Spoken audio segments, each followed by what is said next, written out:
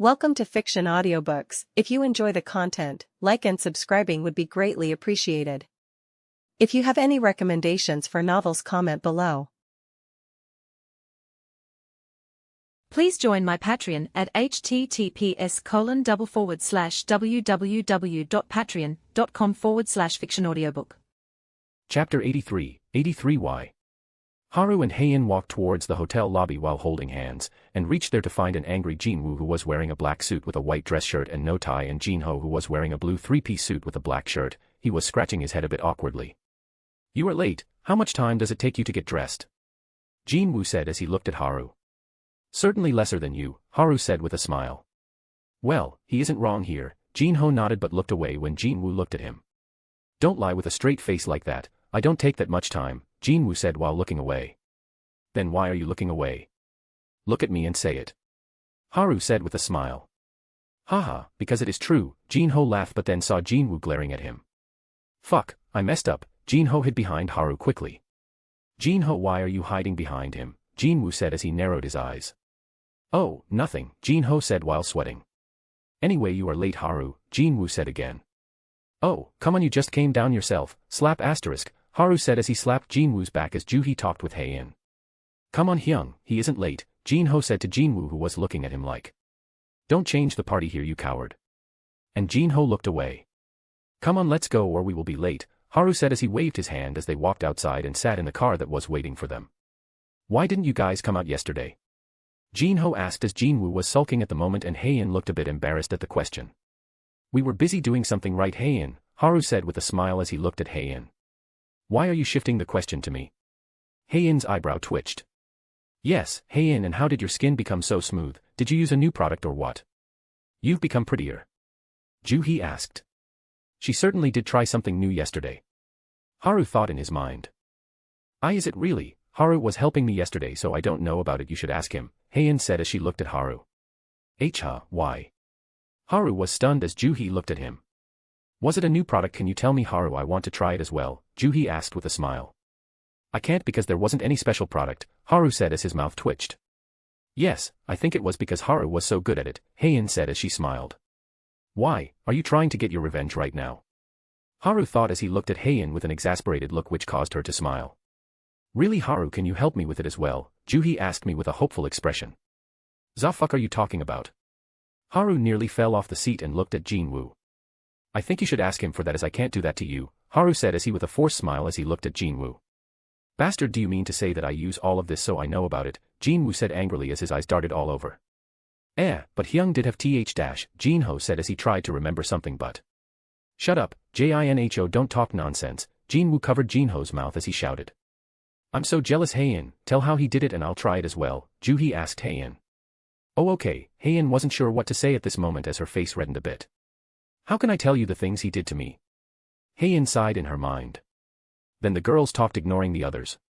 "Though Haru, can you help me with it? We are brothers, right?" Jinwoo whispered to Haru. "Sigh, I give up." Haru had a fed-up expression on his face as Heian laughed when she saw his face. "I deal with you later." Haru looked away as he thought of getting his revenge on Heian later.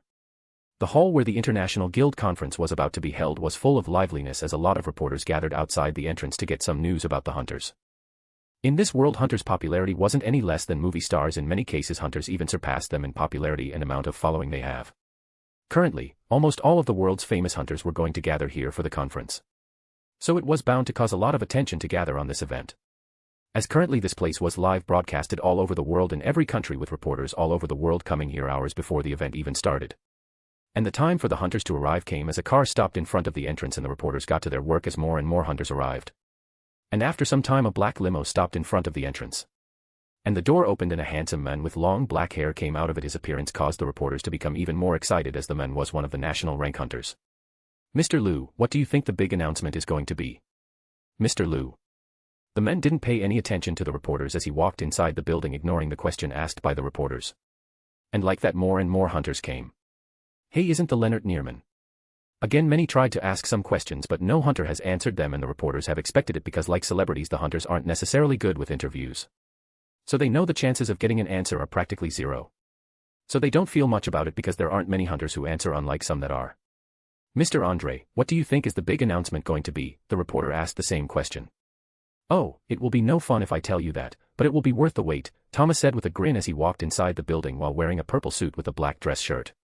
With Laura walking behind him dressed in a black suit with a white shirt. The reporters clamored as they got a confirmation that it will be big news for sure. Then another car stopped in front of the gate and, Ms. Ansari, what can you tell us something about Hunter Tsujikuni? And a lot of people asked questions as Asma Ansari came out of the car wearing a sand-colored trench coat over a turquoise dress shirt and brown pants.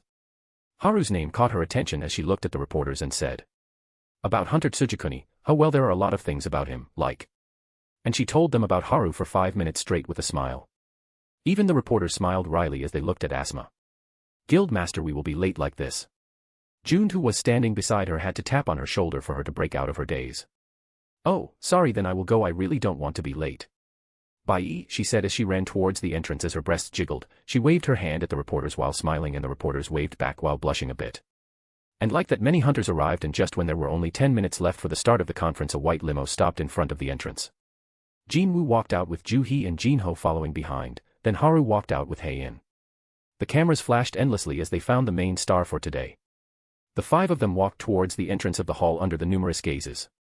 And no matter how many times I see this, I just can't get used to it, Jinho said as Ju-hee looked a bit nervous. Don't make face like you are constipated, these photos are going to be published all over the world, Haru said as he looked at Jinho. Hey, for real, why didn't you tell me earlier? Jinho said as he tried to look calmer. You shouldn't have come if you don't feel comfortable, Jinwoo said to Ju-hee with a smile. No, it is fine. Ju-hee took a deep breath and smiled as she held onto Jinwoo's arm. Wo, Hunter Sung is in a relationship. This is big news. No, Hunter Sung.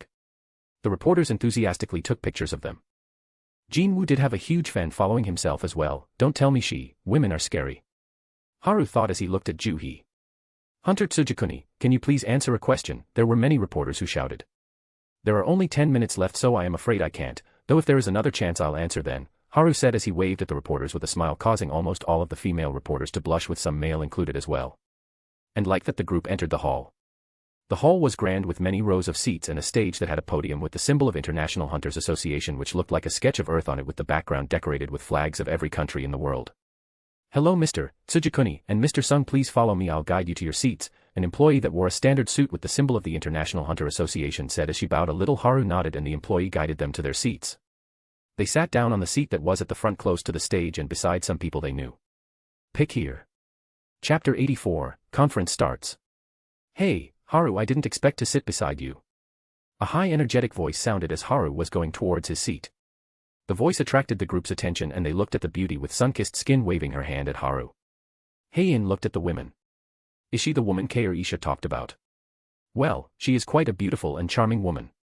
Hae-in thought and felt Haru's hand around her palm tighten, causing her to look at him, and he winked at her, causing her to snort. Asma, how have you been? Haru said as he sat down on his seat that was beside Asma. Oh, I had a good rest after you helped us, but I need to work harder so the same situation doesn't happen again, Asma said with a smile as she looked at Haru and Hae-in, who were holding hands opening while they sat down. Holding hands in public, how lewd. I didn't know you were like this, Haru. Asma said as she tried to sound cheerful, but her eyes reflected her sadness a little. Sigh asterisk, it is still hard to forget about it, Asma thought as she looked at the couple. I forgot, this is Hae-in, my girlfriend, Haru said as he looked at Asma. Nice to meet you, my name is Cha Hae-in, thank you for taking care of him when he was in Africa, Hae-in said with a polite smile. Ah, no, he was the one who took care of me instead, Asma said while waving her hands. And then they started talking to each other like they have been friends for years. Yo, lady killer, you finished flirting, Haru heard a voice from behind and looked at Thomas and Jigang sitting there with the giant grinning as always. Come on, I am not flirting with anyone, Haru said with a smile. So did you like the wine? Jigang asked. Oh, I loved it, Haru said with a smile. Both Jigang and Thomas laughed, then they talked about the things that have happened in their country. They were discussing about random topics. And the time to start the conference came. Hello, ladies and gentlemen. Now we will start the International Guild Conference. Please give it up for Mr. Felix Halland, the president of the International Hunters Association. The host of the event said, and everyone looked at him. Then they saw the president of the International Hunters Association walk up to the podium. He was a handsome middle-aged man with blonde hair and purple eyes, a well-built body, wearing a purple business suit with a white dress shirt. He stood in front of the podium and adjusted the mic, then spoke. Good evening everyone, thank you all of you for coming here by taking time out of your schedule, and He talked about all the things that had happened in the year, or more like the big events that have occurred during the year, as he mentioned about the increase in the number of gates and awakened. While talking about the massive wave of S-rank gates that happened with pictures of the location showing behind him, the hunters were acting like kids do in the morning assembly. They were just talking among themselves as they knew all of the stuff that Felix was talking about, although Felix knew that it was all useless stuff. He had to talk about it as he wasn't giving this information to the hunters. The reason he was talking about this was to give the common people who were watching from home an idea of what had happened in the world. As common people seldom check foreign news because they are busy living their daily life, unless it affects their surroundings they aren't going to bother checking it. He talked for about an hour as he finished his piece, and then, "Now that we have finished with all of that, we will talk about the main event for tonight," when he said that the ears of everyone present perked up, as this was the main reason they were here for. "We sent petitions to every hunter association in the world to ask their opinion about the promotion of a certain hunter to national rank hunter, and the response is this." When Felix said those words, a data sheet was shown on the giant screen. 97% yes, 3% no, so with that we will have our new national rank hunter. Everyone please give your applause to the young men who made many accolades these past months. Felix stopped, and then, "Mr. Sung Jin-woo, the guild master of Ajin Guild from Korea," Felix said, and the crowd that was ready to clap stopped for a second. They thought there was a mistake. "Did they make a mistake?" Asma said, with Haein also thinking the same. "No, I don't think they would make such a silly mistake." "Did you make a speech?" Haru said as he looked at Jin-woo, who was looking at him. "What, I had to make a speech?" Jin-woo looked horrified for a second. "What, I didn't tell you?" Haru asked as he tilted his head. "Of course, you didn't, bastard," Jin-woo said as he got angry. "Oh, my bad, I forgot," Haru said as he rubbed the back of his head with a smile. "Don't act so nonchalant, you fucker," Jin-woo hissed in anger. Hee hee, Haru just laughed, which caused Jin-woo's anger to boil over as veins appeared on his forehead. "This is interesting," the whole group thought as they looked at the two bickering with each other. Seeing the awkward atmosphere in the air, Felix coughed to get the attention of the crowd. "There has been no mistake, so don't be like that. And Mr. Sung, please come to the stage," Felix said as he chuckled, and Jin-woo walked towards the stage under the applause, but not before he glared at Haru. "Will he be all right?" Haein asked Haru. "Maybe," Haru shrugged his shoulder with a smile, and Haein laughed looking at him. Asma was looking at them from the side and shook her head in dismay. Jin-woo stood in front of the podium as his accolades were displayed on the screen with some clips of the raids he has been in. The hunters who have seen all of the footage still couldn't believe that this guy can summon all of those beasts and control them so skillfully, but that wasn't all. He himself was strong, as shown in a clip where he killed an S-rank dungeon boss alone without his summons. "Then we will have a few words from Mr. Sung," Felix said as he walked away from the podium, and Jin-woo stood in front of the podium. He didn't have a speech ready, so he didn't know what to say. He saw Haru trying hard to control his laughter but failed as he put his head down as his shoulders trembled and he laughed. Jin-woo could feel his anger rise as he looked at the guy who was the root cause of all this and glared at him. "Ahem, I would like to thank you all for the title that you have given me, I really appreciate it," Jin-woo said as he walked away from the podium. "Was that all?" The hunters thought as they looked at Jin-woo, whose face heated up a bit because of the gazes, but he ignored that with the muffled laughter as he looked at Haru, who was on his knees laughing like a madman as he covered his mouth. Jin-ho was the same, as he was squirming in his chair while covering his mouth, while Haein and Juhi could smile wryly at their behavior. "Haru, you better get ready." Veins appeared on Jin-woo's neck and temple as his magic leaked a little, putting the whole hall into a sense of dread. Mr. Sung, here is your medal." Felix was in a cold sweat as he handed Jin-woo his medal. "Thank you," Jin-woo said in an ice-cold voice, which caused Felix to step back a bit. Jin-woo then walked down the stage and walked towards his seat, then sat on his seat with a harumph. Haru was having a hard time suppressing his laughter but stopped when Haein pulled his ear. "Okay, stop, that is enough," Haein said, and Haru nodded as he stopped laughing while Jin-woo was glaring at Jin-ho, who shriveled up because of the glare. "And now then, the next important announcement for the day is about the introduction of the new rank," Felix said as he calmed himself down after what happened and spoke about the new hunter rank. Everyone in the hall looked over and they were paying full attention to what was happening as they were shocked about the introduction of a new rank. "We sent another petition to the hunter associations around the world for the introduction of the new rank because of a certain hunter. We had to introduce a new rank because of the particular hunter who is way more powerful than what our system could handle, and giving this hunter the same rank that existed wasn't something we wanted to do, and the public opinions also reflected it as we received many requests for this that our employees weren't able to sleep for days. Now then, let's talk about what this hunter has done," Felix said, and a video started playing on the screen that showed Haru's raid footage from his different S-rank gates to the monsters that were Kamish level to the ones which were stronger than Kamish. It showed how he killed them all. The people in the room were shocked, although they knew about what happened, but still it doesn't lessen the shock of the achievements. The results of the petition was that all of the associations agreed to it, so now we will give it up for the hunter that has caused this scenario. Let's welcome the person who caused all of this, Mr. Tsujikuni Haru, or better known as the Emperor, the first and possibly the only world rank hunter. Felix said the epithet. "Do you really have to do that?" Haru stopped laughing as he heard Felix call out his nickname. "PFFT, Jinwoo chuckled as he looked at Haru, who just rolled his eyes. Haru stood up and walked up the stage as Felix moved back. Hello everyone, as you all know who I am, I won't waste my time introducing myself. Then thank you for giving me this rank, I really appreciate it. Haru spoke for about 5 minutes and ended the speech as he received a medal that was gold with earth engraved into it, from Felix under the applause of everyone present. He walked down the stage and sat down on his seat. So with that, we will end the presentation and the banquet will begin, so thank you for coming here, Felix said as everyone clapped and went to the banquet hall to eat and chat. By popular demand we are going to reselect the Fox Girl, yeah we are doing it on web novel. I'll post the picture I have, so the one with the most likes wins or something like that. P.S. Kushina won't be here as she isn't a Fox Girl, much to my dismay it has to be a Fox Girl or IT won't do. The time this vote ends is in a week's time. Pics will be here. Chapter 85 Confronts ends. Everyone talked with each other as many people came to congratulate both Haru and Jinwoo for their promotions. Jinwoo, check the right inner pocket of your coat. Haru suddenly said. Why? What is this? Jinwoo said as he checked it and found something. He took it out and failed to see Haru laughing. Haru, what is the meaning of this? Jinwoo asked as he scrunched the paper in his hand. That is your speech, of course, Haru said with a smile. Then why didn't you tell me about it before? Jinwoo said as veins appeared on his forehead and neck. Just felt like it, Haru shrugged his shoulders with a smile. Jinwoo's lips twitched uncontrollably. Are you fucking kidding me? Jinwoo hissed at Haru. Come, it is your fault for not checking, Haru said. How the hell is it my fault? And they fought like usual, getting the attention of the entire hall. While Haein, Juhee, and Jinho were smiling wryly at their behavior. Are they always like that? Asma asked Haein. Most of the time, yes, they fight like that, Haein shook her head, causing Asma to nod. As Thomas and Jigang walked toward them with a glass of wine in their hands, they laughed as they saw the two quarreling, or more like Haru teasing Jinwoo, causing him to get angrier. Come on, Haru, stop fighting, Jigang said as he patted Haru's shoulder. We aren't fighting though, this is just us messing around, Haru said as he wrapped his hand around Jinwoo. Shut it, I was with you before.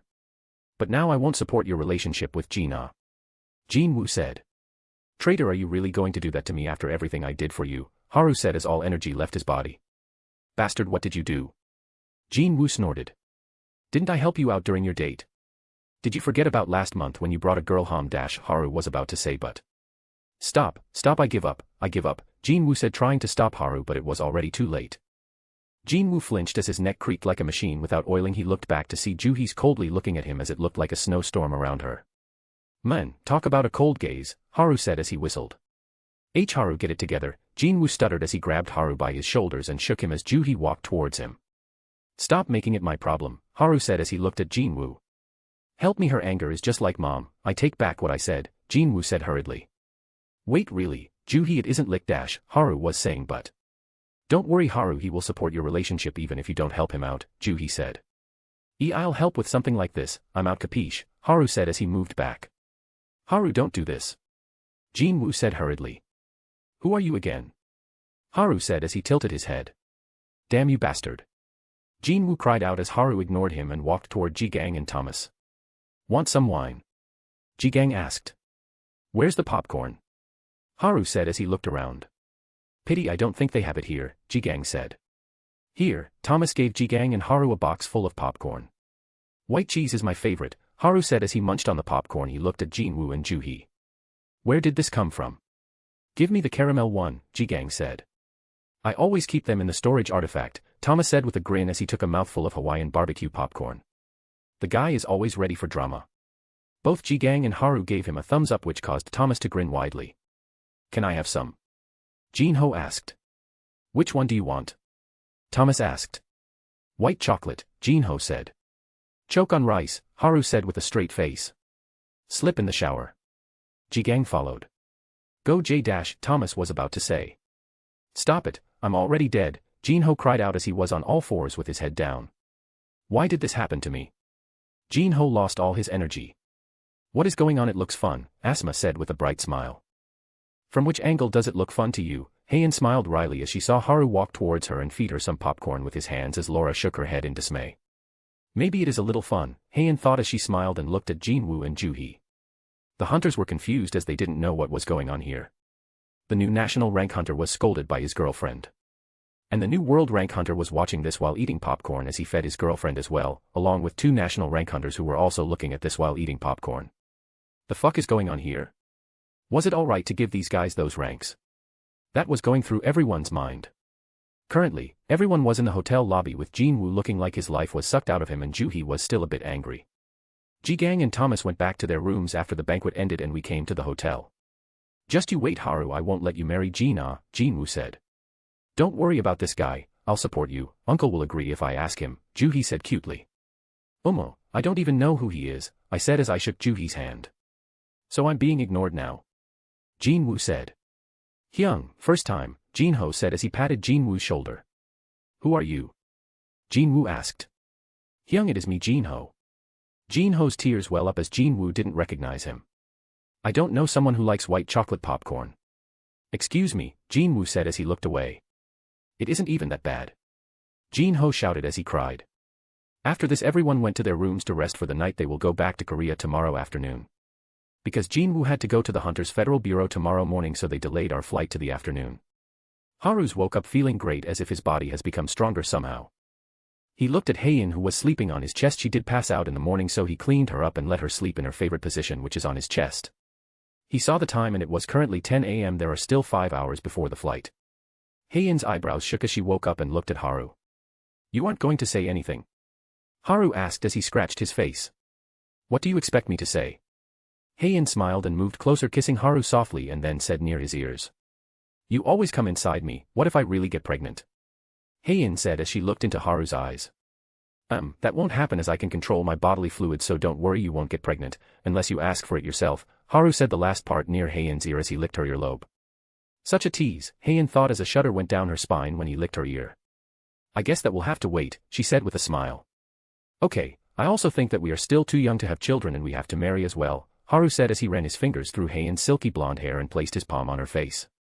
I definitely don't want a shotgun wedding, Haein said as she rubbed her face against Haru's palms softly. Let's have breakfast then, Haru said as he picked Haein up and walked towards the bathroom. Chapter 86, Gifts.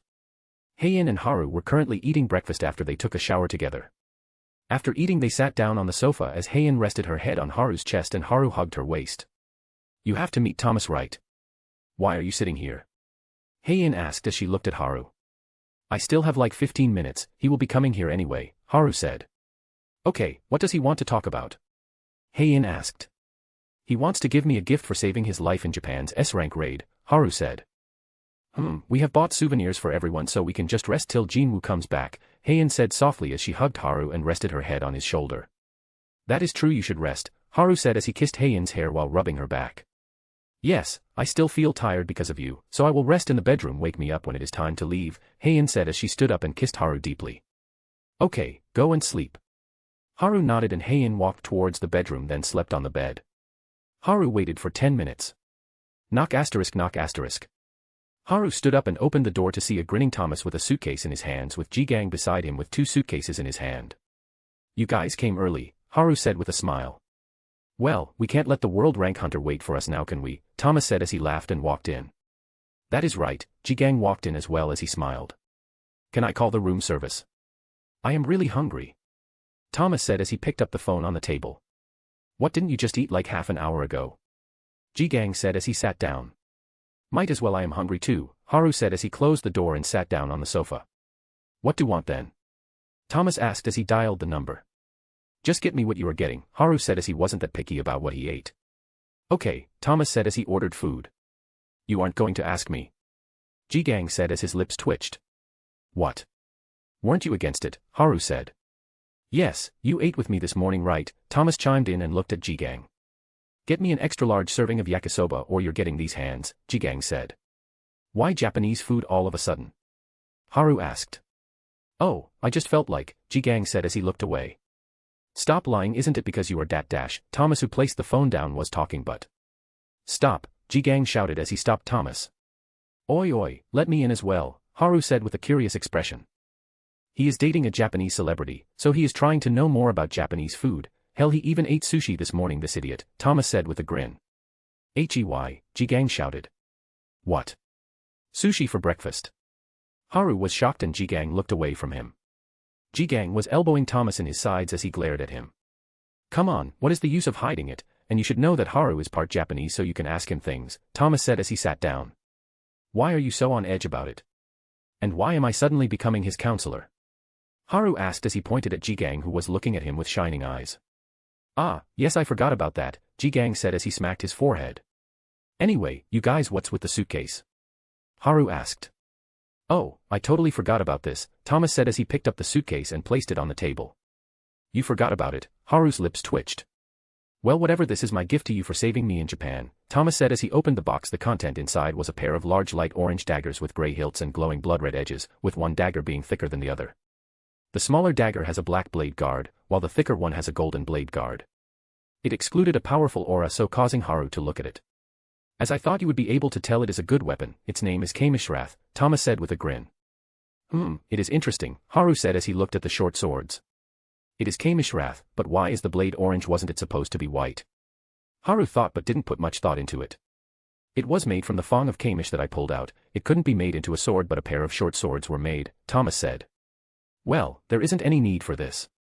But I will accept it, thank you. Haru said with a smile and closed the suitcase and placed it on the side.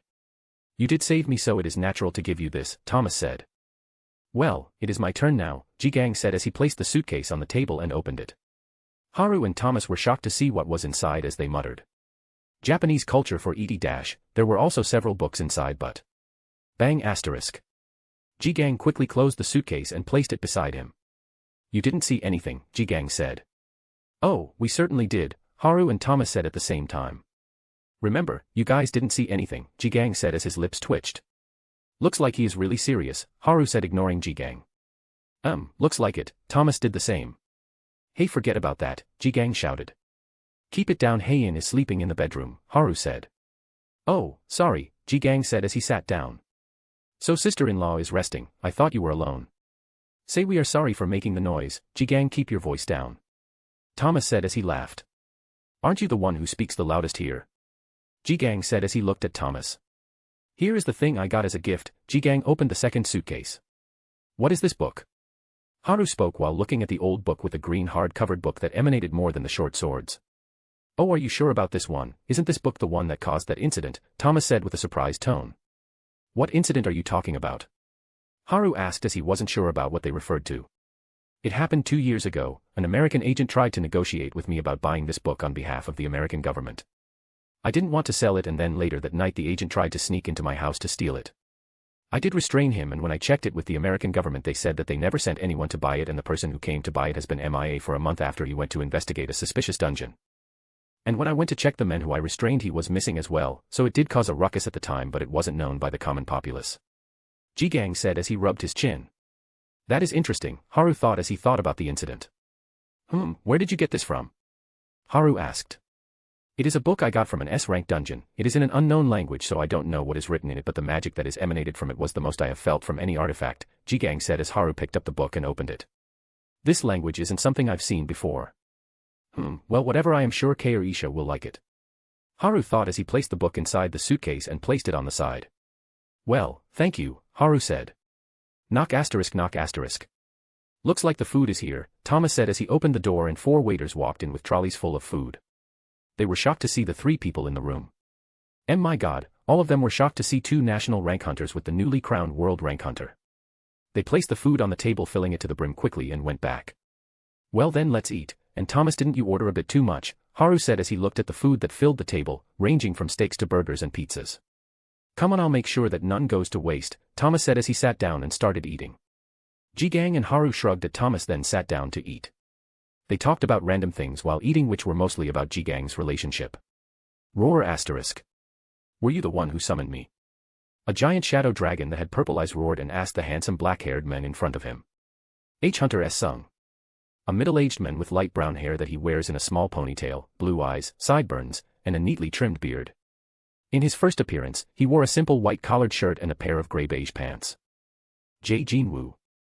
A woman with orange hair and blue eyes shouted worriedly as she looked at the scene. Why are you so panicked, Juhee? Don't worry, Jinwoo said, looking back at Juhee. Juhee nodded reluctantly, and everyone else inside the room was still dumbfounded. CC Chairman, Hunter SS Sung T turned. A man with blonde hair and blue eyes who was wearing a light blue business suit spoke in a shaky voice. God, he turned the calamity into one of his summonses, the chairman said as he pinched the bridge of his nose. And the blonde-haired man gulped, but everyone in the room was looking at the men who did all of this talking to the dragon who was. Sir, am I seeing things, or is Kamish W wagging its tea-tail? The blonde-haired man asked with clear shock in his voice. You are right, Adam, I thought that I was hallucinating for a bit. The chairman said. Jinwoo was talking to the dragon and suddenly. Found you, Shadow Monarch's vessel, a cold voice sounded in the hall and Jinwoo tried to back away but the body of the dragon burst open. And then the huge shadow dragon vanished along Jinwoo. The book isn't doing well on the power ranking, so drop your stones, it is a daylight robbery here. Seriously, tell me if the chapters are bad, it really kills the mood to write when the book is performing badly. Chapter 87, Headache. Where am I? Jinwoo said as he looked around to see a dimly lit place that had a marble floor and huge pillars. Although it was dark, Jinwoo could clearly see his surroundings. Jinwoo looked towards the right side as he felt a dangerous amount of mana from that direction to see a man sitting on a throne that was on a high platform. Looks like you finally noticed me. A handsome middle-aged man with long red hair, a neatly trimmed red beard, and glowing red eyes. He also wore silver-red armor with a high collar and a reddish-brown tailcoat said. And a handsome blonde-haired man stood beside him looking at the scene in silence. Who are you? Jinwoo said as his eyes glowed purple as he felt the threat from the man that spoke in monster language. He vaguely knew who this man was, but it wasn't coming to his mind. You don't know about me, Shadow Monarch's vessel? The man asked. Jinwoo didn't answer back but just looked at the man, trying to come up with a plan in his mind. Then let me introduce myself, my name is Antares, the Monarch of Destruction. Antares said as he used his skill, Dragon's Fear, and the air in the hall became heavy. What? This is like Haru's skill. Jinwoo felt an immense pressure bearing down on him, trying to crush him.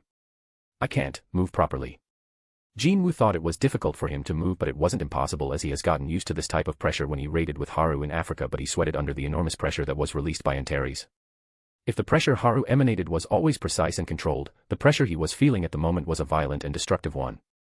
Shadow exchange, Jinwoo used his skill to get out of this place. He can move but he can't fight the person in front of him, so he made a choice to retreat, but it isn't working. What happened? Jinwoo said as he was confused about the failure of the skill because this is the first time it happened. Stop the feudal resistance, you aren't even the real Shadow Monarch, but to be able to stand in front of me is commendable. Shadow Monarch's vessel, why don't you join our ranks? Antares said as his eyes glowed in crimson, increasing the pressure on Jinwoo. I refuse, Jinwoo said without much thought to it. The reason is simple, he knows what the goal the person in front of him has. Did you think I'll let you destroy the earth? A place where my family lives over my dead body. Jinwoo thought back to the talk he had with his dad when he returned, so there is no way he would agree to watch them wipe out humanity. I see, it's a pity then. Antares said as many glowing eyes appeared behind his throne and many creatures started moving forward towards Jinwoo. You die here. Antares said as various monsters ranging from tall dragons as big as 7-story buildings, huge golems that could match the dragons, ice elves with different weapons, insects of different types and sizes, skeletons varying from those clad in armor to those that held staves, and many beast-like creatures. This is bad, I can barely move in this state if I have to fight all of them then. Jinwoo thought as he tried to move his body, and his body complied despite him being weaker than the person in front of him. You can move freely under my dragon's fear. You are interesting, my offer still stands for you. If you join me, I'll spare some of humanity. Join the ranks of the monarchs. What do you say? Antares said with a slight smirk. As I said, I refuse. Come my shadows, Jinwoo said as his shadow enlarged, and Baro, Igris, Tank, Tusk, and Jima lined behind him with others behind them. And a large army of shadows appeared behind him as they looked at the enemies in front of them. All right then, at least entertain me while you are still alive. Antares said as he looked at Jinwoo from his throne, as Jinwoo looked at the monster army that reached the number of 500,000. Does he look at me as a source of entertainment? Jinwoo's brows furrowed. This isn't going to be easy, Jinwoo said as he looked at the army in front of him. Go forth, Jinwoo said in a low voice as he summoned his daggers in his hands. Screech asterisk. And Baru's loud screech marked the beginning of the clash between the Shadow Army and the large monster army that was 50 times the size of the Shadow Army. In a huge hall that was lit by a big chandelier on the high ceiling of the hall. There were many weapons from swords to hammers. It looked like an arsenal, but the weapons shined in a brilliant light, showing that they weren't normal weapons. These weapons decorated the walls of this big room, and many displays that had many rings, bracelets, and earrings placed as they shined luminously. In the depths of the hall, a huge, slender white knight with large white wings, glowing white eyes, and a distinct white crest. He also wore golden armor over an intricate white and blue robe and was standing in front of 2 pedestals. There was a large ornamental chalice with yellow trims, indigo-colored glass, and a light blue stem. But there were many cracks in the beautiful chalice, and it looked like it will break apart at any time. There aren't more chances left, we have to do it this time or humanity is doomed. And we won't be able to achieve our purpose. The knight muttered as he looked at the second pedestal. There was a small red box decorated with rose gold flower designs with touches of purple in between. We are still unable to open this box. What could it be? Is it something that can help us? The knight was thinking out loud as he looked at the chalice again that has given them many chances, then looked at the small box. It is all right, we will be able to finish the war between rulers and monarchs this time. The knight said as there was a sudden disruption and the gate of the room flew open. The brightest fragment of brilliant light. There is a big problem. A slender white knight with large white wings, glowing pink eyes, and a distinct white crest. She also wore dark pink armor over an intricate pink robe that had flowery design, said in a panicked voice as she rushed inside the room. The white knight looked back to see how flustered the one who came in was. What happened? Fragment of luminosity. That it made you barge in the treasury like this? The brightest fragment of brilliant light said. The monarchs used the artifact, Dimensional Lost, to abduct the greatest fragment of brilliant light's vessel and isolated him in space with them, Fragment of luminosity said. What? How did this happen? Wasn't Fragment of Radiance keeping an eye on him to prevent any attacks on the vessel? How can he miss the shift in space with his ability? The greatest fragment of brilliant light said as he felt a headache rising. The iron body monarch attacked him when he was looking at the vessel. He suddenly appeared and attacked him out of nowhere, although he wasn't injured by the time he noticed the vessel vanished with the shift in space. The fragment of luminosity said. Have you located the place where he has been isolated? The brightest fragment of brilliant light said. Fragment of Radiance had located it, but he can't break into it with his space nullification, as it is an artifact left behind by the absolute being. It is very hard to break into the space that has been sealed by it. We can only look from outside at the moment, and Monarch of Destruction was inside there just a moment ago. Fragment of luminosity said. The brightest fragment of light was nodding as he understood the situation, but, after hearing about the Monarch of Destruction, the white knight stagnated a bit. What is he doing there? Does he want to recruit the new Shadow Monarch? No, that won't happen, as the new Shadow Monarch will refuse for sure. Then his eyes widened as he understood what was going to happen. Where is that person? The brightest fragment of light asked. Fuck. I can't even take more mana potions now. Jinwoo thought as he dodged the claws of the giant dragon, as his whole body was riddled with wounds. I exhausted all of my mana. I can't summon the shadows anymore. Jinwoo thought as he dashed forward. Bang asterisk. And the giant claw fell on the position where he was before. The surroundings were filled with mutilated corpses of different monsters as Jinwoo looked at the 250,000 monsters that were still there and attacking him. Jinwoo looked in front of him and saw the giant bear that attacked him just now. Roar woo asterisk. The bear roared as it used its left claws to swipe at Jinwoo. Swoosh asterisk. Jinwoo jumped and stepped on the left claws to springboard himself forwards and sliced at the neck of the bear. Thud asterisk. Splash asterisk. The bear's head slid down and fell to the ground as blood splashed all over the place. Jinwoo, who just landed, crossed his daggers in front of his chest. Ben gagig asterisk. A punch hit the daggers, knocking Jinwoo back as he stabilized himself. Finish him. It was entertaining while it lasted. And Terry said as he vanished with his throne. As you command, the blonde-haired man said as he looked at Jinwoo with a smirk. Fuck, Jinwoo cursed as he wiped the blood off his lips, but his grip on the handle of the daggers tightened. Chapter 88, Plan. Ah, I'm full, Haru said as he sat on the sofa. Me too, Thomas did the same, sitting on the sofa opposite from Haru as Jigang sat down on the one adjacent to Haru. Haru suddenly looked at the left side and then narrowed his eyes. What is this aura? Someone on the level of that giant, and it is near Jinwoo.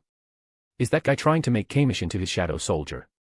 Haru was thinking, but he wasn't worried because Jinwoo was strong enough to handle it. Well, at least you guys finished the food. Now Haru, help me with this thing, Jigang said as he showed Haru the book that was in his suitcase. Haru nodded as he explained to Jigang about the thing he asked. As the three were talking, the room of the bedroom flew open suddenly. Haru, something happened to Jinwoo, Heian shouted as she ran towards Haru quickly. Her sudden outburst surprised the three as Haru looked at her. What happened, Heian? Haru asked as he stood up. Jinwoo vanished suddenly. Juhi called me. She was really panicked because she couldn't contact him after he vanished. Heian said as she looked at Haru. What? Haru was surprised about what he had heard and used Flying Thunder God to go where Jinwoo was. Damn it, why isn't it working? Wasn't he just trying to make Kamish into his shadow servant? Did something happen after I couldn't feel Kamish's aura anymore? I thought he failed, and he has a habit of hiding his aura as well, so I didn't put much thought into it. Haru's brain worked fast as he tried to think about what had happened. Did something happen? Thomas asked, pulling Haru out of his thoughts. Yes, Jinwoo went to the Hunter Bureau and suddenly vanished, Haru said, surprising Thomas, who picked up his phone and called someone as Jigang was shocked as well. After a minute, Thomas placed his phone back in his pocket. He vanished in Hunter's Bureau after he tried to make the dragon Kamish into his shadow servant along with the corpse of Kamish. It has caused quite a panic there at the moment. Thomas said as he rubbed his temple. We should go there as well, Haru said as Thomas nodded and called someone to get the cars ready for them, and they went straight to the Hunter's Bureau. Haru and the others met the director of the Hunter's Bureau and went to the site where it happened. I will go and meet Juhi, Heian said, and went to meet with Juhi, who was in a waiting room. And Thomas, Jigang, and Haru arrived in the basement where Jinwoo vanished. The whole basement floor was covered in debris with broken glass covering the floor. One can see cracks in the walls and the floor with lights flickering on and off. Crack asterisk. The sound of footsteps ran as they reached the place where Kamish's corpse was preserved, and Haru looked at the scene with narrowed eyes. Space distortion. It is on such a small scale that I would have missed it if I wasn't familiar with the space fabric. And I only feel it after I am in front of it. I completely missed this before. Haru thought as he saw the small distortion in space where the corpse was supposed to be. It wasn't hard for him to estimate what happened here. The question is, who is it? Rulers or the monarchs? Guess I will have my answer soon. Haru thought as he looked at Thomas and Jigang. Director Brennan, can we have a meeting room to discuss this? Haru asked the director of the Hunter Bureau. Okay, I'll get it ready, David said as he looked at Haru and saw the atmosphere around him change and talked to the employee to get the room ready as Haru, Thomas, and Jigang walked inside. Then Haru sat down on the sofa as he looked at the other two whose eyes were glowing. What do you have to say about the situation, rulers? Haru asked in a calm voice, but the power behind the voice was evident. It looks like we don't have to waste the time to introduce ourselves then. Thomas spoke with a polite tone that looked really out of character. So what do you know about this? Haru asked as he leaned forward, resting his chin on his hand. You are awfully calm about Jigang said as his lips sported a smile, but that smile froze just like his words. Get to the point, you are wasting my time. If you don't want to tell me, then I can get the information from your corpse. Haru said as his eyes glinted and his Sharingan activated as he stared at the two beings that took over the bodies of Thomas and Jigang. Jigang's face twisted with anger. He was about to say more, but... We'll get to the point then. We have found where the vessel of Shadow Monarch is trapped, and we are here to take you there on orders of the greatest fragment of brilliant light. Thomas said as he felt the pressure that Haru emanated and made a portal big enough for a person to enter. Then do that from the start, Haru said as he stood up and walked inside the portal. That human is so cocky to enter a portal that leads to the crack between worlds without protection. He will die as soon as he appears there. Jigang said as he grinned. Thomas just shook his head. It is good that we didn't antagonize him for no reason. I have to praise the brightest fragment of brilliant light's decision this time. Thomas thought as he sighed when he looked at his companion. Let's go, we have finished our job here. Thomas said as both rulers left the body of their vessel, but after telling them what had happened in the room so they don't panic. On a barren land that was full of cracks with occasional mountains in the view and a dark red sky looming over this plain, near a mountain there were three figures standing outside a huge cave that lead inside the mountain. Can you still not go inside? Fragment of radiance. A slender white knight with large white wings, glowing white eyes, and a distinct white crest. He also wore golden armor over an intricate white and blue robe, asked a huge, slender green knight with large white wings, glowing dark green eyes, and a distinct crest on his face. He also wore dark green armor over an intricate light green robe. No, I can't enter it yet. Brightest fragment of brilliant light. Fragment of radiance said as he tried using his ability to enter the cave, but he was bounced back by the invisible wall. The brightest fragment of brilliant light nodded and looked to his side and asked the slender purple knight with large white wings, glowing dark purple eyes, and a distinct golden crest on his face. He also wore light purple armor over an intricate dark purple robe that had geometrical patterns on it. Did you tell him to come here? Fragment of brilliance. Yes, there he arrived. Fragment of brilliance said as he pointed forward where a red shadow was flying towards them was at a fast speed. Boom asterisk. And he landed in front of them, kicking up a cloud of dust as the cracks appeared on the ground and rocks flew in all directions. Is this the place? Haru said as he looked at the fragment of brilliance, who nodded. I couldn't make a portal to here because of the space lock, and you entered the portal before I could explain. Fragment of brilliance said. It's fine, so you guys are the rulers that Uncle talked about? Haru asked as he raised his eyebrow looking at them. That we are, the brightest fragment of brilliant light said. It makes things easier that we know each other. The vessel of the Shadow Monarch is inside there. As you can see, we haven't been able to enter there because the place is locked by the artifact left behind by the Absolute Being. And we don't have an artifact that helps us at the moment. The brightest fragment of brilliant light said as he pointed at the cave entrance. I'll take a look at it then, Haru said as he walked towards the cave. Okay, fragment of radiance, come here. The brightest fragment of brilliant light said as the fragment of radiance nodded. What can a human do anyway? He thought as he walked towards where the other two rulers were standing. Haru looked at the cave and nodded after observing the space around the place and walked towards the entrance of the cave. What did the monarchs want to do? No, what did Antares have in mind when he planned this? Haru said as he wasn't worried about Jinwoo dying because Jinwoo needed to die to fully accept the powers of Ashbourne. In the same way Ashbourne acquired his powers after he died as a ruler and awoke his powers as a monarch. So didn't worry about that. The main worry was someone interfering with his awakening. Haru covered his hand in Buso's Hoku Haki and used Gura Gura no Mi to its fullest and closed his hand as space itself cracked under the pressure. Boom asterisk. As Haru converged quakes into a sphere of focused power around his fist and pulled back his hand, then moved his fist straight to the barrier of space in front. Kabuto-wari, internal destruction. This is a modified technique derived from Whitebeard's helmet split, Kabuto-wari, but used in tandem with the advanced Buso's Hoku Haki technique, effectively harnessing the terrible destructive power of Gura Gura no Mi into a pinpoint attack that exploded inside the target. Boom asterisk. Crack asterisk. Shatter asterisk. The whole land shook and the ground in a radius of 40 kilometers cracked and rocks flew in all directions. And the space barrier shattered into pieces. Chapter 89, Bonus Chapter, Forgot. The rulers were shocked by the display of raw power here as they stared at the human that walked inside the cave without even looking back at them like it was normal. Haru walked inside as he felt a huge amount of mana converge in one place. He also felt many magical beasts inside surrounding Jinwoo, who was amassing a huge amount of mana. What is happening? Should I have to kill him quickly? Haru heard a panicked voice as he entered the large clearing in the cave to see a blonde-haired man running towards Jinwoo, who was lying on the ground while bleeding from his chest and mouth. The blonde man's hand turned into a golden hammer as he tried to crush Jinwoo's head. Why the rush? Haru said as he appeared behind them and startling him as he swung his hammer behind him. But you are quite easy to scare, Haru said as he grabbed the hammer while smiling, but his eyes weren't. Damn it, the blonde man cursed as he tried to mend spikes on his hand to attack Haru. Oh, we certainly can't have that, Haru said as his grip on the blonde's hand tightened and cracks ran on the hand before it shattered into tiny pieces. Crack asterisk. Shatter asterisk. The man regenerated his arm and punched Haru's face. You filthy HU-ACKKKKK. The man's words were cut short as Haru grabbed the man's head with an iron claw and increased the power of his grip and lifted the man from his feet. You were saying something. Haru tilted his head as he looked at the man who was holding his forearm trying to break free, but Haru just tightened his hold on the former's head as the man writhed around. You can surely break out of it in like some 100 years give or take, Haru said with a smile as he looked at the man who was still trying as he thrashed his legs. But I don't have the time for that, Haru said as he looked at the man with his Sharingan. The man's eyes blurred as he fell to the ground and his body spasmed. That takes care of him, now then, Haru said as he raised his house Hoku Haki while looking at the monsters that numbered over 250,000. Pop asterisk. Splash asterisk. And all the monsters exploded like fireworks all around the cave on the spot as blood rained in the cave, painting the cave walls and floor with fresh red blood and the innards of the monsters as Haru made a shield with Gura Gura no Mi to block the blood from painting him and Jinwoo. Haru then looked at Jinwoo, who was still taking in a huge amount of mana and his body was being remade to better match his powers. Haru looked at the rulers who just walked and they were looking at this scene a bit wide-eyed. But then they looked at Jinwoo with a serious expression. This is all done, so now are you guys going to be my enemy or allies? Haru said as he looked at the three in front of him. Human don't overdash, Fragment of Radiance was about to say, but the Fragment of Brilliance stopped him. We aren't your enemies, you can consider us as allies if you see fit. The greatest Fragment of Brilliant Light said. Okay, then, but if I see you guys doing something to the people I care for, then I don't mind adding some more dead bodies to the pile, Haru said as he narrowed his eyes. We only want to save humanity, that is all. We'll take our leave then. The brightest Fragment of Brilliant Light said. Haru nodded and then looked at Jinwoo again, not bothering with them.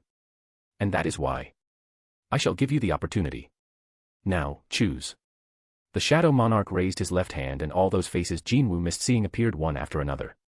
You can enjoy eternal rest inside this beautiful dream you have created within the territory of death. First, it was the face of the Gently Laughing Association President Go Gun-hee, followed by his young-looking mother well before she collapsed from the illness. His little sister ate fried chicken happily and Juhee looked at him with the same smile, and finally, the face of the handsome redhead who had lived with him since he was little and supported him through every difficult situation he had faced. He was looking at him with the same smile, making Jinwoo smile as well. However, if you don't want that. The Shadow Monarch lowered his left hand and raised the right one, instead. In an instant, all those faces disappeared, only to be replaced by a humongous dragon flying in from the darkened sky high above. And then, an army entirely consisting of countless dragons following after it to incinerate every city they could find. You shall return to reality and fight them. Jinwoo stared at the army of destruction led by the Dragon Emperor with a hardened face before making his reply. No, he asked something. You still didn't tell me how the Absolute Being died to the beings he created. Jinwoo asked the question that has been plaguing his mind from the time he heard it the first time from Ashbourne. He died because he didn't do his job properly. Ashbourne said as he looked at Jinwoo. Didn't do his job. Jinwoo didn't quite understand the meaning. That is all I know, Ashbourne said as his voice had a bit of sadness. Then what about his plan? Why did he make rulers and monarchs? Was it just for his entertainment? Jinwoo asked. It is obvious, isn't it? What does a person who is about to die does? So do you want to go back, right? Won't this guy be disappointed in you if you don't? Ashbourne said as his body changed to that of Haru, who had a grin on his face. He'll annoy me for sure, Jinwoo said as he nodded. Then are you ready? Ashbourne asked. And Jinwoo nodded and his vision darkened as he opened his eyes to see the same face in front of him. Yo, Sleeping Beauty, you finally woke up. Haru said as he grinned. Who are you calling Sleeping Beauty, you crossdresser? Jinwoo said as he shot up to his feet. Hey, who are you calling a crossdresser? Haru growled as both went loggerheads with each other, completely forgetting about their surroundings, which were full of blood with a man lying unconscious. After fighting for a good hour, they stopped as they faced away from each other. Who did this? Jinwoo asked as he looked around to see the surroundings. Who else is here beside you? Haru asked. Oh, was it him? Jinwoo said as he pointed at the man who was on the ground. Yeah, it was him. He wanted to wake up the Sleeping Beauty from her sleep, Haru said as he laughed. Why, what he didn't write? Jinwoo panicked as he knew what Haru was hinting at. Who knows, he was like this when I came here. Haru shrugged his shoulders. Okay, let's stop this. I know this guy isn't that strong, Jinwoo said as he looked at Haru. But couldn't you have come earlier and do things a bit, I don't know, more cleanly? Jinwoo as he looked at Haru. Oh, sorry, I had to rush in here to find all these monsters and the blonde man trying to rape you. I'll do it more cleanly the next time, Haru said with a smile. You did good, no great. And Jinwoo's lips twitched as he said that. Anyway, this is something else, Jinwoo said as he looked around to see the scenery around him. Yes, I call it the monster fruit punch, how do you like it? Haru said with a chuckle. Whatever, so you aren't going to kill him? Jinwoo said as his eyes glowed purple. Yeah, go break a leg, I guess, Haru said as he walked aside. I will break a leg for sure, Jinwoo said as he cracked his knuckles. Currently in the lobby of the hotel where Haru and the company were staying. Slap asterisk. I was so worried about you, why do you always worry me like this, Juhee cried out with tears as she slapped Jinwoo. Okay, I didn't know it will become like this, and swinging at me you'll hurt yourself. Jinwoo said as he dodged Juhee. And it continued as Haru was standing on the side with Heian looking at this. The aftermath of the incident has been cleared and Haru brought back the corpse of Kamish that he found in the cave and then handed it to Hunter Bureau. And the news of Jinwoo disappearing didn't make it out to avoid panic among the people. Anyway, Jinwoo didn't lose anything, rather he gained Kamish as a shadow soldier, some on his level from the horde of monsters that attacked him. His army has gotten stronger and he also got the runestone, Dragon's Fear, from the Hunter Bureau. Heian, let's get ready, we need to catch a flight. Haru said as he looked at Heian, who nodded, and they walked out of the lobby. You bastard, don't leave me alone here, Jinwoo shouted as Jinho was sitting in the corner as he hugged his legs. I'm being ignored again. He mumbled in a teary voice. And the group landed in Seoul the next day. Chapter 90, Back. Ring asterisk ring asterisk. Haru pressed the doorbell. It was currently 3 in the afternoon. They were delayed at the airport because of the massive mob that gathered outside. And the reporters didn't make it any less trouble, so it took them more time than it was supposed to. The door opened and Quresha's figure was revealed. She was wearing an office shirt with a purple pencil skirt and her legs were covered in black stockings. And her long black hair that had a hint of purple was secured in a bun on the back with a braid running around the bun as 2 bangs fell on both sides of her face, framing her beautiful face. We're home, Heian and Haru said as they entered the house. Welcome back, my lord and Heian, Kairisha said as she smiled slightly and helped Haru take off his coat. Thank you, Haru smiled while saying as Kairisha nodded, and they walked towards the living room as Haru sat down on the sofa. I'll take a bath then, Haru, Heian said as she walked toward the bathroom. Haru just rested his back on the backrest as Kairisha walked inside the living room with a tray. My lord here, she placed a glass of cold orange juice in front of Haru. I really needed that, Haru said as he picked up the glass and drank slowly as he looked at his phone. Kairisha walked back to the kitchen to place the tray and came back to sit down beside Haru as she looked at Haru silently. Where is Kane? Haru asked as he looked at Kairisha. She is out clearing a gate that appeared suddenly. I arrived earlier but she was delayed because of the gate, Kairisha said. It should be the rulers picking up the pace so that Earth can be strengthened further before the Dragon Monarch attacks. And Gina should be in school at the moment, her finals are near as well. Haru thought as he placed his hand on Quresha's waist, pulling her near him. My lord, Kairisha said as she looked at Haru. How have you been? Haru asked as he looked at her. I'm fine, my lord, Kairisha said as she rested her head on Haru's shoulder slowly. Is that so? I got something for you, Haru said while rubbing her back slowly. What is it, my lord? Kairi-isha looked at Haru with curiosity in her eyes. If my lord got it, then it can't be something normal, Kairi-isha thought. Haru took the book with the green cover out of his inventory and showed it to Kairi-isha. Kairi-isha took the book from Haru's hand and looked at the cover with excitement and opened the book, then looked at Haru with shining eyes. My lord, where did you get this book? Kairi-isha asked. I got it from Jigang as a gift. I wasn't able to read it, so I didn't know what the book is about, but from your reaction, it should be valuable, Haru said as he looked at Kairi-isha, who nodded her head so fast that it left after images. This is a book from the grunts. This one has all the knowledge about alchemy. It is a magnum opus, if you would, or even greater than that, Kairi-isha said as she smiled like a child. What are grunts? Haru asked, because this was the first time he heard this term. Oh, it is natural my lord doesn't know. Grunts are referred to beings who have come from another world coincidentally or with a purpose given to them by higher beings. Our empire was also established by a grunt. I have also read a book in this language before, so I was able to recognize it when I saw it. The one in our treasury was incomplete and was eroded with the time, so many of the pages were unreadable, Kairi-isha said. So people like me, but I was just sent here without any warning, Haru thought as he looked at Kairi-isha. So you are a descendant of the grunts? Haru asked as he tried to think of a different conclusion than he was drawing after his talk with Heian. Yes, the royal family is a descendant of grunts, and our predecessor came to our world when a demon king was trying to kill all the humans. He killed the demon king with his companions and established a kingdom.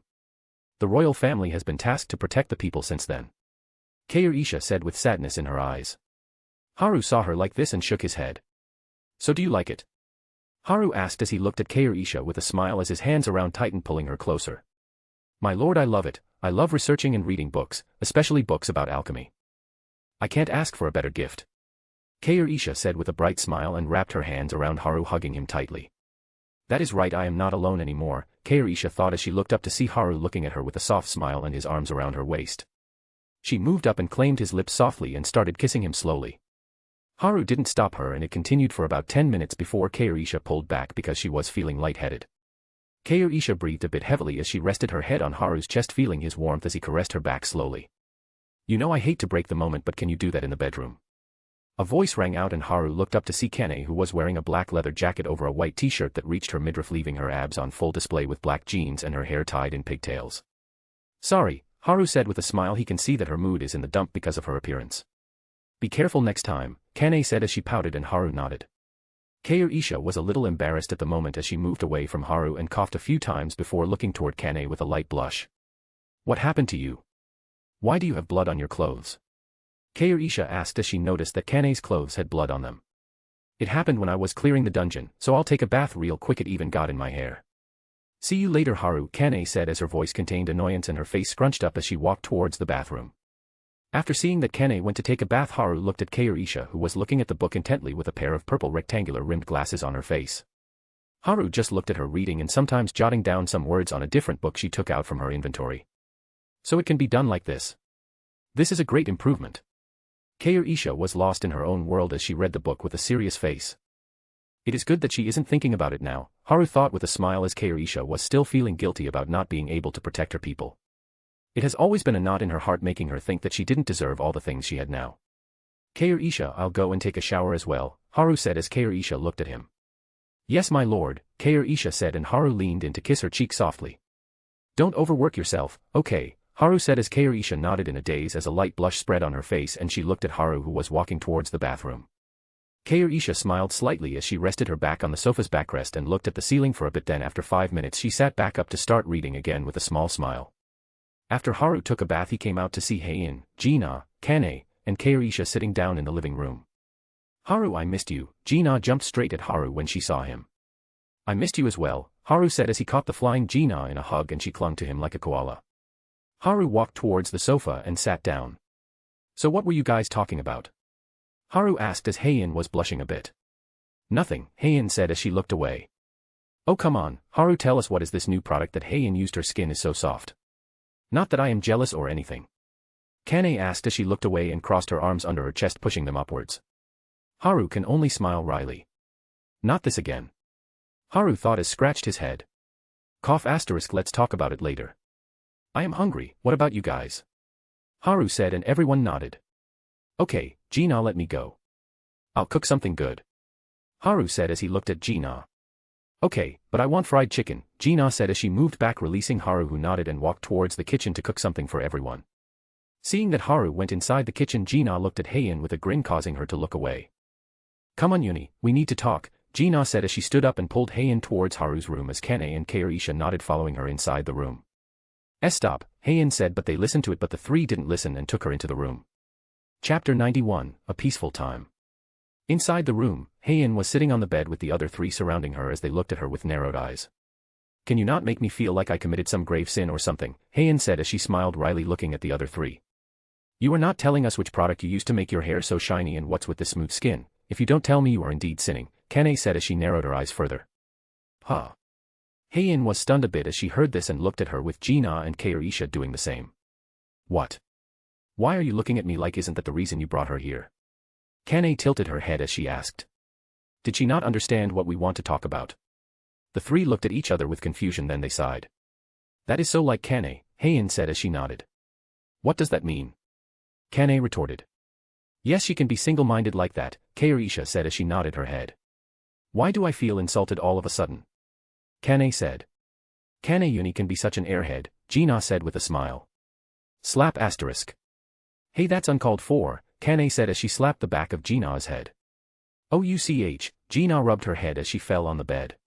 Humph, Kane just pouted and looked away as she crossed her hands under her bust. Well, now let's get back to the topic. Heian, you and my lord did it right, Keirisha said as a small blush appeared on her face. Did what? Kane asked. Sex, what else? Gina, who had sat back up, said. Kane stuttered on her words and nearly fell off the bed. Again too blunt, Keirisha said as she blushed a little as well. Oh come on, what is the need to hide? It is just us anyway, and my friends always talked about their sexual experience. It is normal between girls, Gina said as she waved her hands. The G girls nowadays are too lewd. Kane stumbled on her own words as she pointed at Gina. Yes, it is really different these days. Heian nodded as well. Then how did you learn about this, Uni? Gina said as she smiled smugly. Something about that smile annoys me, Kane said as she cracked her knuckles, and Gina hid behind Keirisha. What about you, Keirisha Uni? Gina asked. I only heard about these things from my maids or by reading books in the library, Keirisha answered as Heian was calming Kane down. Oh, is that why you like reading so much? Gina said. Of course not, Keirisha said as she looked at Gina with a smile, but her eyes weren't smiling. Oh okay, I get it, Gina said as she moved back. Cough asterisk. Now on to the main topic. Defendant Heian, do you have anything to say in defense of the crime you've committed? Gina said as she pointed at Heian. Why am I a criminal all of a sudden? Heian could only smile wryly at Gina's antics, but the other two looked at her as well. Why yes, you have to tell us, Kane said as she blushed. This does call for an explanation. Keirisha nodded as well. Ahem asterisk. Yes, we did it, Heian said in a small voice as she looked away with a blush on her face. Kane was petrified as she looked at Heian wide-eyed, with Keirisha just nodded while blushing a little. I didn't think Uni would jump on the opportunity, I totally thought nothing was going to happen, Gina said as she giggled. Did you really have that low expectation of me? Heian asked. Yeah, after what happened before, OUCH. Gina's words were by a slap to her head by Heian. Don't bring that up all the time, Heian said as she looked at Gina, who was still rubbing her head with a pout. Yes, I'll keep it in mind, so then tell us the juicy details, Gina said. Is it necessary, Heian said as she hid her face in the pillow. Of course, it is, right? Gina looked at Kane and Keirisha, who nodded, causing Heian to become redder. Haru, you idiot, Heian mumbled as she buried her head deeper into the pillow. At the dinner table. Haru, this is amazing, Gina said as she ate the fried chicken she loved so much. Well, it is good you like it, Haru said, and then he looked at Kane and Keirisha, who were eating slowly while stealing glances at him with a blush on their face. What happened? Do you not like the food? Haru asked them. No, my lord, the food is delicious, Keirisha said as she ate quickly. Seconds, Keirisha said as she looked at Haru with a small blush.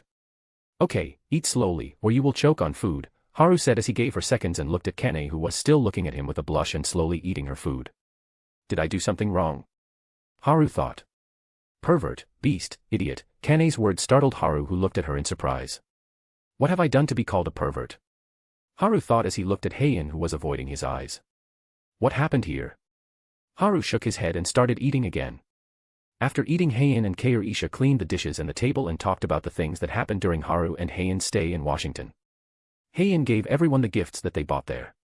Now the group is in Haru's room sleeping on the bed with Haru in the middle, Heian on top of his chest, Kane on the left side hugging his body, Gina hugging his waist from the right side and Keirisha hugging his arm from the right. The girls have fallen asleep but Haru was still awake as he stared at the ceiling as his head was hurting a bit and a figure of a woman with red hair keeps appearing in his head whenever he closed his eyes but he still can't see her face clearly. Why do I feel like I am forgetting something really important? Haru thought. Haru felt like he heard something from his left and saw Kane was mumbling. Haru, not there. Haru stroked Kane's back slowly as he smiled a little and closed his eyes again then fell asleep. Good night my love you fufu, a sweet and sensuous voice sounded out near Haru's ear with a sweet giggle but it didn't wake him up. And 2 weeks have passed in a blink of an eye. As the International Guild Conference ended, countless people were celebrating across the world but they all had something in common, you guessed it, they were Nas dash. What? We aren't doing that. What, we aren't doing that? Okay, I guess. You guessed it right, they were all Haru's fans, they all celebrated him becoming the first world rank hunter. The internet was in turmoil, like always talking about Haru and his achievements. Many people from different countries were looking for his information and things he had done. Then the females came across his photos. Yeah, let's not talk about that. Everyone was happy about having 2 more powerful hunters, especially Koreans as they had the strongest hunter in the world at the moment, so it was pretty much a carnival going on there. Yay, we won in the end. Of course, they had to make Hunter Tsujikuni a world rank hunter. His power is way ahead of the national rank hunters. Mongrel, why are you talking like it was a surprise? It was supposed to be this way. Yet totally our hard work paid off.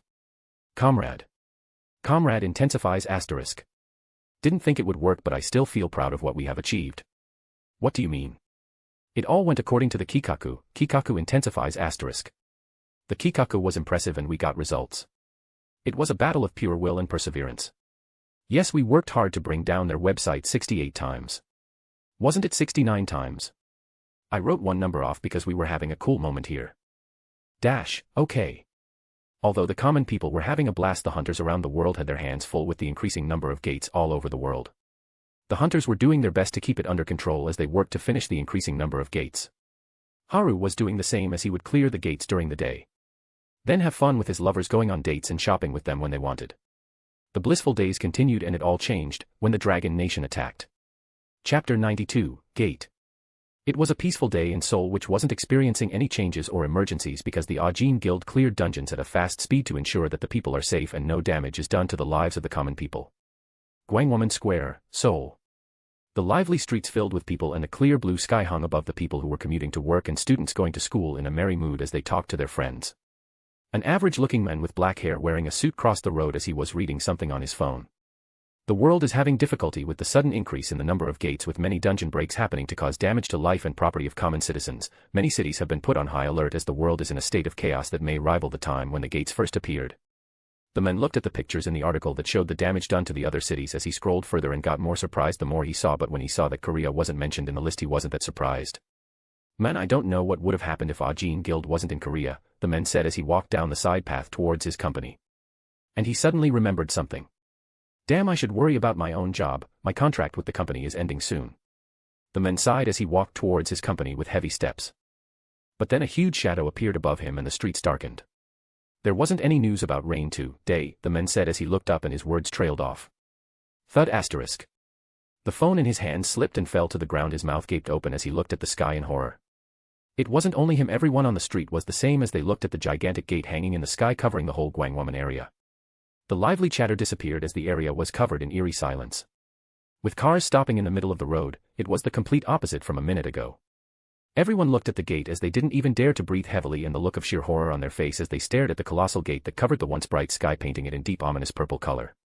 The gate was deep purple in color with lightning crackling every now and many people fell on the ground as their legs gave out from the wave of mana that came out of the gate. Like the breath of a bellowing beast that is sleeping but is about to wake up soon. Then everyone saw a black shadow racing across the sky and stopping in front of the gate. When it stopped, people were able to see it clearly. A dragon.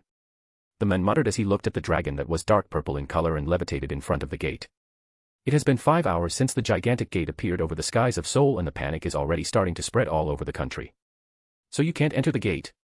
Haru asked as he drank a cup of tea while sitting on the chair in the meeting room with Keirisha standing behind him dressed in a black business suit with her hair in a bun with braids securing it. It is not that I am being blocked off by a wall, it is like that barrier is made to keep hunters from entering, Jinwoo said as he drank a cup of tea as well with Jinho standing behind him. This is really an unprecedented situation. A gate that big has appeared in the skies of Seoul and we can't even rate it, although the tea is really good, Gun-hee said as Jin Chul smiled wryly behind him. Well, Kair Isha is really good at tea making, Haru said with a smug smile. That isn't something to be talking about at the moment, but can I have another cup? Jin Woo said as Kair Isha nodded and refilled his cup. What is going on here? Weren't we here to discuss about the biggest gate that has opened in the history of mankind? Why does this look like a tea party? Jin Chul and Jin Ho thought as their eyebrows twitched. So our only option is to wait for the gate to open on its own. Gun-hee said as he looked at Jin Woo. That will be the case, so it is best to let the people in that area to evacuate as soon as possible, Jin Woo said as he looked at Haru. That is the logical decision, so Jin Woo will help with the evacuation with his shadow soldiers and we should notify the other guilds as well, Haru said, and Jin Woo didn't have any problem with it, as more time can be saved this way. They have a week and the number of people in Gwangwaman and the areas surrounding it are a lot, as the gate is 3.4 kilometers in diameter. It starts from Gyeongbokgung Palace and ends at Namsan National Park, making it the biggest gate to open in history. That would be helpful, thank you, Hunter Sung, Gun-hee said, and Jin Woo waved his hand. They knew that if this task was left to the hunters they would have been overwhelmed. So what do you guys think about the disappearance of new gates in Seoul? Gun-hee asked suddenly, as there has been no gate in Seoul after this one appeared, contrary to how they were popping like cabbages before. Yes, about that, Kair Isha, Haru said as he motioned to Kair Isha, who nodded and placed the document in front of Gun-hee and Jin Woo. Both read the document and Gun-hee was shocked about this. So it is true, there have been no gates all over the world after the one in Seoul. Gun-hee's eyebrows tensed as he read the next page. Oh my god, is this true? Gun-hee looked up at Haru, who nodded. This has been happening for some time now. A huge amount of mana has been circulating above the different cities across the world, so there might be more of such gates across the world, Haru said, causing Gun-hee to pinch the bridge of his nose as he thought of more gates like that popping up simultaneously all over the world. This is really something. Is this going to be like the last time when a lot of gates appeared together? Jin Woo spoke as Haru nodded. Let's finish the evacuation of the areas around the gate and we will send this data to other countries after a day of observation. We can't prove it as it has only been 5 hours since the phenomenon. Gun-hee said as he placed the data on the table, and Haru nodded, which marked the end of the meeting. Everyone left the meeting room in a hurry because they had many things to do because of the new gate that has appeared. So what is the true reason the gates are appearing suddenly? Jin Woo asked Haru, who was driving a Mercedes-Benz G-Class with Jin Woo sitting in the passenger seat. The Dragon Monarch is going to attack, Haru said, causing Jin Woo to look at him with his eyes glowing. Where did you hear that? Jin Woo asked. The rulers told me. You remember them, right? They were the ones that told me where you were when you were abducted and also helped Uncle when he was stuck in the dungeon. Haru said. Of course, I remember. Do you think I suffer from memory loss or what? And don't make it sound like I was abducted like a little kid. Jin Woo hissed as he looked at Haru, who shrugged at him. Is he going to come out this gate? Jin Woo asked as he calmed down. No, not this one. There will be more gates of this size in many countries. He will come out of one of those, I guess, Haru said, and Jin Woo nodded. That red-haired bastard, huh? Jin Woo said as Haru chuckled. You sure can hold a grudge, Haru said, and Jin Woo smiled as well. I'll fuck him up good this time, Jin Woo said as he cracked his knuckles. Sounds sus to me, Haru said as he laughed, and Jin Woo's lips twitched. I don't want to hear that from you, Jin Woo said as he smiled smugly. What is that supposed to mean, you bastard? And the two fought as usual, with Kair Isha and Jin Ho sitting on the back seat looking at them and shaking their head. As they moved to the guild office where Jin Woo and Jin Ho got off the car. Then complete the evacuation quickly. All right, Haru said as Jin Woo nodded and walked inside the guild building with Jin Ho. Then let's go home, Haru said to Kair Isha, who was now sitting in the passenger seat. Yes, my lord, Kair Isha said with a smile, and Haru started driving towards their house. Chapter 93, Sleep. After 10 minutes they reached the building where Haru's house is and stepped inside the lift. After coming out of the lift on the top floor of the building, they made their way towards the only flat on the floor. Haru opened the door with his key as Kair Isha followed him inside because no one is home at the moment. Haein and Kane are busy clearing the gates, and Jina went back to her house for the past week to prepare for the exams because she will be coming home during her exams. She can't study here because of a certain person trying to distract her. Yes, I am talking about you. If you didn't get the memo, Sung Il-hwan came and took her home so that she can focus on her studies apparently. Haru didn't have a problem with it as Jina also wanted to go as well. Haru just shrugged as Il-hwan glared daggers at him when Jina kissed him before leaving, and it wasn't a short kiss either. What can he do at the moment? But he was a bit surprised by Il-hwan's reaction anyway. It was better than him running after Haru with his daggers trying to mutilate him. Looks like Juhee and Ant are making him accept our relationship properly. Haru smiled as he made up his mind to thank those two. Il-hwan dotes on Juhee a lot, to the point that he said he will kick Jinwoo out of the house if he ever made her sad or cheated on her. He said that while looking at me. We will have some free time tomorrow, right? Haru said as he sat down on the sofa and yawned. He has been a bit tried with the increasing headaches, not helping at all. Just who is that woman? Haru has been seeing this woman over and over again in the past 2 weeks, but he can't remember meeting someone with that striking red hair in his life. And it has been troublesome because he feels sad that he can't remember the woman he is seeing in his dream. He doesn't understand what is happening as he feels at a loss every time he sees her silhouette. And every time he tries to focus on her, the headaches get worse and worse.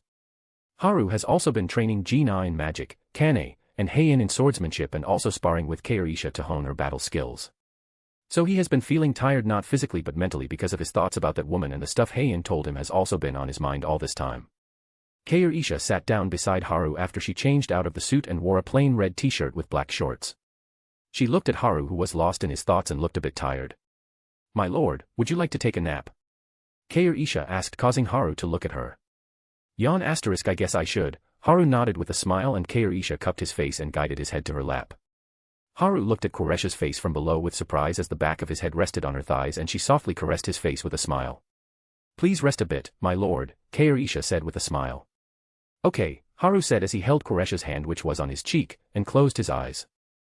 "It is tiresome to clear all those dungeons." Kane pouted as she walked out of the lift. "Aren't you just missing Haru? You never complain about the number of gates when he is around." Heian said as she giggled. Who is missing that pervert?" Kane looked away as she blushed lightly, and her words got smaller near the end of the sentence. Sure, Heian nodded as they reached the door. Hey, I didn't miss him all right," Kane said as she glared at Heian and moved her hands around with a blush. "Sure you don't," Heian said as she gave her a knowing look.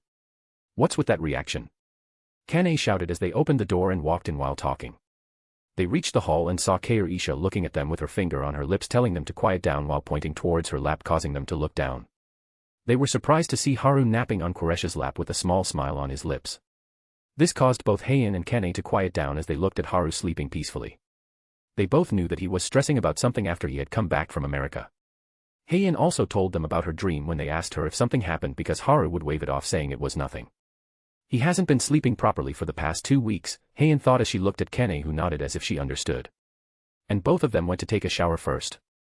"Although I do feel bad for worrying him, I just can't think of living without him." Heian thought as she took a shower she has been thinking about whether it was a good decision to talk to him about it.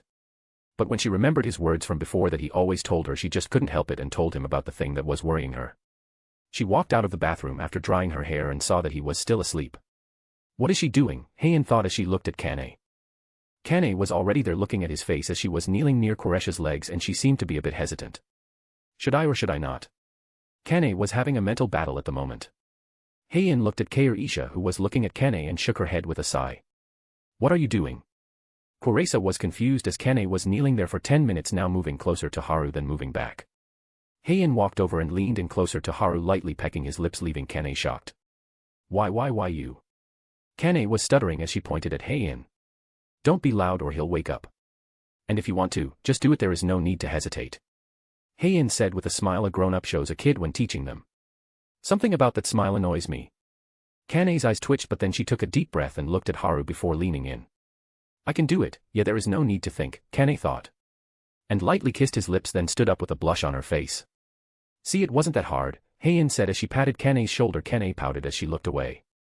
"Okay, then let's cook up a feast," Kane said as she was fired up, and Heian nodded.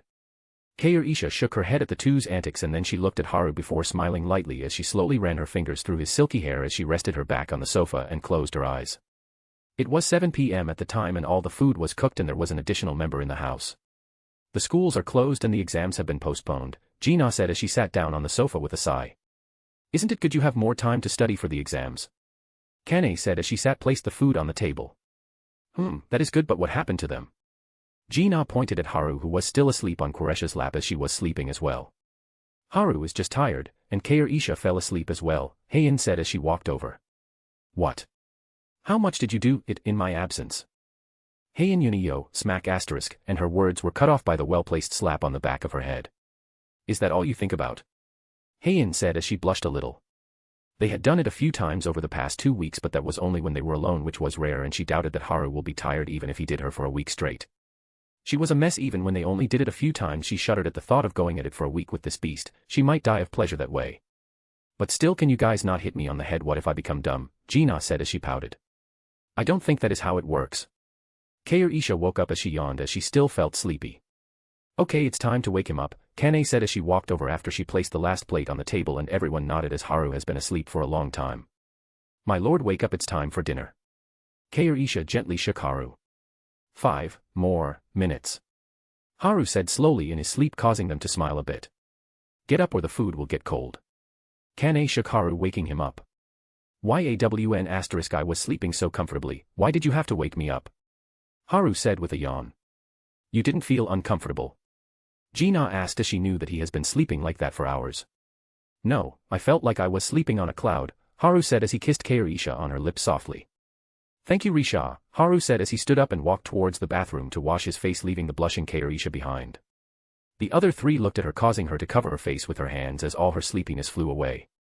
Hee, Kair Isha Uni is so cute, Gina said, causing the other two to nod as seeing a mature and level-headed woman blush is something else. Chapter 94, Picture. After washing his face, Haru walked out and sat down at the table with everyone waiting for him. Is it someone's birthday or what? Haru tilted his head as he looked at the table that was full of various dishes. We just felt like making a lot of food, so get ready to eat, Heian said with a giggle. What do I have to eat all of this? Haru said as he sat down and looked at the table.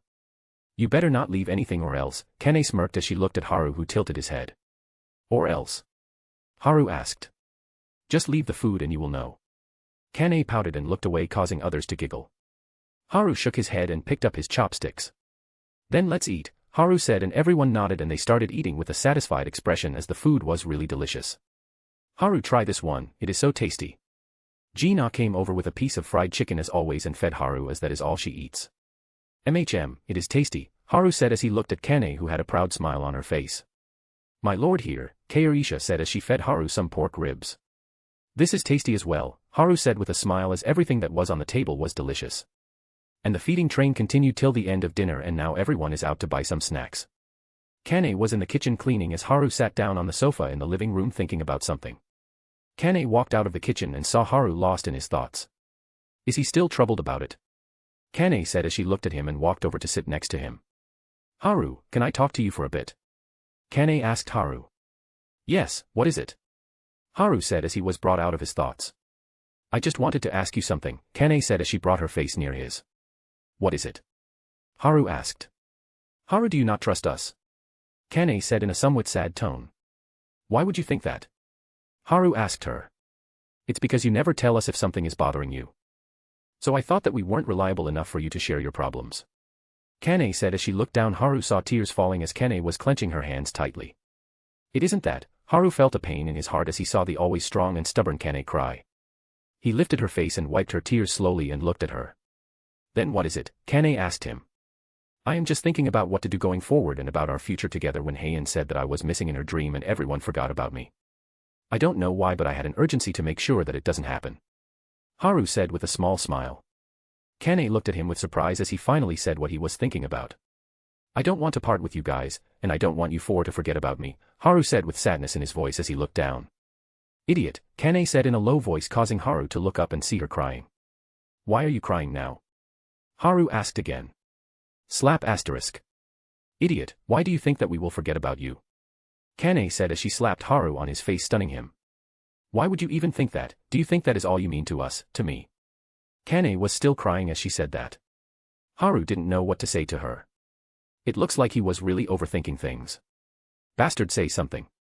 Kane said as she glared at Haru. I'm sorry, Haru said as he hugged Kane. You better be, and if this happens again I'll beat you up, Kane said as Haru wiped her face with a handkerchief.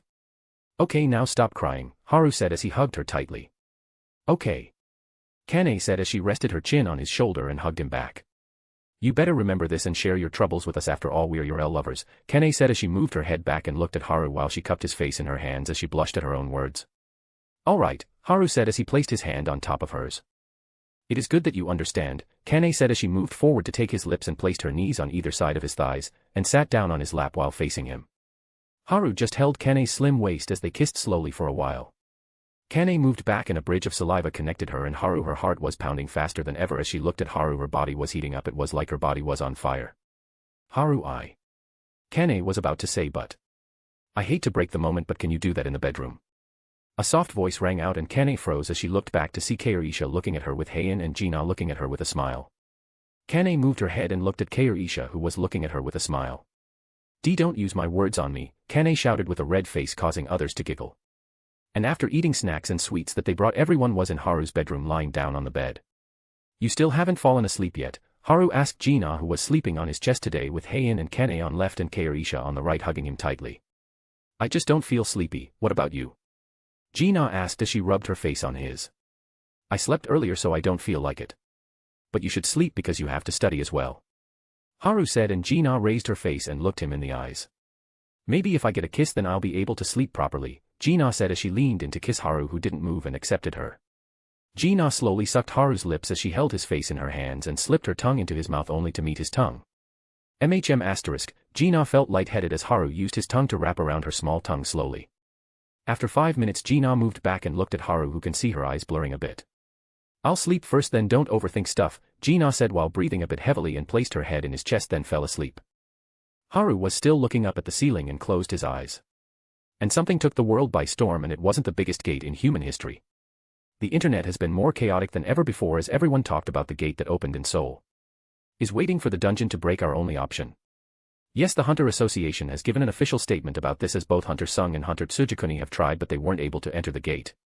Isn't this the first time something like this has happened? Yes, this was the first time a gate like this has seen. The evacuations have also been completed and the hunters are patrolling the area already.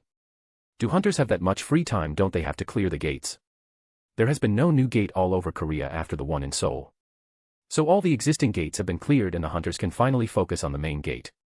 This is really one after another phenomenon. First the gate that denies entry to any hunters and then the gates stop appearing altogether.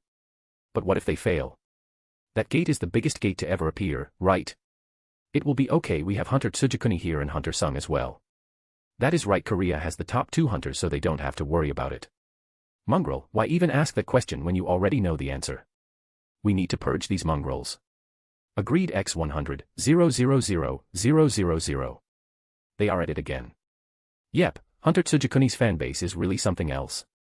It isn't a surprise though pic of Haru in an apron star. Yep, totally understandable. Sagely strokes the non-existent beard. I see, you are a man of culture as well.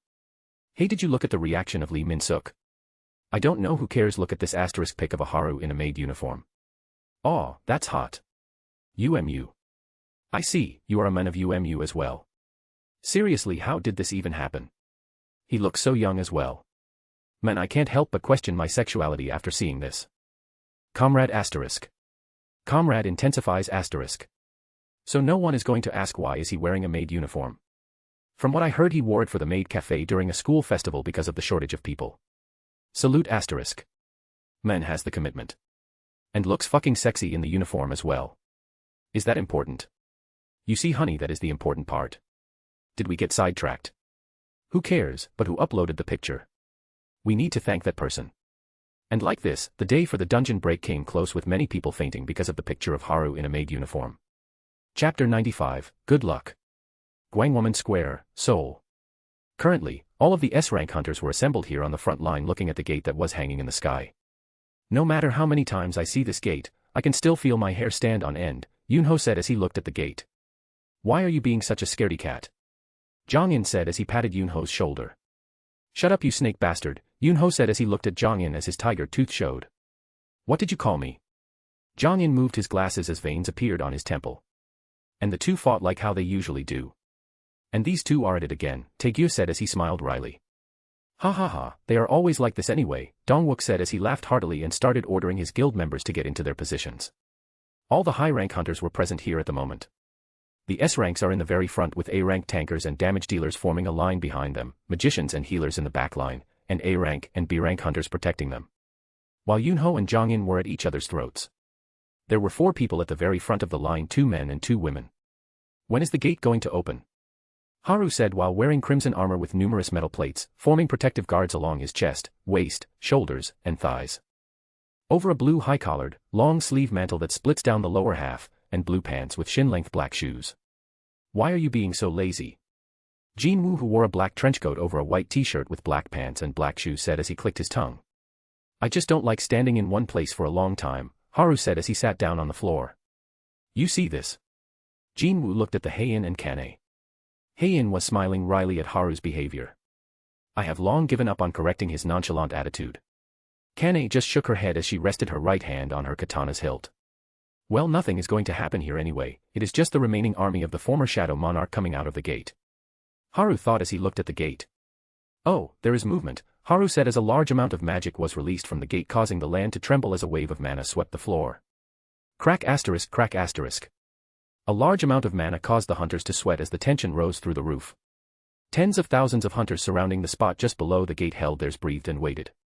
This was a memorable spectacle of countless hunters waiting for a single moment to happen. The close-quarter type hunters waited as their grips on their weapons tightened, while magicians and archer-type hunters started to ready their spells and arrows for a preemptive strike at a moment's notice. Arrows laden with mana and various spells ready to be cast were aimed at the sky. The hunters who were looking at the sky looked down to see the figure of Jinwoo standing while at the sky and Haru, sitting cross-legged on the floor. What is he doing? That was the thought in everyone's mind as they looked at him. He was sitting down on the floor when the biggest gate of human history opened. Well, they didn't get to focus on it. The gate opened. Someone shouted causing everyone to tense up. Get ready. Finally, the gate began opening up. The wall separating this world and the gate disappeared and certain things staying within finally began pouring out in endless droves. These creatures completely blotted the sky in no time. The hunters below became completely dumbfounded by the number of creatures that seemed to be at least over 100,000. How?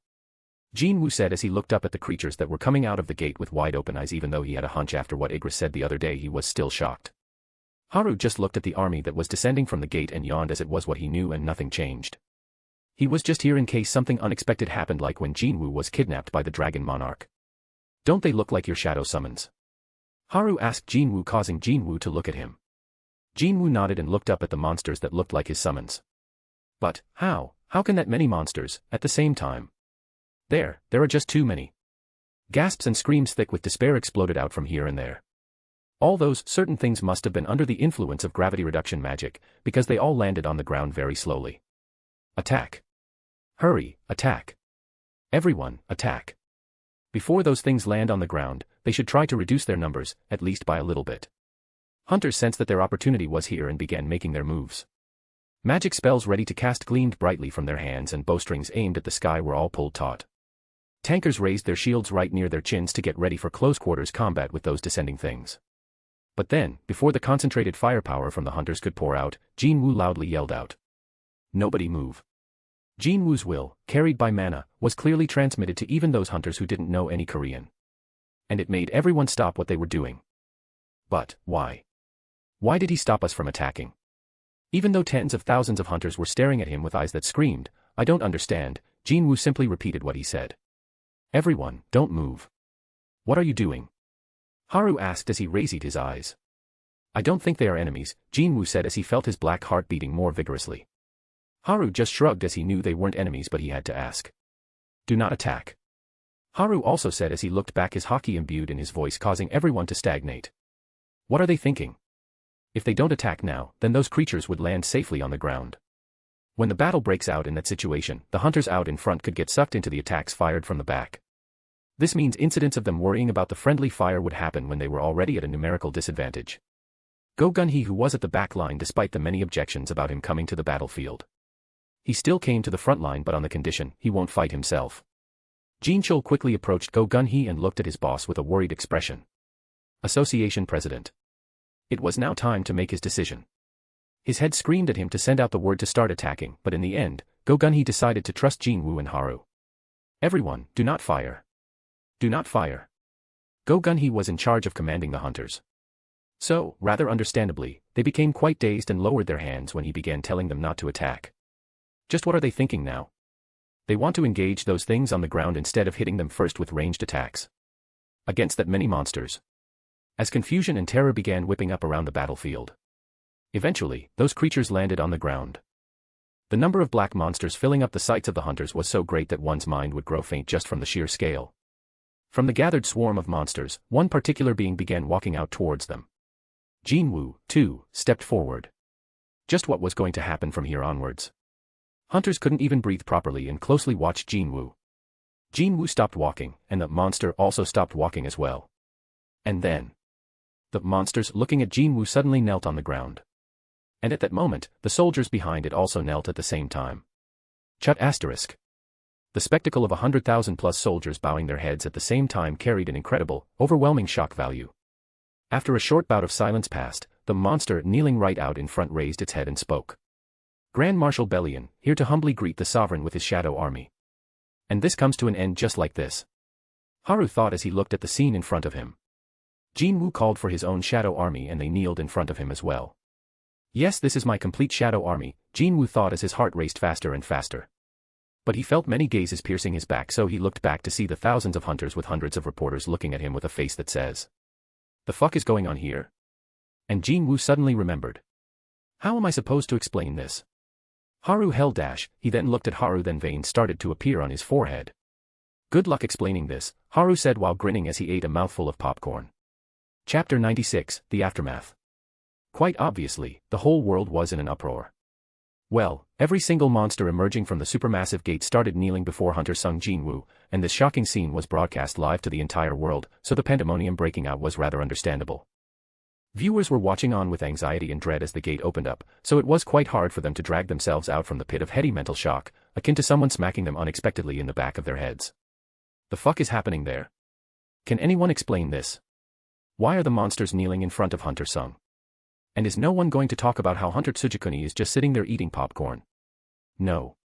Why? Because he is beautiful and the way he does things is beautiful, so shut your trap. He can do anything at this point and I won't be surprised anymore. I mean, he cross-dressed and had everyone question their sexuality even though we knew full well he is a guy, so I am with you on this one. What is it really him? I thought it was his sister or something. No, it was him. There were many comments on the post by accounts who claimed to be in the same school as Hunter Tsujikuni. Yeah, there were so many that said that the image still makes them question their sexual orientations. LOL, me too.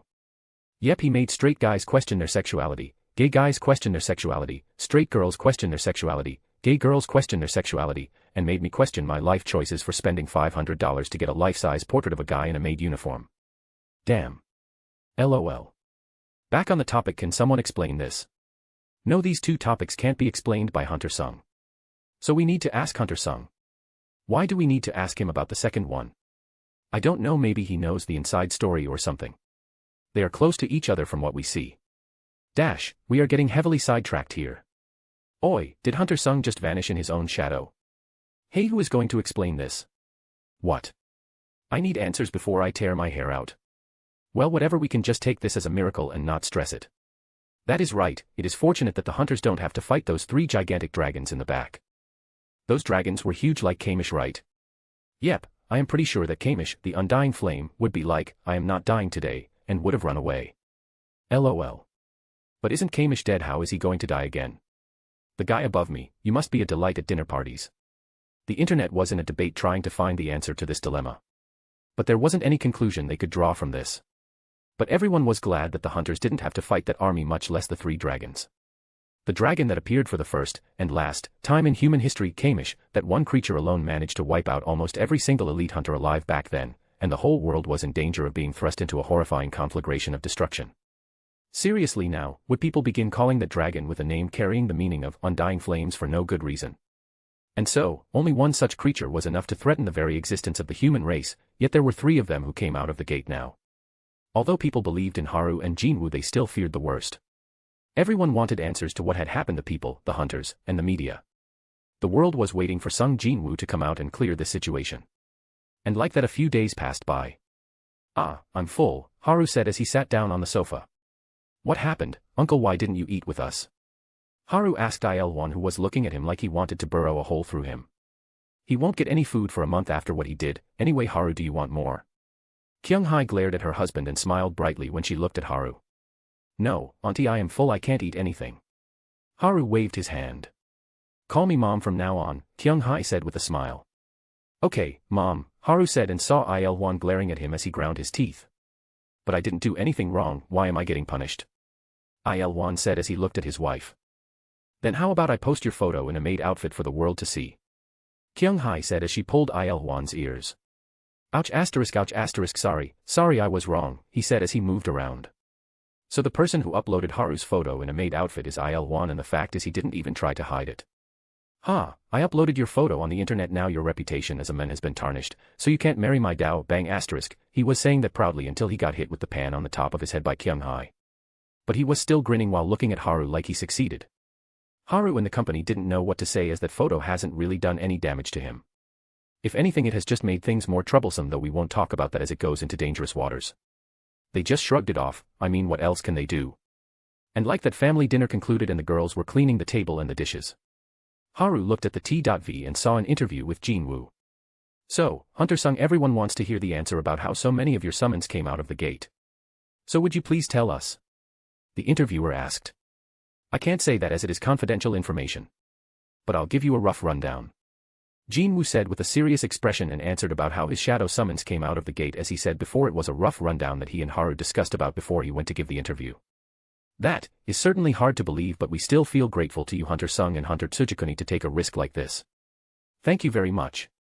The interviewer said, and there was an awkward look on Jin-woo's face. You just can't lie, can you? Haru asked as he looked at Jin-woo, who was sitting next to him eating ice cream. I am not like you, all right, Jin-woo said in a grumpy tone. Then Hunter Sung, there is something we want to ask you. The interviewer asked as he smiled helplessly. Yes, what is it? Jin-woo said.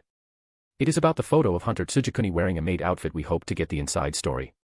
The interviewer said as he scratched his cheek. About that, it was an emergency at the time and he had to do it.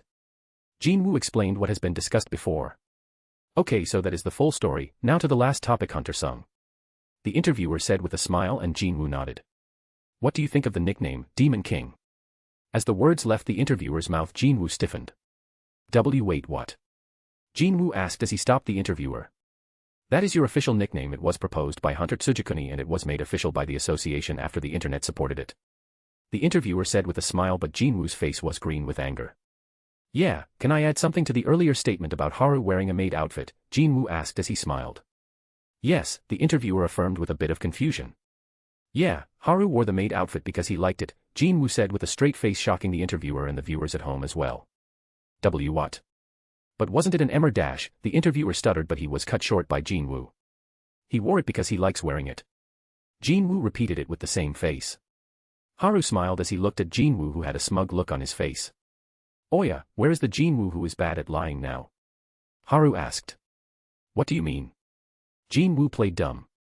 It looks like you guys don't get your lesson, do you? Kyung-hai's voice was heard from behind Jin-woo and he shook like a leaf before leaping out of the sofa. Yes, he just doesn't listen, does he? Joo-hee said with a sweet smile. Haru, help me, we were just joking, right? Jin-woo said as he hid behind Haru. Oh no, what am I going to do? My reputation has been tarnished, Haru said in an overly dramatic tone as he shed some tears. UBASOW asterisk OW asterisk OW asterisk OUCH asterisk. Jin-woo was about to shout, but Joo-hee and Kyung-hai dragged him by his ears. Dad, help me. Jin-woo, with no other choice, looked at his last hope. Chapter 97, End of Humanity. I didn't see anything, I didn't hear anything, I didn't say anything, I am air, who am I don't even exist. Il-won was chanting as he closed his eyes like he wasn't even there. I am sorry, son, but I can't do anything against my wife and daughter-in-law. Your sacrifice will be remembered, son. Il-won thought as he wiped the small tear that was forming on his left eye.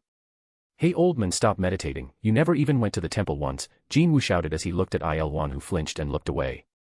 Jin-woo tried to get out of their grasp after seeing that his father isn't going to help him, but...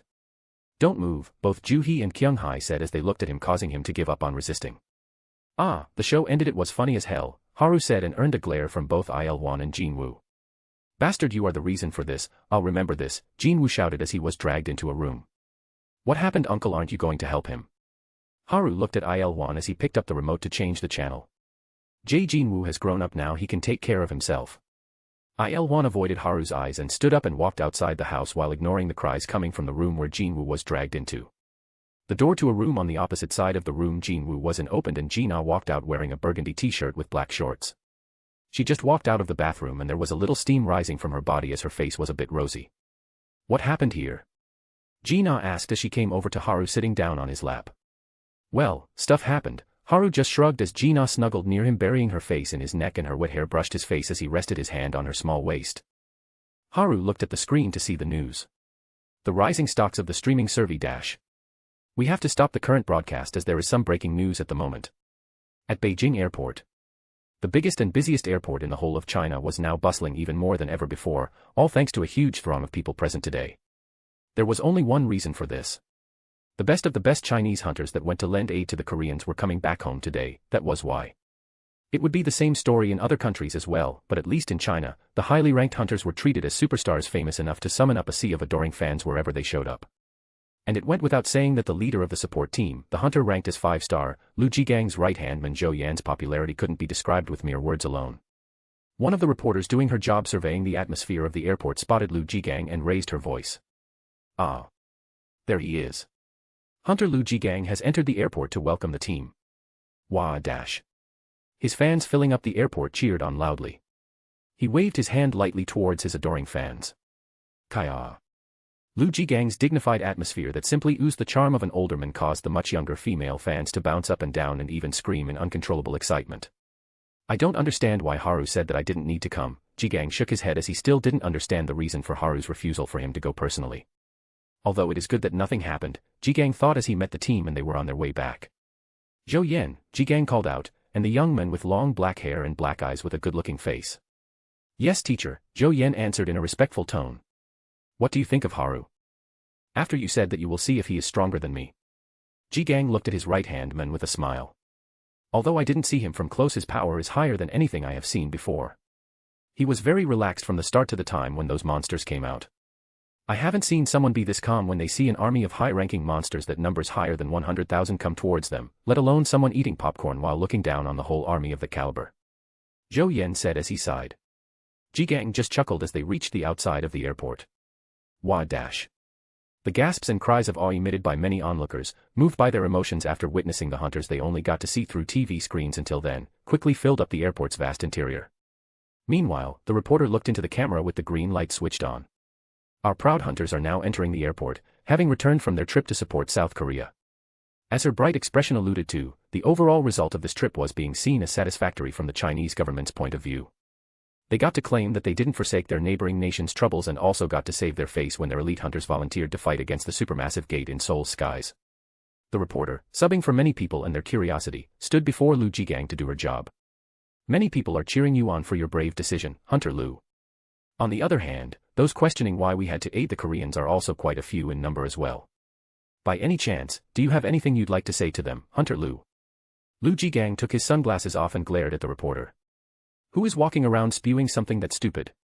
Pardon. Not paying any heed to the reporter in her wide-open eyes, Lu Jigang continued with what he wanted to say. You should know what happened in Japan when both I and Thomas failed to hold against that giant that walked out of the gate. The person who stopped it and saved everyone was Haru. And now a gate far bigger than that opened right above Seoul. Do you expect me to just sit down when we could be at risk as well? If Korea falls, who do you think is next? Jigang said to the dumbfounded reporter.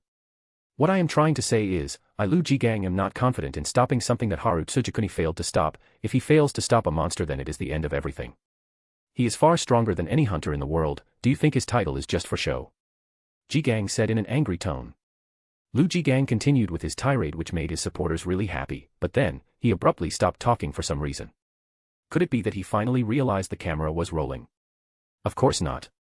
Lu Jigang was probably the only person in the whole of China capable of pouring out insults and swearing on live TV without worrying about repercussions. But then, someone like him had been rendered utterly speechless as he took a look outside the airport. Just what could have happened? The first person to look was the reporter. Next up were the hunters and their supporting staff behind Lu Jigang. And eventually, everyone gathered here in the airport, their gazes all shifted to the outside. And after witnessing the change, their eyeballs began quaking greatly. Lu Jigang would never get shocked by any ordinary little thing, but he couldn't stop a soft gasp of surprise leaking out of his mouth. Oh, my God. Above Beijing's skies, a massive darkness was slowly descending. So did you two see the news? Go Gunhee asked both Haru and Jinwoo. Well, I did. Haru nodded, causing Jinwoo to glare at him. Haru chuckled at this and looked at Go Gunhee. Okay, then I will show you, Jinchul, Gunhee said as he looked behind him, and Jinchul nodded, turning on the TV. The news channel showed the real-time footage being recorded right at that moment. Jesus Christ. Can you see that? Holy cow. Doesn't that gate look even bigger than the one generated in Korea? 8 supermassive gates all revealed themselves in various parts of the world. Half in fear and half feeling mystified by this development, people were filming these gates and uploading the footage on social media. Breaking news poured in from all parts of the world. Gulp. The sound of Wu Jinchul swallowing his saliva rang out loudly from Jin Wu's side. He didn't mind that and continued to watch each and every one of the video clips. Hunter Sung.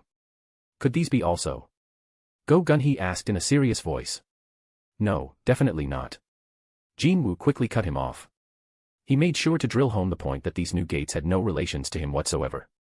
Go Gun-hee had been secretly hoping that these gates would also end up as nothing too serious, so his complexion darkened fast enough to be noticed in real time from that grim reply. He has been called from all over the world to confirm if this gate was the same as the one that appeared in Seoul. What if hundreds of thousands of monsters poured out from all those gates, just like how it had been with Seoul? Isn't that the same thing as announcing the end of humanity? Chapter 98, Decision. So what are we going to do about this now? The world is at our neck for answers at this moment. They are scared that an army of more than 100,000 monsters come out of the gate that opened above their head, marking the end of everything. Gun-hee leaned back on the sofa as he pinched the bridge of his nose. Jin-chul was pale as he sweated bullets at the thought of that many monsters marching down on 8 different cities in the world. It is as good as saying it is all over for them. The spectacle in Korea has become the standard for the gates of this caliber, so the world is panicking at the moment. Haru and Jin-woo looked at each other. Haru nodded, signaling Jin-woo to tell them. Seeing both of them so calm, Gun-hee and Jin-chul paid attention to their next word. Can you gather all the representatives from the different countries in one place? Jin-woo said. Representatives from every country that received the summons issued by the Korean Hunters Association quickly climbed aboard the waiting planes. What an astonishing change this was. Less than 2 years ago, Korea's overall hunter strength was so pathetic that they even lost a newbie rank, S-rank hunter, to America. But now, they were summoning the leaders of the world to their doorsteps. No, only 1 year ago, they couldn't even take care of the dungeon break on their territory, Jeju Island, and became a laughingstock in Japan.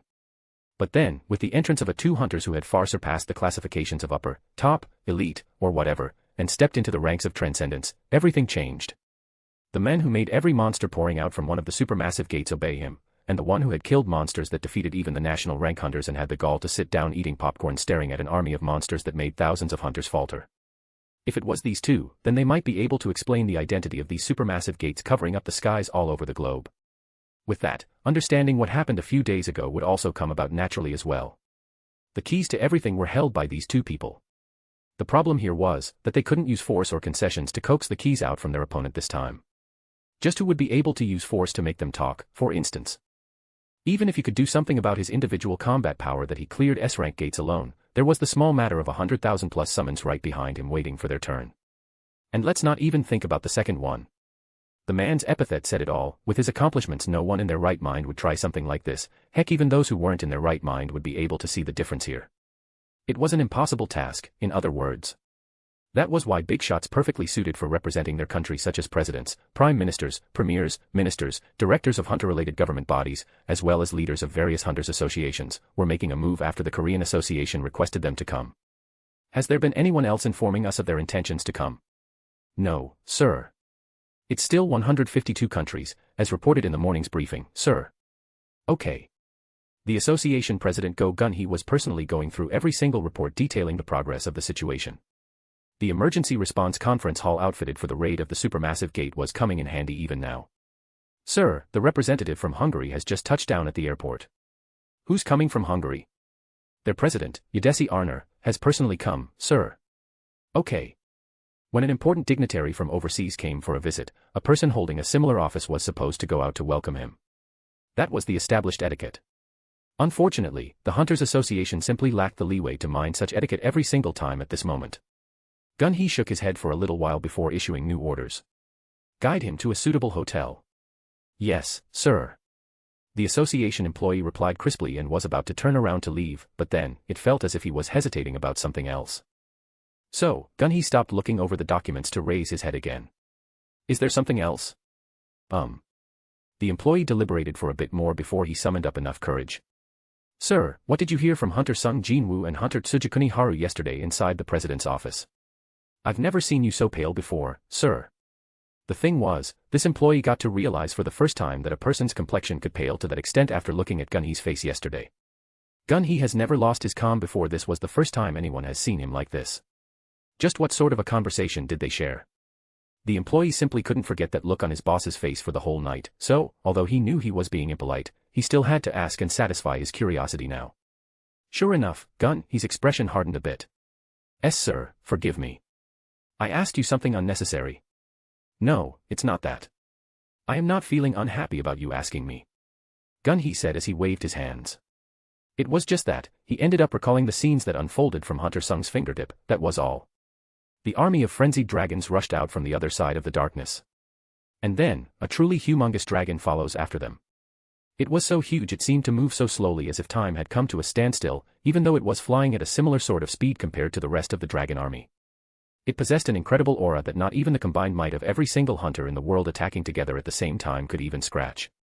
And then, that overwhelming pressure it emitted, something that might easily burn away everything in the world with merely a single breath. That creature possessed both of those. Simply looking at it made him dizzy, and Jean Chol wasn't even able to sleep the whole night, making him late for work today for the first time in his life. Even though he would fight with his all, if he would face dragon army like that, he was ready to die even though he knew he couldn't do much. He was sure that there weren't many people who would be able to stand their ground in front of an army like this. I can't do it. Because of that, he respected Hunter Sung and Hunter Tsujikuni even more, as they weren't planning to run away but rather, stay and fight, even though they knew that such creatures existed. Wait, now that I think about it, what are they doing now? Both Haru and Jinwoo were sitting on the sofa looking at the T.V intently. Two cars were neck and neck on the screen, one red and the other being purple. The red car was ahead of the purple car just by a little. The two cars crossed the finish line and the red car won. There you lose, Haru said with a smug face. No way, you cheated, Jinwoo said with a frown as he threw the gamepad in his hand on the floor, breaking it. TSK, don't cry when you lose. What are you, a child? Haru clicked his tongue, annoying Jinwoo further. What, you bumped into me on purpose? You were cheating.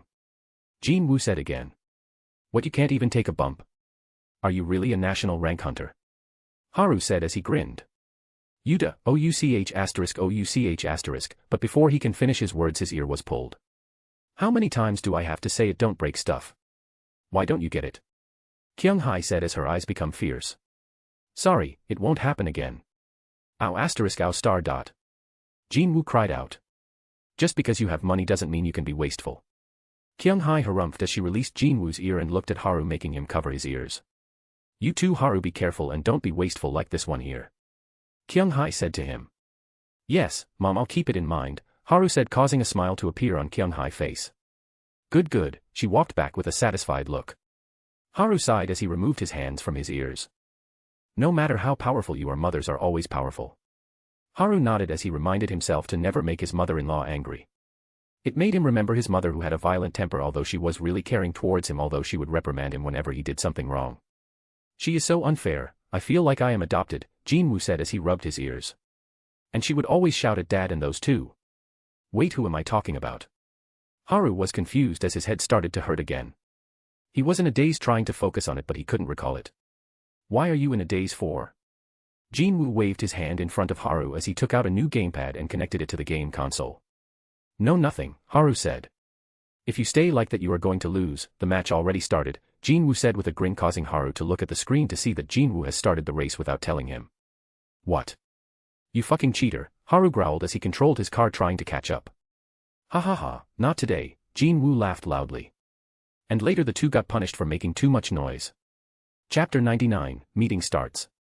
And so, as the sense of impending crisis continued to heighten, the big shots representing their respective nations gathered in the capital city of Korea, Seoul, to answer the request of the Korean Hunters Association. What they wanted from this trip was just one thing. And that would be to find out the information regarding the 8 supermassive gates that appeared simultaneously all around the world. Since the information was to be provided by Hunter Sung Jinwoo and Hunter Tsujikuni Haru, these two who managed to achieve a rather unbelievable result from the first supermassive gate, their expectations were understandably huge. Phew. A certain man spat out a hushed sigh. It was none other than the director of the Hunters Bureau, David Brennan, who had opted to travel to Korea after being harassed by his own president. He dabbed away the cold sweat soaking his forehead with a handkerchief and took a look at the faces of everyone sitting around him. So many of them came. Presidents, government ministers, guild masters, chairpersons from various hunters associations. The director of the Hunter Bureau knew the faces of most of these people. They indeed were all big shots that just their names alone would be enough to get them recognized by everyone in their respective nations. While seeing the flashes of nervousness in their faces, the director wiped the sweat pooling at the edge of his chin. Regardless of who it is, everyone's feeling the heat, huh? They may all look calm and collected on the surface, but they also knew that inwardly, every single one of them here was anxiously stomping their feet. Well, even the director himself was feeling the same way, after all. How wonderful would it be if Hunter Sung Jinwoo stepped forward to say that, this gate crisis should end painlessly and there's nothing to worry about. If only he could deliver that message to the higher-ups, the POTUS busy pressuring him would instantly back off, then. It would be a wonderful opportunity to restore his damaged pride, in other words. However, if the truth was ultimately the opposite, then. The director felt his heart tumble to the pit of his stomach. He swallowed back his dry saliva and confirmed the time. His wristwatch was precisely pointing at 2:55. 5 minutes remained until the announcement time. Tick, tock. While listening to the ticking of the second hand that sounded unusually loud for some reason today, the director raised his stiff face. Where are they? Gun, he said as he rested his back on the sofa waiting for Haru and Jinwoo. I'll call them, Jin Chul said as he called Haru. Yes. Where are you? There are only 5 minutes left. Jin Chul said hurriedly. What? But we already arrived. Where? I didn't hear anything. Jin Chul said as his eyebrows twitched as he thought Haru was making an excuse. Yo, Jin Chul, Haru's voice came from the phone and behind him at the same time.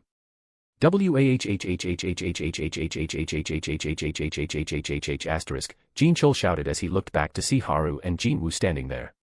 Both of them were wearing a black suit over a white shirt. Why are you shouting? Haru said as he tilted his head. What did I say about appearing behind me? Jin Chul shouted as he stood up and wiped his sweat away. Come on, don't mind it. Haru waved his hand. Jinwoo, you should have stopped him. Jin Chul looked at Jinwoo hoping he would support him on this. But it is fun, Jinwoo said with a grin. Never mind, they are both the same. Jin Chul felt like he would die early if he kept in touch with these two. Well, now that everyone is here, let's go, Gun, he said as he stood up shaking his head at the antics of these three. And everyone walked towards the auditorium and slowly entered. Almost in an instant, all unimportant noise disappeared within the venue. Hunter Tsujikuni Haru and Hunter Sung Jinwoo. They're finally here. The attention of every single one gathered here focused on one man standing on the rostrum, Tsujikuni Haru. He took a sweeping look at their faces and calmly organized several thoughts currently crisscrossing inside his brain. He was here to inform these folks on what was to come, about the arrival of 8 great armies desiring the destruction of this world. Also, the fact that each and every one of these armies are made up of soldiers from the chaos world, ones that humanity would find very difficult to fight against. This is certainly going to be a hard one to fight on 8 fronts, but they were waiting for the official announcement with those anxious expressions etched on their faces.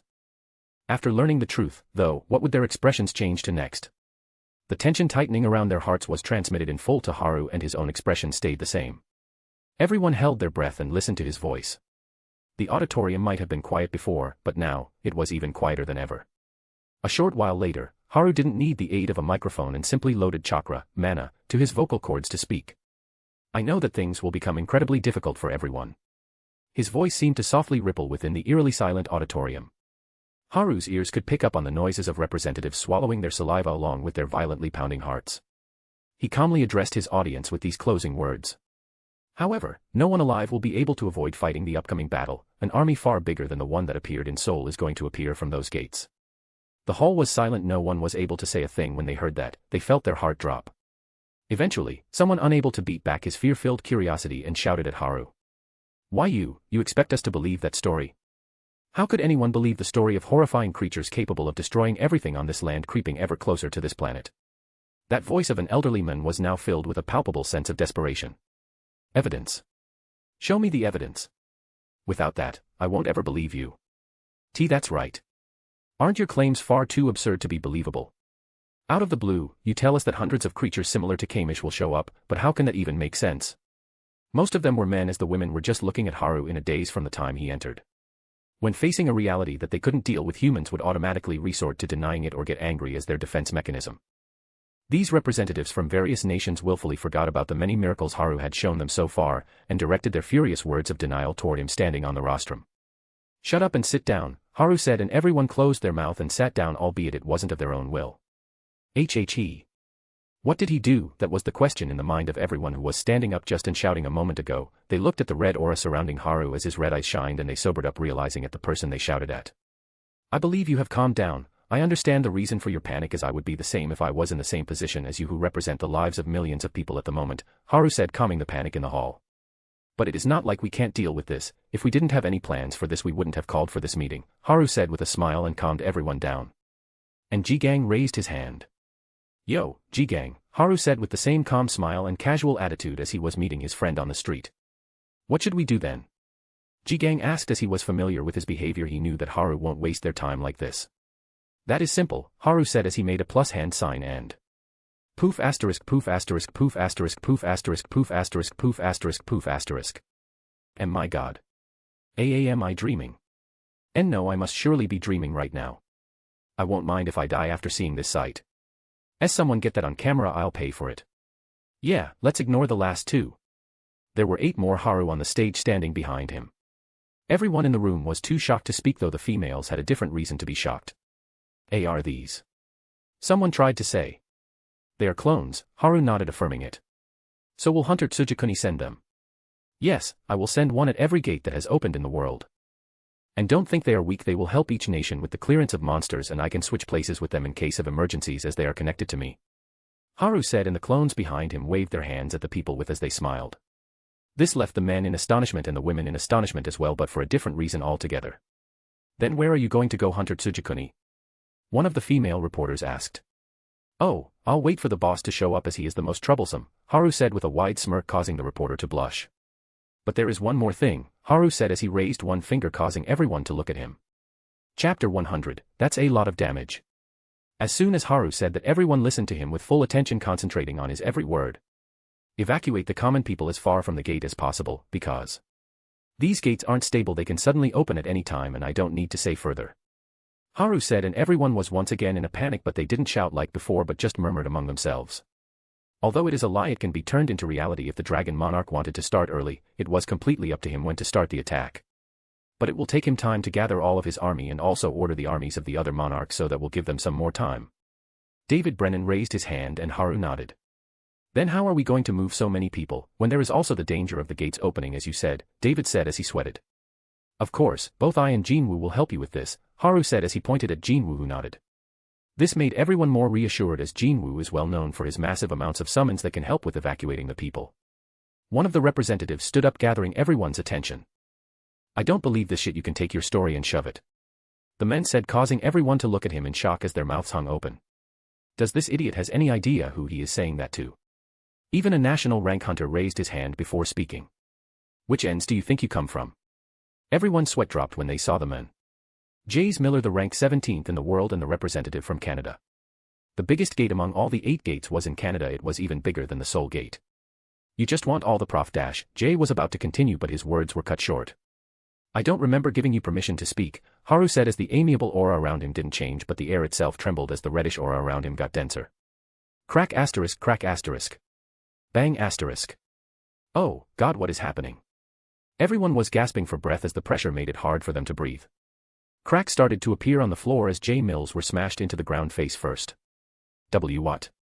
IIC can't move. He felt like he was being crushed in a hydraulic press machine. He felt like he will lose consciousness anytime now, but something kept him conscious. Everyone knew this was going to happen sooner or later. There will be many who would question this, like especially strong hunters who have high pride for no good reason. I don't want any one of you here or those who are watching this to think that I am asking you to allow me into your country and help you with this gate, Haru said as he chuckled. I am telling you that I will come to your country and clear these gates for you, as you are too incompetent to do so yourself, Haru said as he looked at Jay Millers, who heard it loud and clear. So I don't want this type of idiots jumping around claiming things and putting the common populace in danger for their own pride and profit.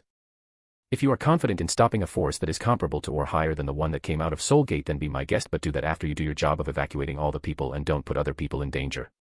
Haru said, causing everyone in the hall to nod, and Ji-gang just laughed at this. Everyone's face was red. Men were having difficulties breathing and females were as well, but the reason was completely different once again. Haru withdrew his haki and told them how things will be done till they can get all the people to evacuate. And after some more questions, this meeting came to an end. Everyone was in a hurry to go back and pass the orders as soon as they can. They wanted to start the evacuation as fast as possible. And everyone left the hall post haste, with many reporters trying to get an interview with Haru, who left with Jinwoo after saying just one line. A word is enough for the wise, so I won't say any more. Now Haru and Jinwoo were guided towards one of the meeting rooms to meet Ji-gang by a female employee, because Gun-hee and Jin Chol were busy seeing off all the representatives. Don't you think it was a bit too much to crush that S-ranker? Jinwoo suddenly said. No, I think it was perfect. It was needed, otherwise people will think that we are all bark and no bite. If I left him be, others will follow suit. I think you should have noticed as well. Most of the people in the room don't take those gates as a threat because they thought that the one in Seoul ended with no difficulty, so we will be the same as well, Haru said as he looked at Jinwoo, who nodded. So it is not like they can't see the danger, they just don't want to accept it, Jinwoo said as rubbed his forehead. Ignorance is bliss, Haru said while shaking his head. Still, it was a bit too boorish. I could have done a better job. Jinwoo said with a smile. Oh, how by showing them your protagonist's aura? Sorry to break it to you, but you aren't one anymore. Haru said with a smug look. What are you talking about? Jinwoo tilted his head in confusion. Nothing, just know that I did a better job than you could have done, period, Haru said as he waved his hand. There is no way, Jinwoo said as they reached the room. Haru looked at the female employee who has been taking glances at him the whole time and now was a bit reluctant to leave. Is there anything else? Haru asked with a smile. The woman was stuttering. Hey, you are scaring her, Jinwoo said as he looked at Haru. Oh, shut up, it is okay, no need to feel nervous, Haru said as he looked at the employee. See, can I have a picture? She said with a blush as she showed Haru her phone. Of course, here Jinwoo, take the photo, Haru said as he tossed the phone to Jinwoo with a smile. What? Why do you think she wants one with you? Jinwoo said as his eyebrows twitched. Who else is it going to be? Surely not I am a lone wolf, looking ass. Haru said, causing the female employee's shoulders to tremble as she tried to suppress her laughter. So why did you assume it is I like dressing in female clothes looking ass, Jinwoo said, and the female employee laughed, causing them to look at her. Now this is a bit. They both thought and coughed. Then let's take a photo together, but Jinwoo is still taking the photo, Haru said with a smile, causing Jinwoo's eyebrows to twitch. How am I supposed to take a photo and be in it at the same time? Oh right. Jinwoo used his ruler's authority to hold the phone in the air and they took a picture with the employee. Thank you, the employee said with a bright smile as she looked at the photo and went back in a merry mood. Haru and Jinwoo entered the room to meet Jigang. You did a good showing out there, Jigang smirked at Haru. Well, it was necessary, Haru said as he looked at Jigang, who nodded. That is right, even though Korea came out unscathed, it doesn't mean that the other gates are going to be the same as this. It is still hard to believe that an army of that caliber will come out of the gates. Kamish-level monsters running amok all over the world, just thinking about it gives me a headache. The humans might as well go extinct at this rate. Jigang said as he rubbed his forehead. That's a lot of damage, Haru said, nodding. That won't happen because we can fight back, Jinwoo said, and Jigang nodded. But there is something more terrifying than the army of monsters, Haru said, causing Jigang to flinch. What? Something more terrifying than an army of monsters? You are joking, right?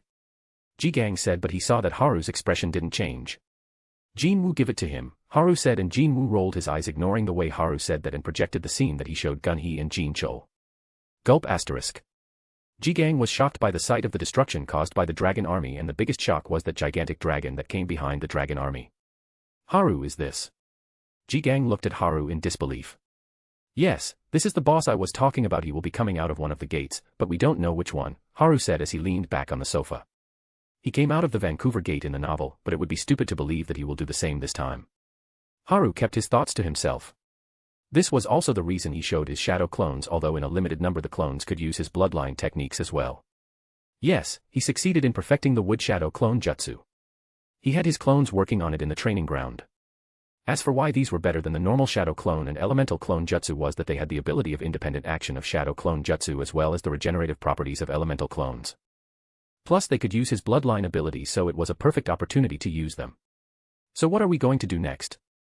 Jigang asked with a serious look. He knew that one wrong move can mark the end of humanity. We are coming to China with you, Haru said with a smile. Jigang was stunned.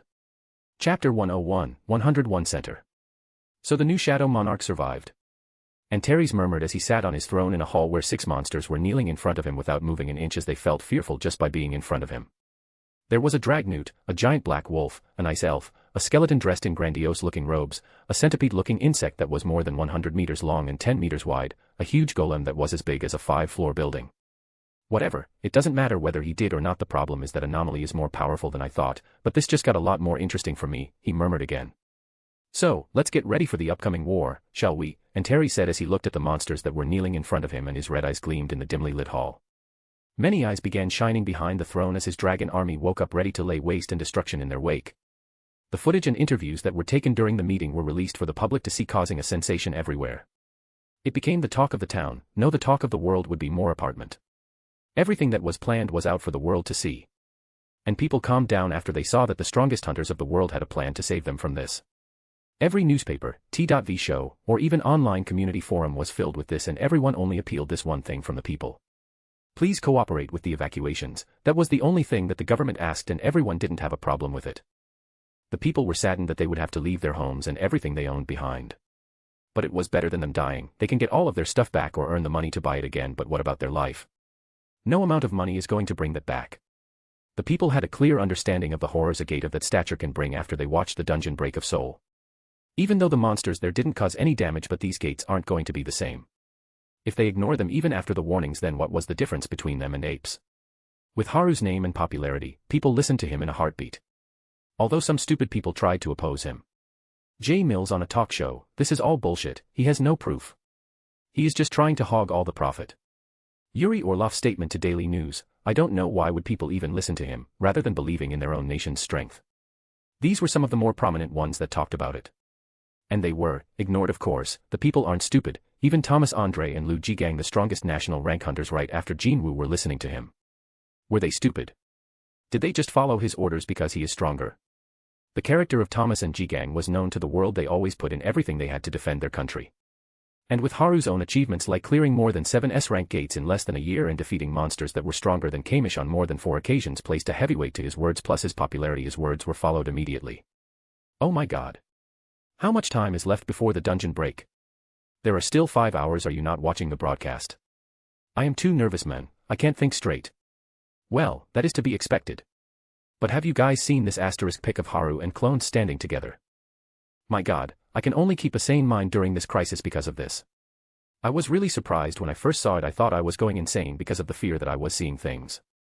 Same, the world is so beautiful with more Harusamas. Sure, and it might end as well.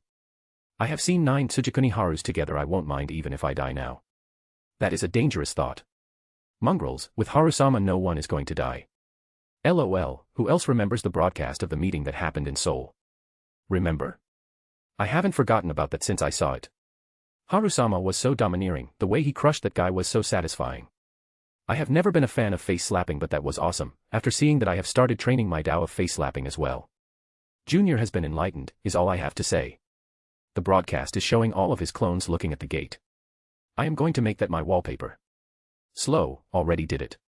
But they don't look or act like clones. You would expect them to be stoic and straight-faced, but it is like there are 8 more of him. Yes, they don't act any differently than him. There was an interview with the clones as well.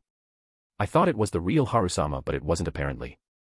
My god, they are totally the same but a bit different. Like one is a bit cold, but one of them is like really sweet. He was helping a grandma by carrying her on his back and playing with children who looked sad because of leaving their home. And there is also Tsundere, who got mad when he was asked about how his relationship with Hunter Cha was going. I have to say I haven't found a blushing guy this cute before. It is the whole package.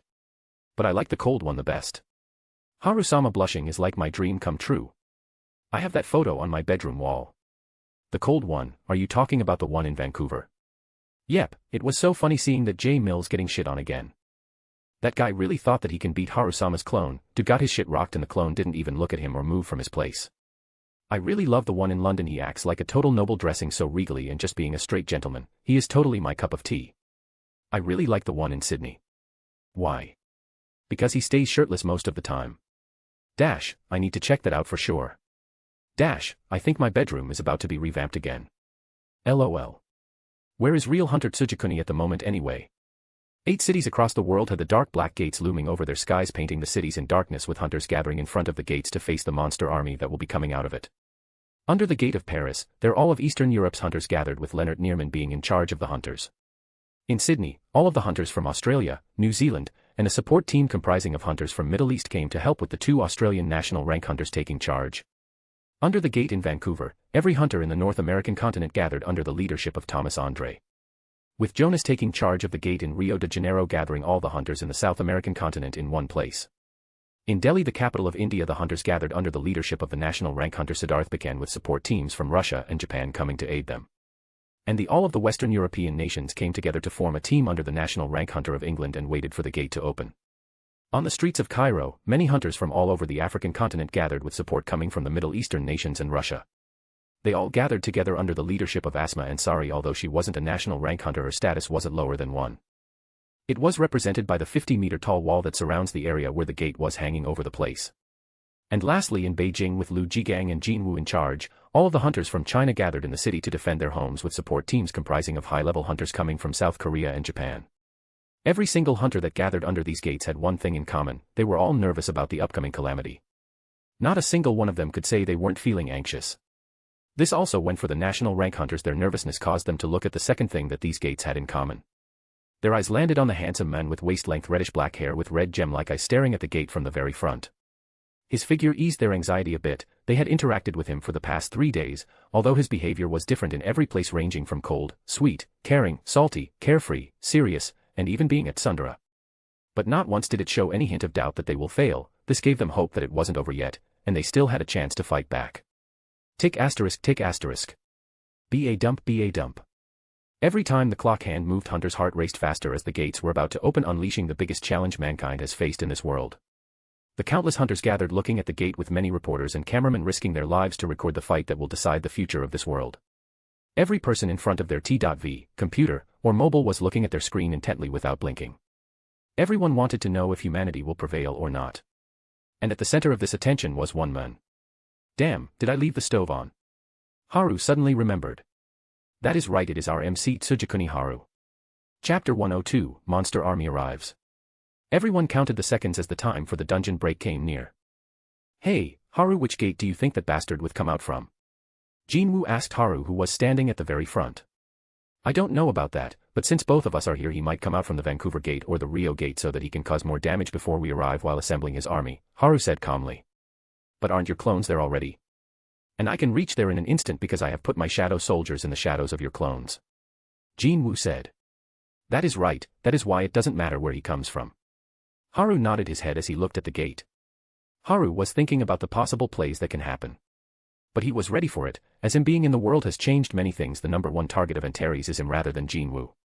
Even though he tried to take Jinwoo, that was an attempt to get an extra pawn. Even the time when he abducted Jinwoo was very half-assed. It was clear to Haru that he was trying to lure him out by using his connection with Jinwoo. Was it just a? But Haru's thoughts were interrupted. The moment they had been waiting for came as all of the gates in the world opened at the same time. Swoosh asterisk. Crack asterisk. Crack asterisk.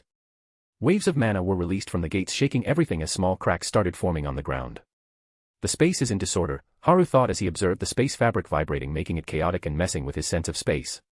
The large wave of mana made all the hunters even more nervous as they stared at the giant gates open. The monsters are coming out. Someone shouted, and everyone focused on the gate and saw that the monsters were pouring out of the gate. It was a mix of insectoids, beasts, skeletons, giants, and golems. This mixed army was coming out of the gate like a never-ending swarm, with the golems being the vanguard, followed by beasts, insectoids, and giants. With the skeletons mixed in the ranks, but there were many skeletons with robes and staves in the back line, forming magic corps behind the cover of the whole army. They were ready to attack at the command as magicians and archers had prepared their spells and mana-laden arrows. Everyone who could use long-range attacks was ready to blast it off at the drop of a hat. They all looked at the highest rank hunter present on the field. They were wishing that this gate was the same as the Soul Gate. Even if they had been told that there won't be a gate like that, they still wanted to believe that they can get out of it without fighting and losing their lives. But it doesn't look like things are going to be that easy. Attack, Haru said as he pointed his katana at the army, and everyone attacked. Whoosh asterisk. Swish asterisk. Magic spells of different elements and arrows cut through the air, making their way towards the monsters that were still descending, painting the sky in multiple colors. Everyone thought that they can kill a lot of them while they are still in the air. But bang asterisk bang asterisk bang asterisk bang asterisk. And no way a barrier, a magician said as they looked at the thin red film that surrounded the monster army. The spells and arrows hid an invisible barrier that was protecting the monsters that were descending. Don't panic, keep on attacking, Haru said as he swung his katana downwards in a vertical swing. Slash asterisk. And a large arc of dark red fire made its way towards the monsters. Those who were near him sweated just by the temperature that fire emitted. The fire slash reached the barrier in an instant. Bang asterisk. Shatter asterisk. TSSS asterisk. Shattering the barrier into pieces before burning the monsters. It didn't matter who it was: giant, golems, insects. Everything in its way burned, turning into ashes and scattered in the wind. Screech asterisk. Roar asterisk. Howl asterisk. Roar asterisk. The screams of the monsters brought the hunters back to their senses. Attack, a magician shouted as she shot out a lance of earth up into the monster army, and soon everyone followed suit. As the barrier was torn down, the hunters started firing their spells and magic again. Quick! Don't let up, we have to lessen the numbers before they land and it becomes a melee. That was what was going on in the mind of every hunter that was participating in the raid. They had to reduce the numbers as much as possible before the melee begins, because once the close combatants engage, the chance of friendly fire rises up, making it harder for magicians and archers to use AoE attacks. That was the reason they were going all out on the attack, but are we even making progress? Damn, it is almost unending. How are we going to fight all of those? The hunters started to get uneasy as they saw the monsters that were coming out of the gate like there was no end to them. Many monsters were killed, but it was like when they kill one, two others take their place, increasing them in number. They were trying to attack the magic corp, but it didn't work as the monsters would defend them with their body. It was getting harder and harder to kill monsters when the magic corp kept countering more than 70% of the attacks. This was happening in all 8 locations as they attacked the monster army using every last bit of their mana. With Haru's clones doing occasional slashes, reducing the number of monsters and also destroying the barrier that was made by the skeleton and orc mages in the back of the army. Come on, Hell Flare. We have to reduce them, Elemental Lance. Many magical attacks went toward the descending army trying to reduce its numbers. And at last, the monsters stopped coming out of the gates. The number of the army that descended from each gate was 200,000, the only gate that had more was Beijing Gate, numbering 1 million. Total monsters that came out of the gate, 2.4 million. Hey, is that? No way. We are going to die. These were the thoughts of everyone who was on the battlefields across the world. As a dragon came out of every gate, it twice times the size of the ones which came out of the Soul Gate. The hunters were in despair when they saw the last monster come out. A large dragon as big as 50-story building came out of all the gates, causing the hunters to gape at the damn thing. It was huge with a long neck and large wings. His red eyes looked at the hunters as its red scales shined. The dragon opened its mouth, showing its hideous crooked sharp teeth. And asterisk. With that roar that made everyone's legs weak as they weren't able to move, and like that the monster army touched down on Earth. The scenes are going to change a lot for a while with jumping between different locations. The perspective is still third person, so that is that. Damn it.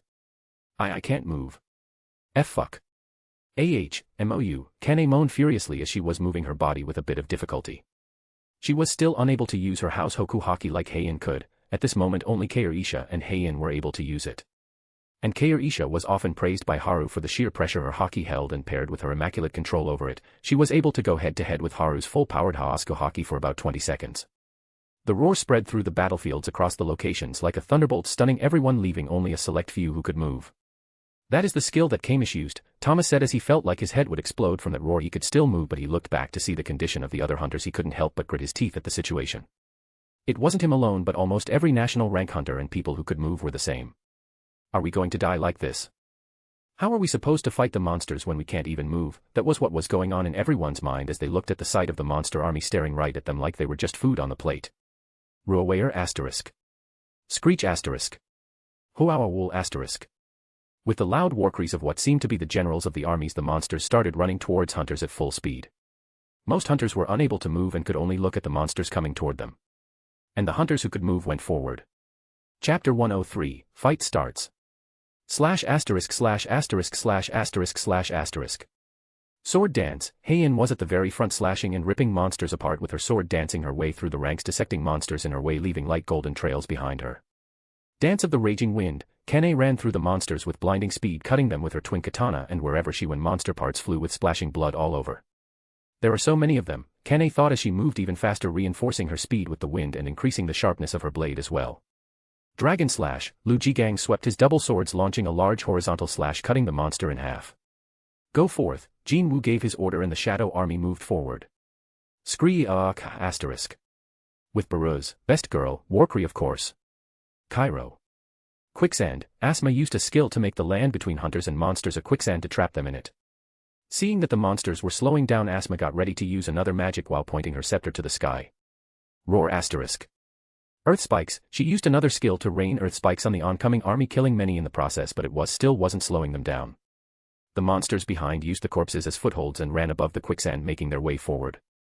We'll die at this rate. The hunters can't move and those who can move can't fight forever.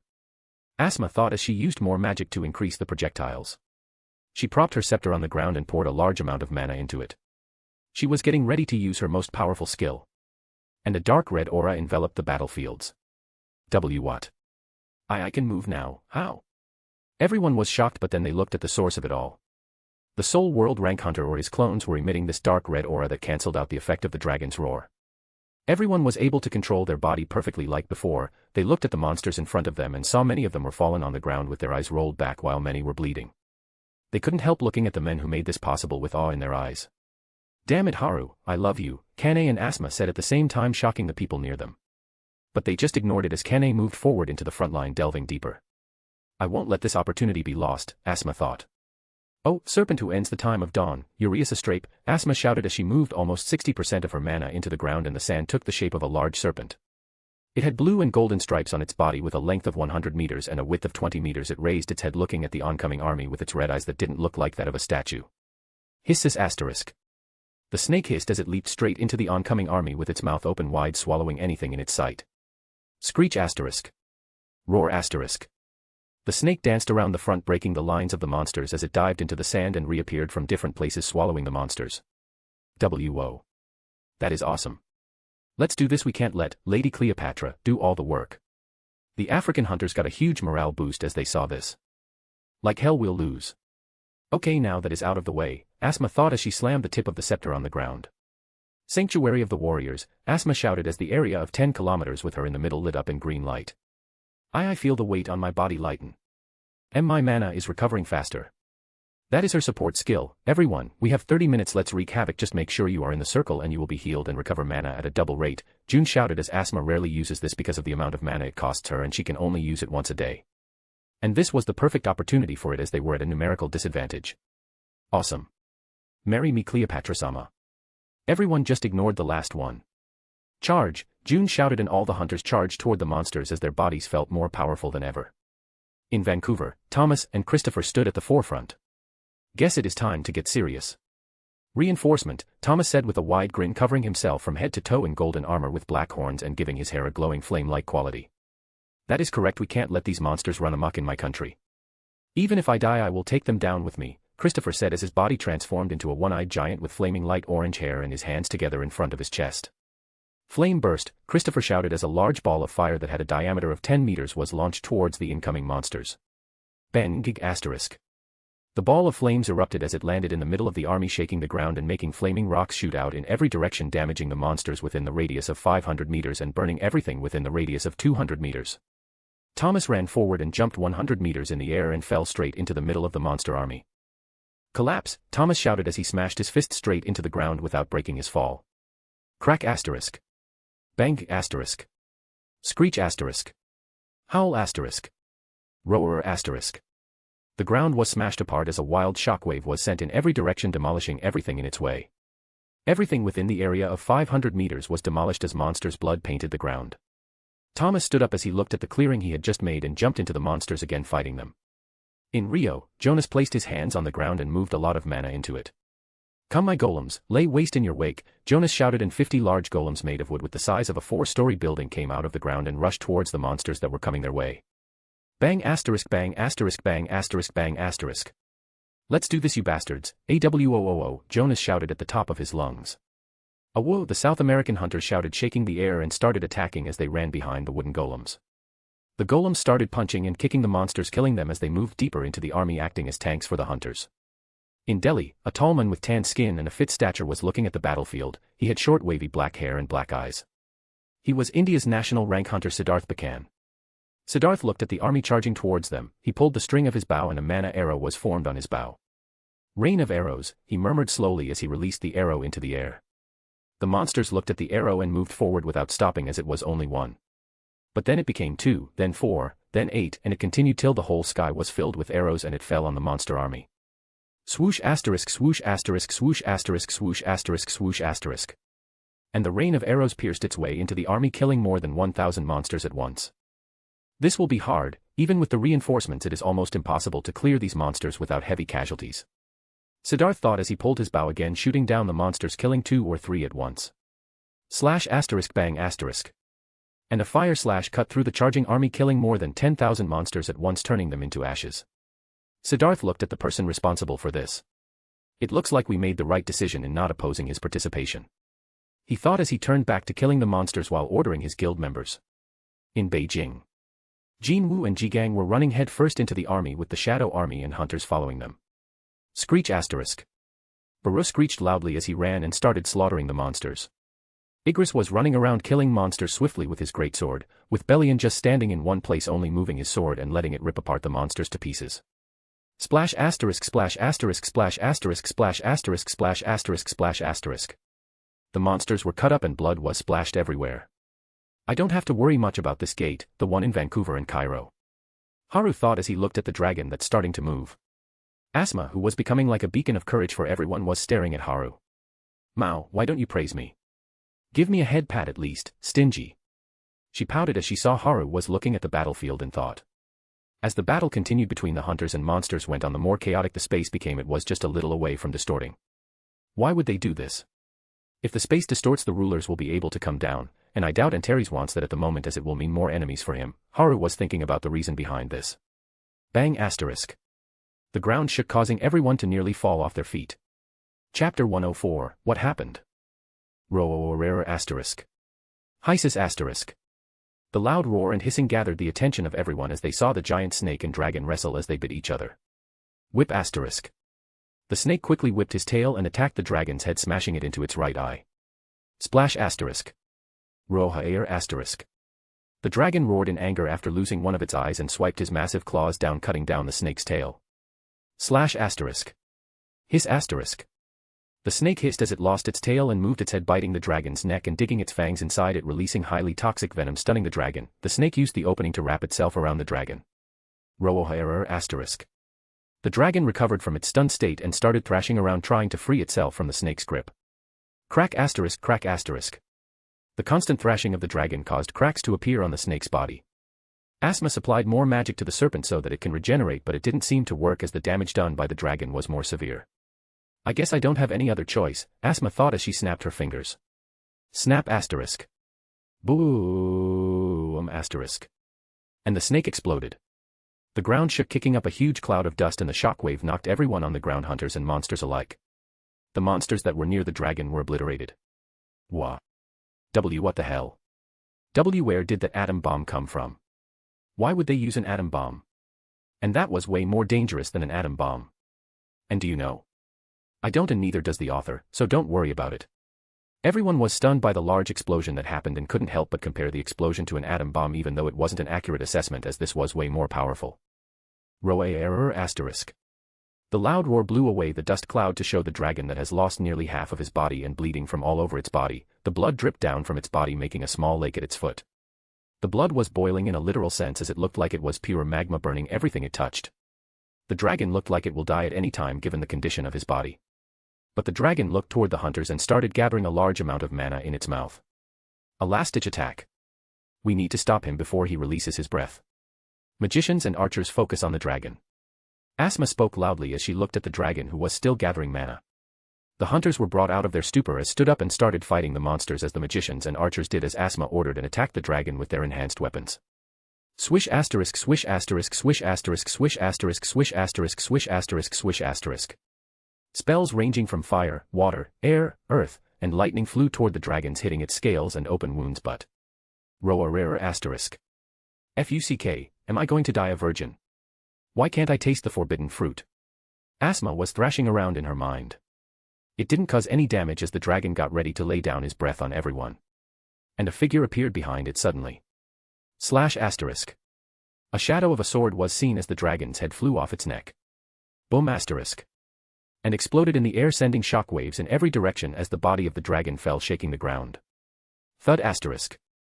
Everyone saw Haru walk out from behind the dragon with the same thoughtful look on his face. I love you. Asma had literal hard eyes while looking at Haru, who was still lost in his thoughts. All right, let's finish this, Asma shouted with her fist raised up. Everyone was fired up as they saw that the greatest threat to them was now gone, so the hunters started attacking the monsters, killing them. This scene was the same in every location as the dragons were slain with the combined efforts of the national rank hunters and Haru's clones, mostly Haru finishing them off. The hunters were fired up. Back at Beijing Gate. Roa rarer asterisk. The giant dragon roared not in arrogance but in pain as it tried to move, because his body, which was bound by a long string that had small blades on it which dig into the dragon's body, keeping it in place. This was the sword of Belian, who was holding the dragon in place. Screech asterisk. Slash asterisk slash asterisk slash asterisk slash asterisk slash asterisk slash asterisk slash asterisk. Splash asterisk. Baru screeched as he ripped the head of the dragon after slashing at him, leaving deep wounds in its body, causing blood to come out of the dragon's body like a fountain. Baru was screeching at Bellion's face while raising his claws in the air as if letting him know he was the one who killed the dragon. Bellion just nodded as Igris just sighed in helplessness. Mutilation. Meanwhile, Jinwoo was running across the battlefield, ripping the monsters to shred with the rest of the Shadow Army. Just so the numbers can be culled to avoid any casualty, with Heian, Kane, and Jigang doing the same. The monsters were getting killed at an amazing speed as everyone worked hard to clear this as fast as possible. Where is that dragon monarch? Why hasn't he come out yet? Haru was thinking as he kept a close eye on every gate so that he can jump straight in and fight the dragon monarch before he can kill anyone. He has been keeping an eye out so that he doesn't get caught in a surprise attack, as this was the last enemy that he had to face, and this enemy can cause a lot of damage. In the novel, Dragon Monarch destroyed Canada like it was nothing. He should come out of the Vancouver gate or maybe the Sydney gate, because both Jinwoo and I are here, even though I have clones everywhere, but they are weaker than me by a lot. They shouldn't have a problem killing Kamish-level monsters, but that is it. They can't stand against a monarch, at least not the stronger ones. They can kill someone at the Assassin Queen's level who is like the 5 strongest if the old Shadow Monarch was added to the list, and this is only if they use the Sharingan's ability, which is greatly limited as they can't use Susanoo's special attack as well. Haru was lost in his thoughts as he paid more attention to the gates, especially the ones in Vancouver, Rio, and Sydney, as they were the furthest from him. Sometimes, the enemy is closer than you think, darling. A soft alluring voice rang out in Haru's head, stunning him. Who? Haru was confused by the sudden appearance of a familiar yet unknown voice, but he didn't have the time to think properly because he suddenly felt uneasy. Ring asterisk ring asterisk. Haru picked up his phone and saw it was Jean Chul, so he picked up the phone. Haru, CNU Hearme. After he answered the call, he heard Jean Chul's panic-filled voice. What happened? Why are you in such a panic? Haru spoke calmly, but he felt uneasy. So me thing a pee, boom. Hello, hey Jean Chul. Haru shouted as he heard the loud sound of an explosion and the call ended. Fuck, what happened? Haru muttered as he tried to call Jean Chul, but the call didn't connect. Then he tried to teleport to Seoul, but it didn't work, making him more agitated. He didn't know that his agitated behavior has caught the attention of everyone who was standing beside him, as his hockey was out of control at the moment and made everyone feel like they'll be squeezed to death. Spurt asterisk. All the monsters burst open like firecrackers, splashing blood all over the Beijing gate, and everyone felt that sense of dread on their back as they sweated heavily while looking at the source. Haru retracted his hockey and looked at his phone. The sudden appearance of a dome over the city of Seoul. What could it be? All contact with the city has been off for the past hour. There were many headlines with the same title, but they weren't given much importance as the world was focused on the current situation and the news was only shown in South Korea. Crack asterisk. Haru crushed the phone in his hand as his face looked colder than ice. I see, that's how it is, Haru muttered as he saw Jinwoo, Heian, and Kane reach near him. What happened? Jinwoo asked as he saw the serious look on Haru's face. He knew that this wasn't a small thing. Heian and Kane didn't say anything as they looked at Haru, feeling a bit uneasy. Teleport to Seoul in about 5 seconds, Haru said as he looked in Seoul's direction. What? Why 5 seconds? Jinwoo was confused. Haru didn't say anything as his body was coated in light orange churka. Chapter 105, Omoshiroi. Haru didn't say anything and his body was coated in light orange chakra. A sort of circular design is featured prominently over his stomach. The whisker-like markings on his face become thicker to resemble the trigram. 6 magatama markings are present on or around his collar. Various other dark designs appear along his body, dense enough to give the appearance that he's wearing a bodysuit beneath the light orange coat. A pattern consisting of a Rinnegan-like marking above 9 magatamas also appears on his back. His eyes had the same red color with fox-like eye slits in his pupils. And the ground beneath him started cracking just from the amount of chakra that was released from his body. This pressure pushed everyone away like a violent gust of wind. Don't worry, I won't let anything happen to those two, Haru said as he looked at Heian and Kane. Then. Boom asterisk. The ground cracked and Haru launched himself straight towards Seoul. Seoul. Ah, why do I have to study for the test? Gina pouted as she threw her book at the table. It is necessary because you need to get good grades. Isn't it important to have them? Kair Isha asked as she looked at T.V to look at the situation of the raid. If you want to get into a prestigious college you have to get good grades, Kyung Hai said as she looked at her pouting daughter and then looked at the TV. I'll ask Haru for something when I get first place for sure, hee, Gina said while smiling goofily. What can he give you anyway? I am still against this, by the way. Il-Wan said as he walked into the hall. Why don't you understand? Do you not want food for another month? And why are you here? Go back and sit in the corridor. Kyung-hae said as she smiled sweetly. And no, it's fine, Il-won sweated as he went back to his seat that was in the corridor. No one reacted to it as they have already become accustomed to it. There are a lot of monsters, are they going to be alright? Kyung-hae asked as she looked at the footage of the raid and the hunters fighting the monsters. They will be fine because Haru-sama is there, Kaoru-isha said as she smiled. Is that so? It is good that the kids stay safe. Kyung-hae smiled as she looked at Kaoru-isha who was looking at the screen intently. That little kid sure grew up, if only Akane and Yanagi could see him like this. Kyung-hae shook her head as she still remembered the little red-haired demon who would cause trouble for everyone and thought of her friends. Mom, here have some tea, Joo-hee said as she walked out of the kitchen with a cup of tea and placed it in front of Kyung-hae. You didn't have to, I was just about to come and get it myself, Kyung-hae said as she smiled. It's alright, I just wanted to. And here is a cup for you Dad and I made some snacks as well so please wait I'll get them, Joo-hee said as she gave Il-won a cup as well. And my daughter-in-law is an angel, Il-won said while crying. Joo-hee could only smile wryly at him. Seriously you don't have to work like this, Kyung-hae said as she looked at Joo-hee. It's fine, Joo-hee said as she went into the kitchen. Ji-na, can you get the laundry, Kyung-hae said as she sipped on the tea. Wow, discrimination is real, Ji-na said causing Kyung-hae to look at her. What was that dear? Kyung-hae asked with a smile. I'll get right on it, I'll help the neighbors with the laundry as well, Ji-na said as she ran towards the balcony. She really takes after him in the worst way, Kyung-hae just shook her head as she looked at her husband who was smiling while eating the kimchi pancakes that Joo-hee gave him. What should I ask from Haru? Ji-na was talking to herself as she took down the clothes. That is a hard question, maybe, he. Ji-na was smiling weirdly as she mumbled then a huge shadow was cast all over the city. Why did the sky darken? It is only day. Ji-na looked up to see the sky is covered in a black barrier-like thingy and a huge gate appeared in the sky above. I really need to tell Mom not to make me get the laundry or the world might end early, Ji-na said as the last time she came out to take the laundry was when the soul gate appeared. What happened? Kaoru-isha asked as she ran out to the balcony and she was stunned when she saw the large gate. Who is it that interrupted me while I was eating my lovely daughter's cooking?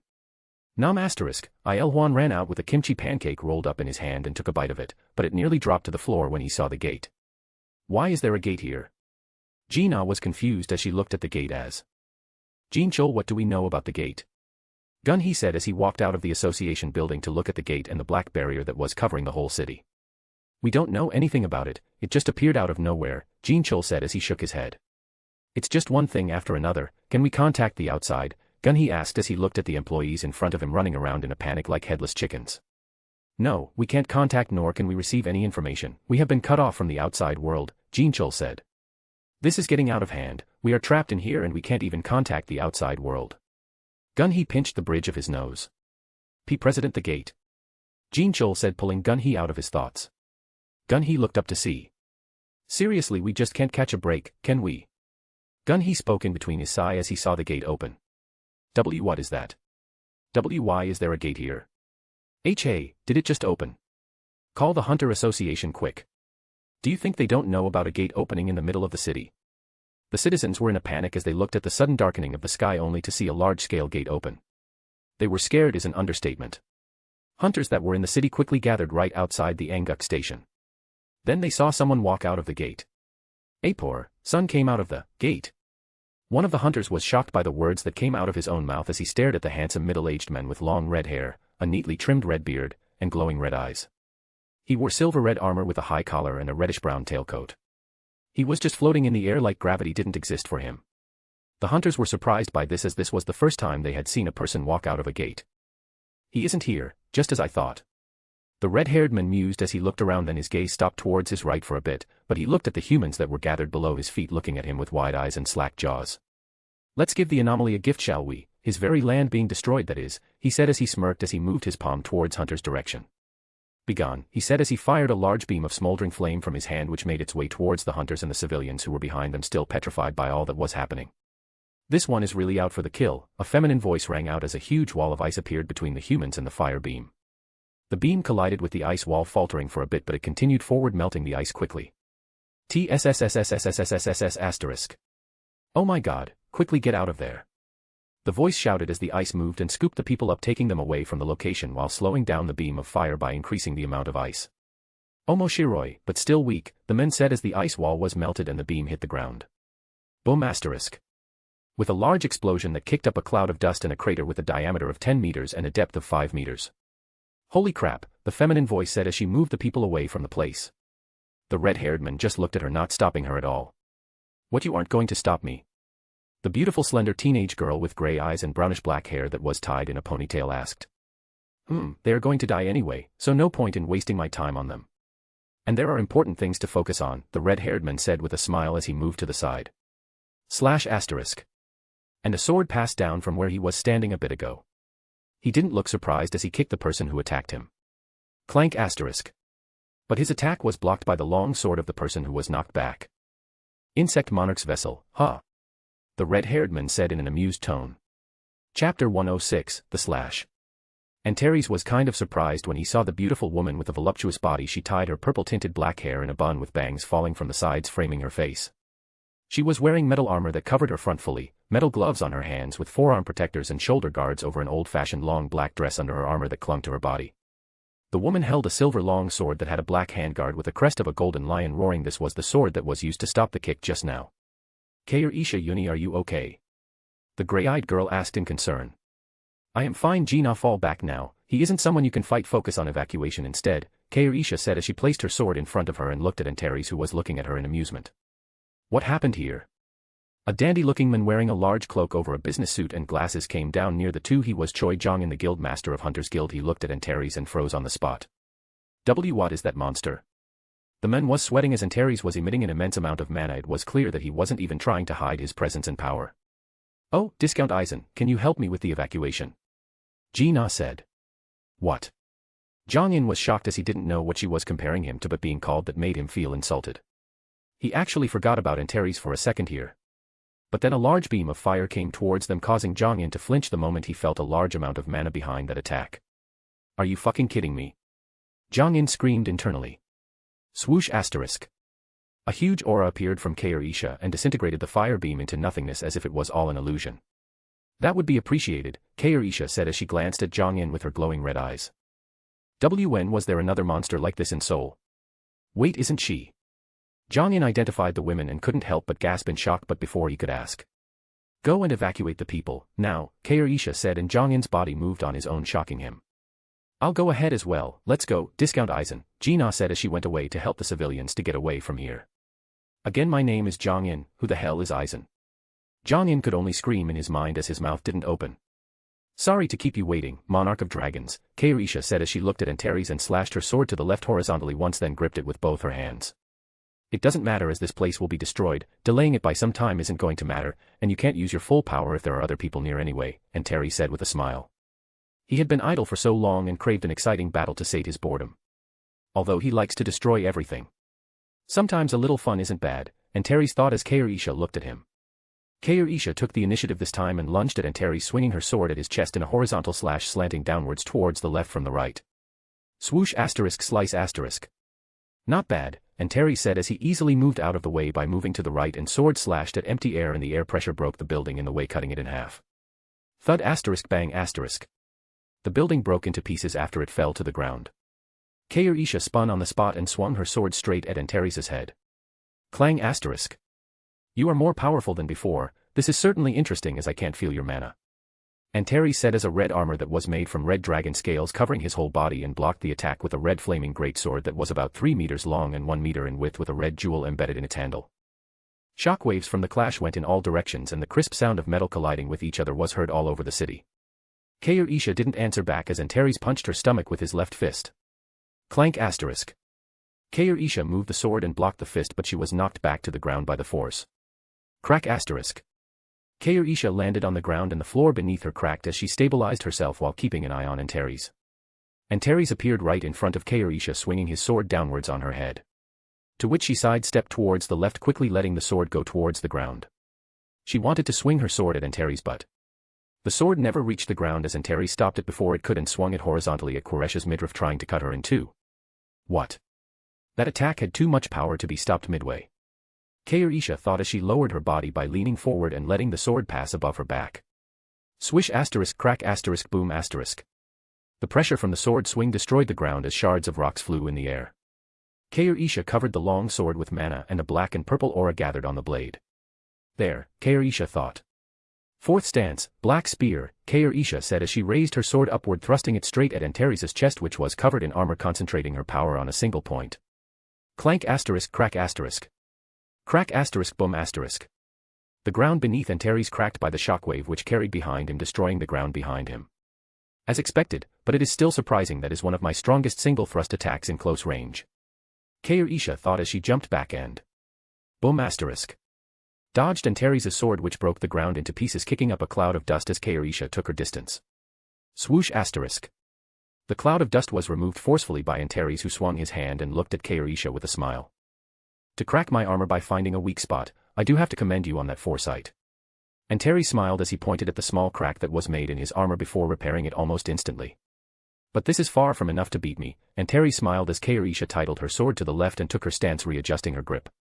Swoosh asterisk. Antares appeared in front of Kair Isha in an instant, thrusting his greatsword straight at Qoresh's chest, aiming to divide her in two. Kair Isha reverse gripped her sword while she moved to the right and used her blade to guide the greatsword away from her. Drink asterisk. With sparks rising from both weapons as they rubbed against each other. Boom asterisk. Kair Isha deflected Antares' attack swiftly as she went past him and turned her sword, holding it the correct way again, and swung it at Antares' open back. Clang asterisk. Antares moved his sword to his back in an instant as if he was swinging a dagger and blocked the attack. He turned around and started swinging his sword at a fast pace, leaving a dark red trail behind. The attacks came from all directions, aiming at Qoresh's arms, legs, chest, thighs, head, and neck. The attacks were almost endless, but Kair Isha was parrying them and dodging attacks that were too hard for her to parry all of them because of the force behind the attacks. Clank asterisk clank asterisk clank asterisk clank asterisk clank asterisk.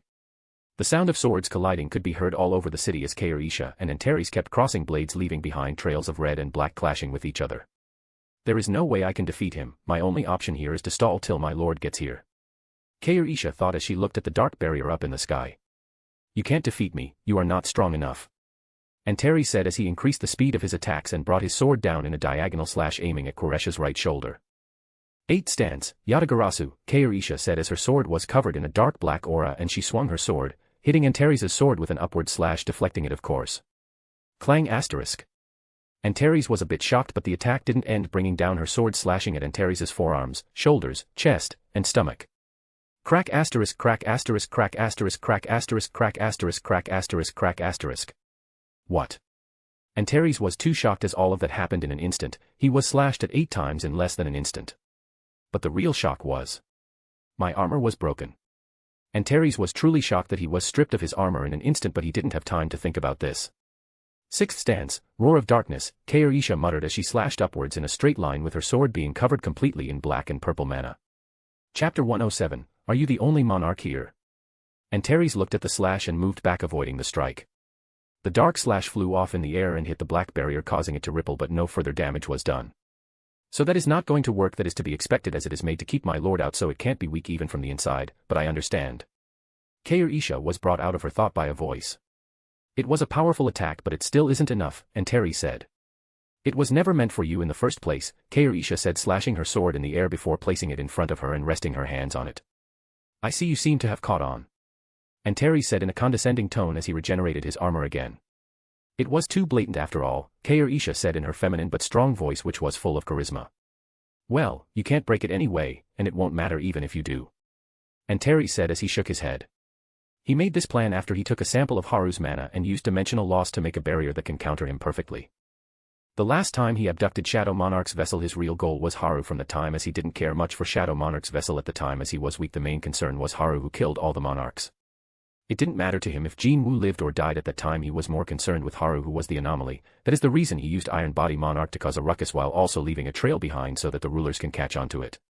And it worked as he planned, as he knew Haru's whereabouts with the help of Monarch of Transfiguration's subordinates who were in the human world. As the news about the hunter's moves was published all over the world, so it was easy for him to know where he would be. And at the time he should in the west, which was the perfect chance for him to attack the small country in the east. Do you really think you can defeat my lord alone? Kair Isha asked with a frown on her beautiful face. It was the first time her face changed since the battle started. He doesn't look worried about facing my lord, which means he doesn't know my lord's strength, so either he has that much confidence or he is just plain stupid, making baseless assumptions. Kair Isha had a lot of respect for Haru, so if someone made light of him she would make sure they eat their words. But still, she didn't understand why Antares would go such a roundabout way for this.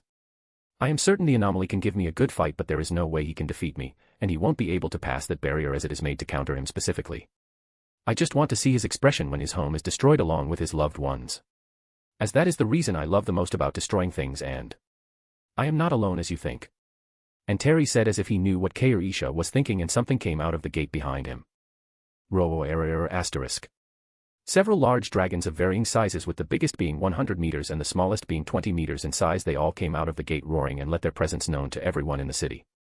All the people saw the dragon army roaming above the skies of Seoul and couldn't help but shake in fear at the sight of this huge army. It is obvious that he will bring his army, anyway, so the last time when he tried to abduct Jinwoo, it was a decoy. His real target was my lord, as I thought it wasn't that simple. Isha sighed as this was becoming a bigger problem than what she thought. She had the confidence to hold against Antares, or more like stall him till Haru comes, but with the dragon army added. Anyway, as my lord entrusted this place to me, I shall protect it with my life. And my mana has recovered about 70% as well, Isha thought as she removed the ring from her right ring finger that suppressed her mana. Her figure was still the same as when she appeared because Antares wasn't even able to graze her, but it is also true that he hasn't used his full power yet. The moment the ring came off her right ring finger, her mana surged around her, making it look like the space itself vibrated under the pressure of it as a strong wind blew. So that ring artifact is the one that helps you hide your mana. It is interesting indeed, Antares said as he looked at Isha, who was silent as she observed the dragon army. There is another ring on her left hand. Does it have any special usage? Antares was checking the ring on the left ring finger, then he remembered about the human custom where they wear rings on their left ring finger. He knew about it because Yugmert was interested in humans and did his research, and he remembers reading it once. So he didn't think much of that ring. Thousands of dragons and tens of thousands of dragnewts behind. This is going to get tricky. I can't contact my lord either. I guess I'll have to use it after all. Isha thought as she felt many people come her way. You know that you aren't the only monarch here, right? Isha said, making Antares smile in amusement. In fact, he has been waiting for that as well. He wanted to see if this vessel, who was supposed to dissolve after the death of the insect monarch, will be able to use its powers as the shadow monarch did. And I have to say, it is amusing indeed. The more amusing things are, the more pleasure I get when I destroy them. Antares thought as the sole reason for his existence was to cause destruction, so what if he tries to make things a little interesting before he tramples on them? And as to not disappoint Antares, a large gate the size of a 10-story building opened behind Isha, and monsters came out of it one by one in an orderly manner like a trained army. Ranging from centipedes to hornets to ants to spiders, there was every type of insect you can think of varying in size coming out of the gate as they lined up behind Isha, kneeling or bowing respectfully. The force numbered over 80,000. And they all stayed silently without making a sound. Then something came out of the gate again. It was a beetle that looked like a mix between a stag beetle and a rhinoceros beetle. It had a humanoid form with a height of 3 meters that looked like a warrior clad in a pitch-black exoskeleton with visible golden joints. A red-tipped, sword-like horn protrudes from its forehead. The insect kneeled behind Isha, bowing its head and placing a hand on its chest, showing its respect to her. Followed by a dragon with a height of 70 meters. Because of its height, it had to crouch to be able to come out of the gate. It has a reptilian head, with sharp teeth, small light-colored eyes, a long tongue, 2 horns with the top one being longer, and a long neck. The body of the dragon has a thick dark-colored shell, 4 hind legs, and 2 short arms, with each of the limbs having 2 sharp claws and a long tail with 2 spikes on the end. It also has a set of wings that are lighter in color than its shell. It was a hybrid between an insect and a dragon. It stopped just behind the beetle and bowed its head in respect. Then 2 swallowtail butterflies the size of a soccer ball came out of the gate, one having black wings with red patterns with blood-red eyes, and the second one had white wings with golden patterns and watery blue eyes. Both of them looked like they were dolls as they flew over, leaving a trail of red and golden dust respectively. They landed just behind the dragon and bowed their head as well. Though they aren't as strong as the dragons individually, the strength of insects lies in numbers, where enough of them can take down bigger foes with their numbers and tenacity alone. It took me some time to gather soldiers from the crack between the worlds, but this will have to do for now. Isha thought as she had been visiting the cracks between the worlds with Haru to gather the forces of the former insect monarch, the beetle Lazen, who was named by Haru because he looked like Lazingen from Tingantapa, and Isha wanted her first servant to be named by Haru, so he used this name. The insect and dragon hybrid named Zeta, and the swallowtail butterflies named Shiro for the white one and Kuro for the black one respectively. They all bowed behind Isha with utmost respect and admiration. Chapter 108, 108 Not the time. Although this is not even 10% of the insect army, it will have to do for now as the others have already gone under the dragon monarch. Isha thought as she still felt a bit unsatisfied with it. Whoa, this is so cool, Uni, Gina said with shining eyes as she landed beside Isha. Wrong place, wrong time, Isha thought as she glanced at Gina, who is always like this. But she didn't mind her carefree behavior as it had a charm of its own. "This isn't the time to be amazed, little lady," Gun-hee said as he walked out from between the army. After seeing the gate open, he gathered as many hunters as possible and was making his way to the gate, but he met the little girl who is Jinwoo's little sister, who told him that someone is stalling the monster, so they should evacuate the people first. And he listened to her as Jongin said so as well. "This is terrifying. This is the power of beings that have gone past humans' limitations," Gun-hee thought as he looked at Kaorisha. He had his suspicions when she appeared out of nowhere, but he didn't put his nose in it because Haru saved all the Korean hunters at that time. As this was a huge help to the country, so he didn't want to question it and just approved of it. But this is something out of his expectations, to think that the young lady who follows around Haru like a docile cat would actually turn out to be a lioness like this. Jin-chul also walked out with Gun-hee while heavily sweating. They had finished the evacuations quickly, and it was fortunate that there was no life lost in panic, and it was all thanks to the little girl with ice magic. She commanded people so orderly that it looked like they had been doing these types of drills their whole lives. What a terrifying family this is, Jin-chul shuddered as he remembers Jin-ah when she visited Jinwoo in the hospital. First Jinwoo and Haru, then comes the father of Jinwoo, and now even the secretary that follows Haru around, and Jinwoo's little sister as well. There was only the mother left at this point. Then Jin-chul remembered that Jinwoo and Il-won would shudder when asked about her. And Haru would also avoid answering about her. Is she the strongest of them of all? Jin-chul's mind was muddled by the panic that caused him to think about nonsense. And rightfully so, this family is a terrifying one, with the mother being the most dangerous one indeed. It seems that everything is done, Kaorisha thought as she had bought enough time for the common people to be far away from here. "Jin-ah, come here quick," Kaorisha called Jin-ah towards her and told her something which surprised her, but she listened to it while nodding. "Will this work?" "No, it has to. It is rare to see Kaorisha Uni being so serious." Jin-ah thought as Kaorisha told her to check her inventory. "Okay, Uni, you don't have to worry," Jin-ah said as she showed a thumbs up and moved backward. Jongin, Yunho, and Byungyu came, as well as many hunters of A rank and B ranks that had stayed behind in the city. The force of hunters was around 1,000, which wasn't much if compared to their enemies, but they still came here in hopes of making a difference, no matter how little it may be. "Yikes, I can't just sit back at a moment like this," Byungyu thought as he was one of the only 3 S ranks that were present here in Seoul, as the rest went away as reinforcement, although he was retired. He was having fun being a history teacher till this shitstorm occurred, and there is no way he can ignore it. He saw Antares and knew that no one will be able to compete with him, no one other than the woman who was standing at the very front with her sword placed on the ground in front of her as she rested her hands on it, looking at Antares, who had a carefree look on his face. It's all on her now. Byungyu understood the situation, but then he felt weird as there wasn't any negative feeling in his heart like he used to have before during raids. He had never felt this calm in her life before. And it wasn't him alone, but everyone who was standing there, none of them felt fear of any sort, even when they were being looked down on by an army of over 50,000, which included thousands of dragons, but they felt cool as a cucumber. They didn't falter even for a bit. Was it their determination to defend their home? Or was it their unbreaking will to save their family and loved ones? Bullshit. It was Kaorisha emitting her house hoku haki, keeping them from wavering under the pressure, or these people won't even be able to sit up straight, much less stand up. Seeing that the tension was reaching the breaking point and the fight can start at any point. Full buff, Min Byungyu summoned his spell book and buffed the Kaorisha, increasing her base parameters by 10%. She looked back at him and nodded in appreciation, which actually caused Byungyu to blush. Then Shiro vanished from its place and scattered her golden dust over Kaorisha. Buff dust, a cute cry left the butterfly's mouth as the dust landed on Kaorisha, increasing her overall power by 30%. Although Shiro's ability only has 10 minutes, and has a cooldown of 15 minutes before it can be used again. I have to use what I have and stall till the plan ends. Kaorisha thought. You have gathered quite the force, but it will be all futile in the end. And Terry smiled again as he let them get ready, because he likes a fight where he can destroy the enemy with sheer numbers. That is the reason he let them get their army assembled properly. The more hope they have, the sweeter it is when they realized how pointless it was. That is yet to be decided. On guard, here I come, Kaorisha said as her mana flared and her bangs moved wildly like they were in strong winds. She held the handle of the long sword with both of her hands, then a thin black film covered the silver blade with her hands and pointed his behind as she leaned forward, placing her right leg forward.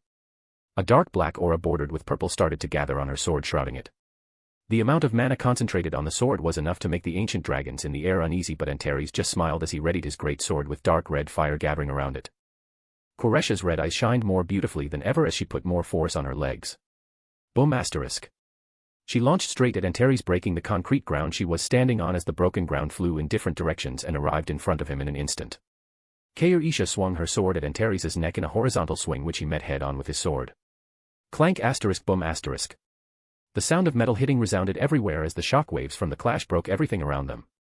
The swords were locked in the position as Antares used his strength to push his blade towards Kaorisha, who crouched while tilting her sword to let the great sword slide above her, and swung her sword at his open abdomen. Antares jumped back slightly to avoid the blow but. First stance, flying shadow, the slash left her blade and went straight for Antares, destroying the ground in the way. He was a bit surprised but was able to bring his greatsword in the way of the attack. Boom asterisk. What? Antares was a bit bewildered that he was knocked back by the force of the slash and then looked at Kairisha with his red eyes which were shining more when he saw that his sword was chipped by that attack. His sword was actually chipped. This has never happened before. This is it, fight me with your all. Ha ha ha, Antares was ecstatic to find an opponent who had so much skill. She was able to find weaknesses in everything as she deflected his attacks with minimal force, broke his armor, and now chipped his sword. She was just full of surprises as she did one thing after another. Both of them rushed at each other, leaving red and black trails reaching in front of each other. Chapter 109, Fight Between the Armies. Both of them rushed at each other, leaving red and black trails reaching in front of each other. Antares was bringing down his great sword downwards on Koresha's head, who slashed upwards diagonally to the left. Clank asterisk boom asterisk. The swords collided and the ground quaked under the pressure. Both of them went past each other. They both turned around as Kairisha did a horizontal slash with her sword slanting downwards to the right. And Antares did horizontal slash slanting upwards. Clank asterisk boom asterisk. The clash of the swords sent shockwaves breaking everything around them again. They clashed over and over again, leaving red and black trails all over the place. With the sound of swords clashing was being heard all over the city. Antares had cracks all over his armor while he wasn't even able to touch Koresha's hair. It was as if like she can see all of his moves in advance. His armor has never been cracked when fighting someone weaker than him. The only way to do that was to use overwhelming force, but Kairisha was different. She wasn't using that much power, but she was using it at the perfect point, poking holes in his defense. Clank asterisk clank asterisk clank asterisk clank asterisk clank asterisk. But this only fueled Antares' battle lust as he found the human in front of him to be really interesting for being able to do that. If he had to place her in the ranks, she would come in third right after Ashbourne in the monarch's ranks. Seeing that the leaders of both forces were colliding, the second-in-commands of the respective armies took charge with Lazen standing up and an ancient dragon named Razef flapped his wings. Go on everyone, destroy everything, leave nothing but destruction in your wake. Razef roared as he declared to charge. Asterisk. For our queen, we will end these flying lizards and make a castle for her with their bones, charge. Lazen screeched as she opened her mouth showing her jagged teeth. Asterisk. Both sides displayed their warcries as the armies moved toward each other in a frenzy, wanting to tear each other apart. Asterisk. Asterisk. Let's get started, discount Aizen, Gina said as she readied her ice magic and started a preemptive attack when Byungyu buffed everyone present. We have to make it work, there won't be a second chance. Gina thought as she took a deep breath. For the last time, who the fuck is Aizen? Zhongyin was fed up at this point, but he moved his hands as his rings glowed, further increasing the power of his magic. Ice Bomb. Flame Lance. Both Gina and Zhongyin with the other magicians with long-range attacks used their magic, which was focused on the Dragnoots who were foot soldiers, as they knew it would be hard for them to even damage the dragons. As Gina needed to preserve her mana and Zhongyin's fire won't do much damage to the dragons as they are beings who embody fire itself, so both of them targeted the mobs. Boom asterisk boom asterisk boom asterisk. The explosion of ice and fire occurred in ranks of Dragnoots, killing tens each time and injuring many in the process. The melee fighters were getting ready as well, as the insect army has already charged straight into the dragon army, cutting them apart with 30 insects ganging up on one, killing them with their claws and maws and injecting poison in them with their stingers. Screech asterisk. Ruawayer asterisk. The loud screeching and painful roars of the dragons who were killed. Boom asterisk. Screech asterisk. This time it was the insects' time to scream as they were burned by the dragon's breaths that the dragons sent out of their huge mouth, burning everything in its way, reducing everything to dust while scorching the ground. But many of the insects survived because of their sheer tenacity, but they were not in a condition to fight because of the burns they have suffered. Then golden dust started falling on these insects and they were covered in golden light. Then they were healed in an instant, causing them to look up and see the white swallowtail butterfly flying above them. Healing dust, Shiro said as she scattered her dust, healing the allies and letting them fight again. The insects screeched loudly and started to run towards the dragon that has fallen on the ground as its whole body twitched uncontrollably. Just above it, you can see the black swallowtail butterfly flapping its wings and moving to the next target, appearing above a high dragon with a height of 40 meters and scattering her red dust on it before it can even react. Paralyzing dust, the cold yet somber cry of Kuro was like a death sentence to the dragon, who fell to the ground in the swarm of insects only to be killed and eaten on the spot. It was necessary, as the more the insects ate the more power they had, and it made it easier to heal them again and again. Shiro moved swiftly between the battlefield using their swift and evasive movements that gave Kairisha trouble even though she used Kanbunchiko Haki when she faced her. And Kuro was being chased by an ancient dragon who she was avoiding while flapping her wings and leading it around by the nose with her movements. Screech asterisk. Roar. Then Zeta came down from above, taking the ancient dragon down with him and falling right into the ground and leaving a crater. Boom asterisk. Kuro appeared above the dragon and sprinkled her dust over it just to say, fuck you. Stun dust. Kuro used her skill and stunned the dragon. Usually it would last for about 5 minutes, but since the target is an ancient dragon it would only last about 2.5 minutes because of the resistance. Screech asterisk. But that time was enough, as it was facing Zeta, who has the most destructive power in the army. Zeta just jumped on the dragon that was frozen in place as his body tried to move but couldn't. Zeta bit down on the neck of the dragon, tearing off a chunk of meat with his jagged teeth, and ripped the dragon apart with his sharp claws, marking the end of the dragon with a loud screech, and moved on to the next target. Swoosh asterisk. A group of hornets flew right over Zeta, diving straight into the Dragnewt's ranks. Boom asterisk, boom asterisk, boom asterisk. Roar asterisk. Raya asterisk. And blew themselves up, killing many Dragnewts with their suicide attack. Lazen was fighting with Razef in the sky above the battlefield, leaving shockwaves as they clashed fiercely. Just die without resisting like an insect you are, there is no future for you to be under an insignificant human. Razef roared while swinging his claws at Lazen, who dodged it with ease and dived straight to the open chest. Don't spout nonsense. To insult my queen is sin which is only punishable by death. Giga drill, overload, dot. Lazen screeched as she flapped her wings faster to increase her speed and collided with Razef with her horn first drilling through Razef, who didn't flinch but rather started attacking more fiercely as his blood dripped to the ground, burning Dragnewts and the insect army alike. The flashes of red and black could be seen all over the battlefield as both Grand Marshals duked it out. Stab asterisk, stab asterisk, stab asterisk, stab asterisk, stab asterisk, stab asterisk, stab asterisk, stab asterisk. Razef was stabbed countless times by Lazen, who had superior speed and elusive movements. Great, let's see if you can handle the heat. Razef said as he opened its gigantic mouth, and a ball of purple fire formed before launching a fire breath straight at Lazen. Lazen made up her mind to use her trump card when she saw that Razef was not going down even after he was stabbed countless times, and now he was using the dragon breath. For the queen, overdrive, her body glowing with blue light as her body became buffer with her horn extending forward, she charged straight at the dragon breath horn first. Boom asterisk. The collision sent shockwaves all over the battlefield, knocking many over in the process while destroying buildings, reducing them to rubble. Kihik-cha asterisk. Lazen cut apart the breath, which was concentrated in a pillar of fire, and moved forward. The blue light around her protected her from the heat as she made her way deeper, cutting apart the breath, and finally reached Razef. Seeing this, Razef increased the intensity of the fire up a notch, and Lazen started to get burn marks all over her shell, and it was even harder to move further. Overdrive critical, Lazen screamed as the blue light around her body became brighter, and she stabbed straight into Razef's right eye, making her way into his body. Stab asterisk, splash asterisk. RAARRRRGGGGGGHHHHHHHHHHHH. Razef screamed as Lazen ripped his inside apart at a blinding speed. Swoosh asterisk, stab asterisk, swoosh asterisk, stab asterisk, swoosh asterisk, stab asterisk, swoosh asterisk, stab asterisk, swoosh asterisk, stab asterisk, swoosh asterisk, stab asterisk. Razef's huge body fell from the sky with countless holes in his huge body, while his blood formed a lake as he landed into the army below, crushing many insects and dragons to death. Chapter 110, The Slash. Slash asterisk, splash asterisk. A huge cut was made on the left eye and blood burst out like a fountain. After a bit, a figure crawled out of the body. It was none other than Lazen, who was covered in blood and her height has decreased to 1.5 meters. Ki-ach asterisk. She let out a cry, letting everyone know that the Grand Marshal of the Dragons has been killed. Screech asterisk. And her cry was answered by the insect army, who was full of fighting spirit as they ripped apart their enemies. Using overdrive costs me too much vitality. Even if I eat a lot now, I might not be able to fight properly for the rest of the battle, but I accomplished what I needed to. Lazen thought as she looked at the red and black flashes that were dancing in the distance. Then she felt her body healing as golden dust landed on her. Her scorched shell was restored back to normal, but she was still weak, and she saw a small centipede connecting to the back of Razef's neck, whose body stood up and started stomping the dragons around, killing them. Grand Marshal should rest and leave the rest to us, Shiro said in her cute voice, causing Lazen to nod.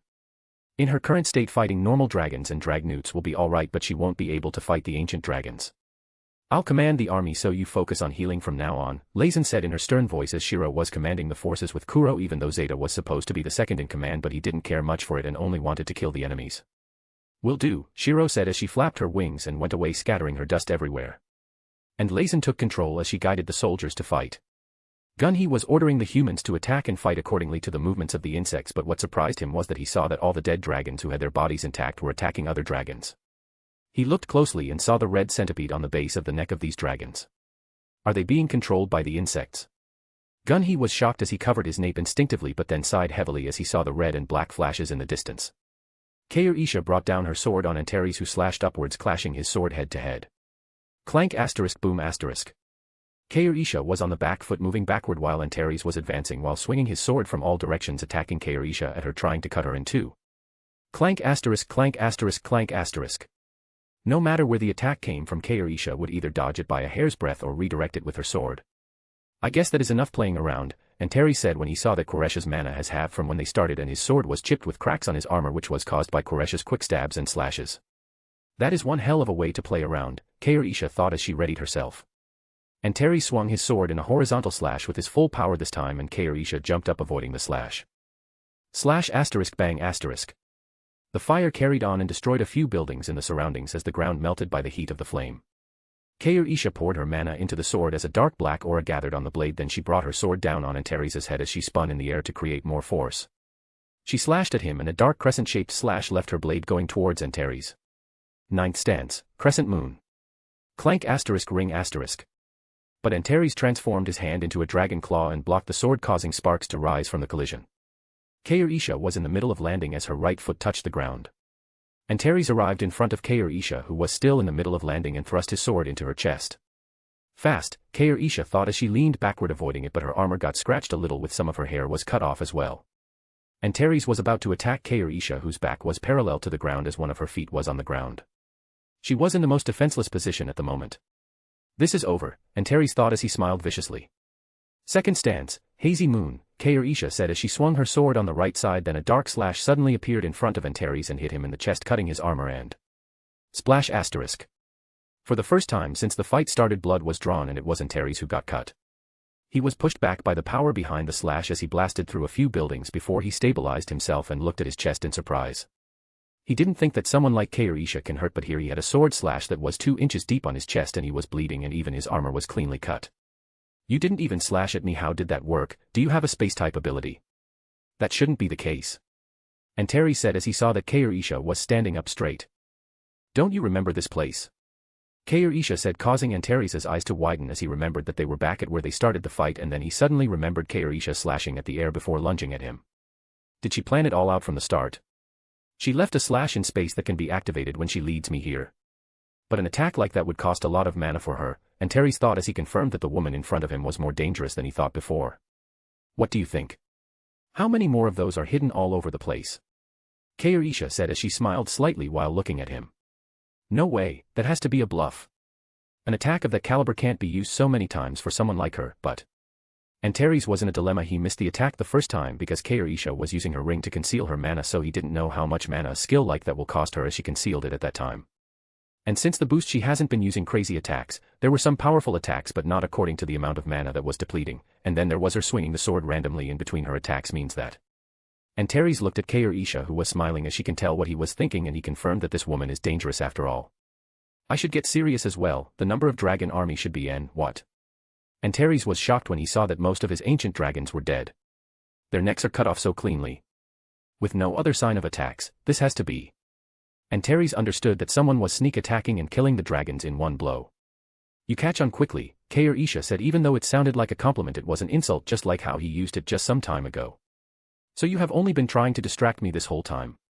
How long do you think you can hold on like this? Well, whatever, this is the end of it all. You don't even have mana at the moment. Antares said as he looked at Kair Isha with his red eyes gleaming with slits in them. Wait, is he going to use that now?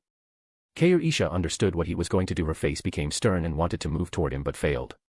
Dragon fear, Antares shouted while looking at the sky as the huge phantom of a dragon formed behind him, roaring to the sky. KUHK, everyone on the battlefield was paralyzed. It didn't matter who it was, humans, insects, or dragons, none of them could move even a little, and they all trembled in fright at the heavy pressure that bearing down on their bodies. Even though I have immobilized my own army, they'll only hold me back from the way things are going. Antares thought as he walked towards Kair Isha, who was paralyzed in place. Well, I guess you didn't expect this now, did you? All your meticulous planning went down the drain just like that. This is the reason why absolute power rules over everything. Every scheme can be broken with enough strength. Antares said as he moved towards Kair Isha, who couldn't move her body.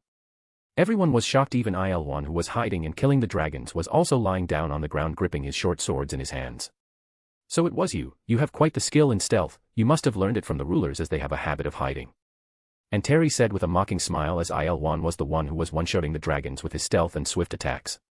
Chapter 111, I have been waiting. Il-1 looked at Gina, who was also on the ground breathing heavily while sweating. I have many questions at the moment, but the most important one is, where the fuck is that bastard? If something happens to my daughter, I'll fucking haunt you even after death, you hear me? Il-1 was raging in his mind, cursing Haru. Everyone was the same in this situation, as they can only look on while gritting their teeth while lying on the ground. Kaorisha was still standing, but her body didn't move at all as she saw that Antares came closer to her with a mocking smile. As the wound on his chest has been healed already, it was like he wanted to show her that it wasn't that big of a deal. It was a good fight, but this is the end, Antares said as he opened his mouth, gathering a ball of red and purple fire as his teeth became jagged and the slits in his eyes became more pronounced. No, Kaorisha Uni, are we really going to fail after coming this far? Gina was teary-eyed as she looked at Antares, who was ready to burn Kaorisha to a crisp, and it wasn't only Gina but even Gunhee and other hunters were trying to stand up to save her. The problem was they couldn't move. They knew that the only one who could confront Antares was Kaorisha, and if she falls then...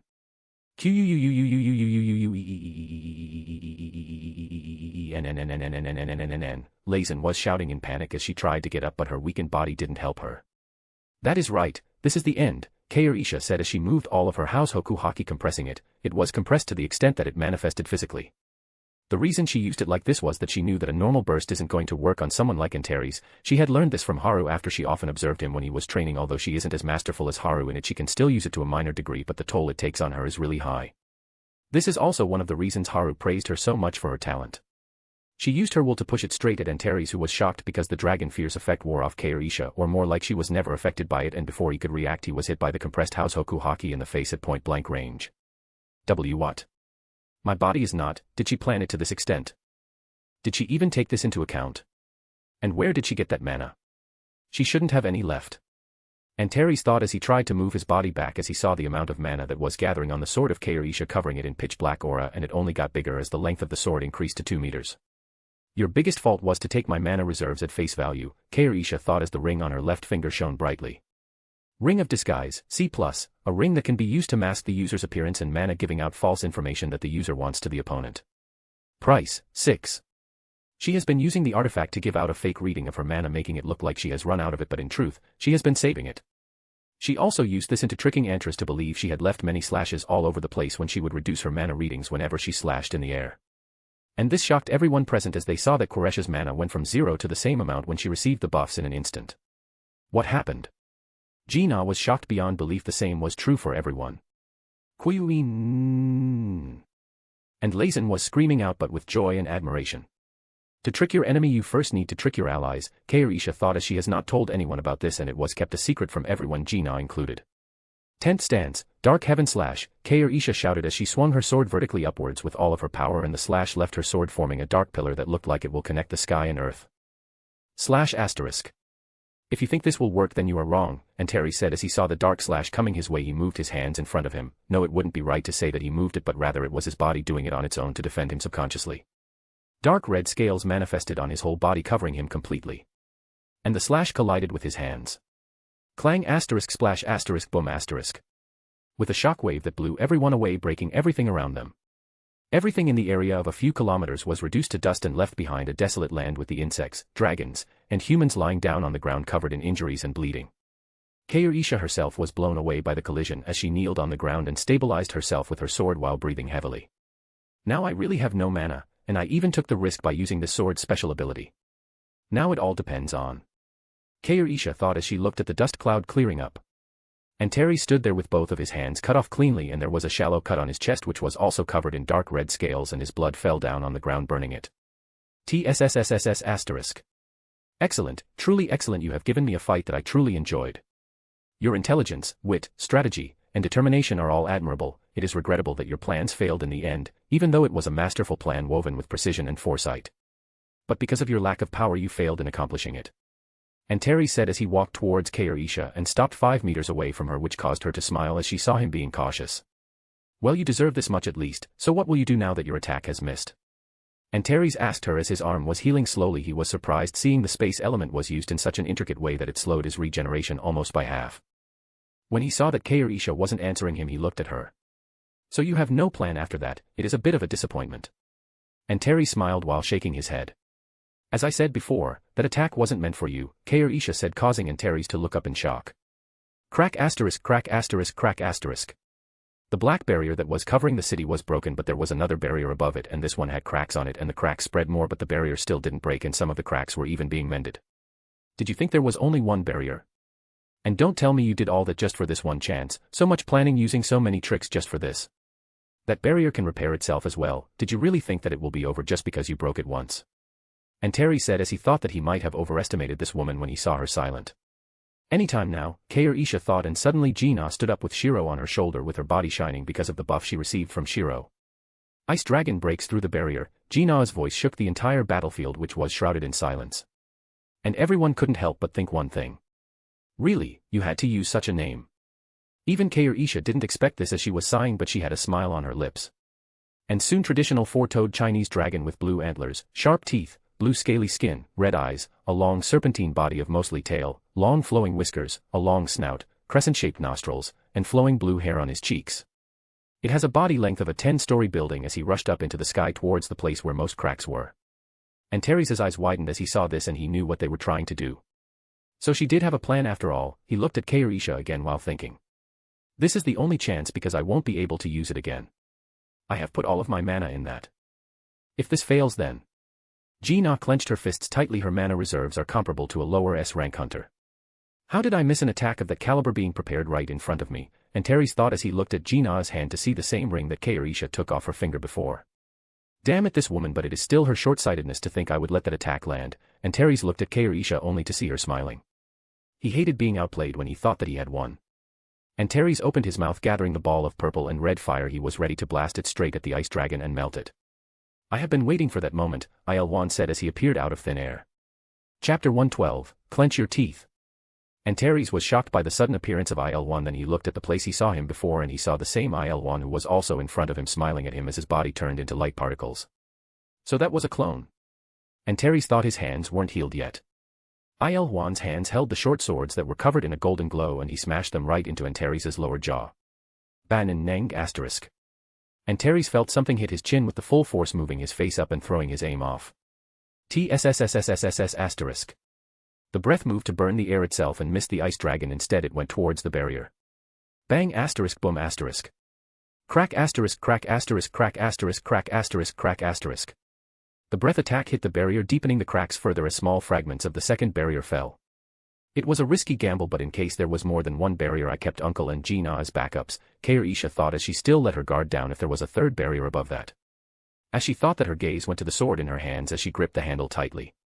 Damn it, Antares was livid that he has been playing on Koresh's beat this whole time. Bang asterisk shatter asterisk. The ice dragon hit the barrier with full force, making a hole in the barrier and breaking through it as its name intended. The shattered fragment fell, connecting the mana inside and outside. Isha was relieved that there was northwest third barrier in place. Just see now, Gina said as she fell to the ground, breathing heavily because she lost all strength in her body because of mana exhaustion.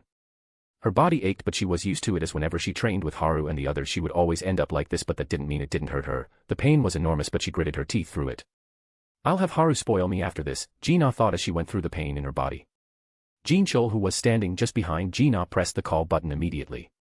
I can't believe that our survival depends on one phone call. This takes the concept of phone a friend to another fucking level. If this doesn't connect, then... Jean Chol's hands were shaking and the phone connected. Antares kicked Il-1, who crossed his short swords in front of him to block the attack, but he was launched away in the air. Il-1's hands were broken, but his grip on the short sword didn't loosen a bit. Banning asterisk. Il-1 fell, rolling a few times before he stopped.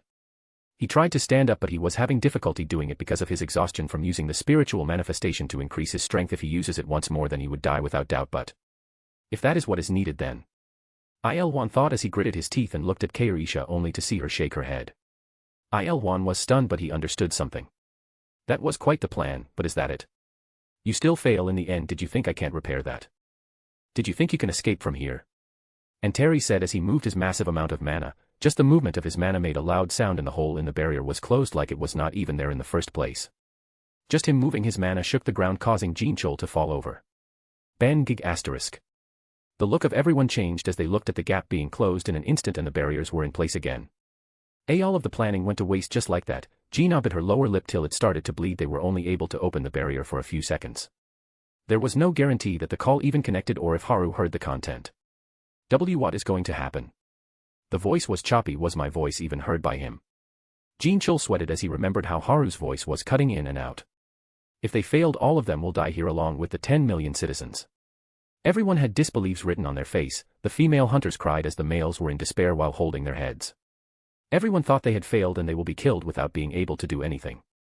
Seeing everyone in despair, Anteri smiled sadistically, but there was one who didn't look nervous, nor was she scared. She is counting. Has she finally lost her mind? Anteri's thought as he saw Isha was counting on her fingers. You stayed strong till the end, but to think you will break like this, it is truly a shame. But for the fun battle you have given me, I will give you one wish. Ask it, no matter what it is, I will grant it.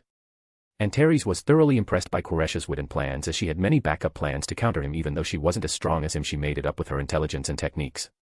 Every time he thought that it was the end, she had something lined up again. Isha looked up and saw Antares was standing right in front of her without maintaining a distance from her like last time. It showed that he believed she didn't have any more tricks up her sleeves at this point. 1-0, clench your teeth, Isha said, looking at Antares with a smirk. Antares was shocked at first. He thought she will ask him to not kill the humans here, not that he had any reason to accept it, as he just wanted to see them gain hope only to lose it all again, but what she asked was something that left him baffled. But suddenly he felt a terrifying amount of mana was falling on top of him. He is L-, Antares thought as his eyes glowed and his voice was cut short. Banning shatter asterisk.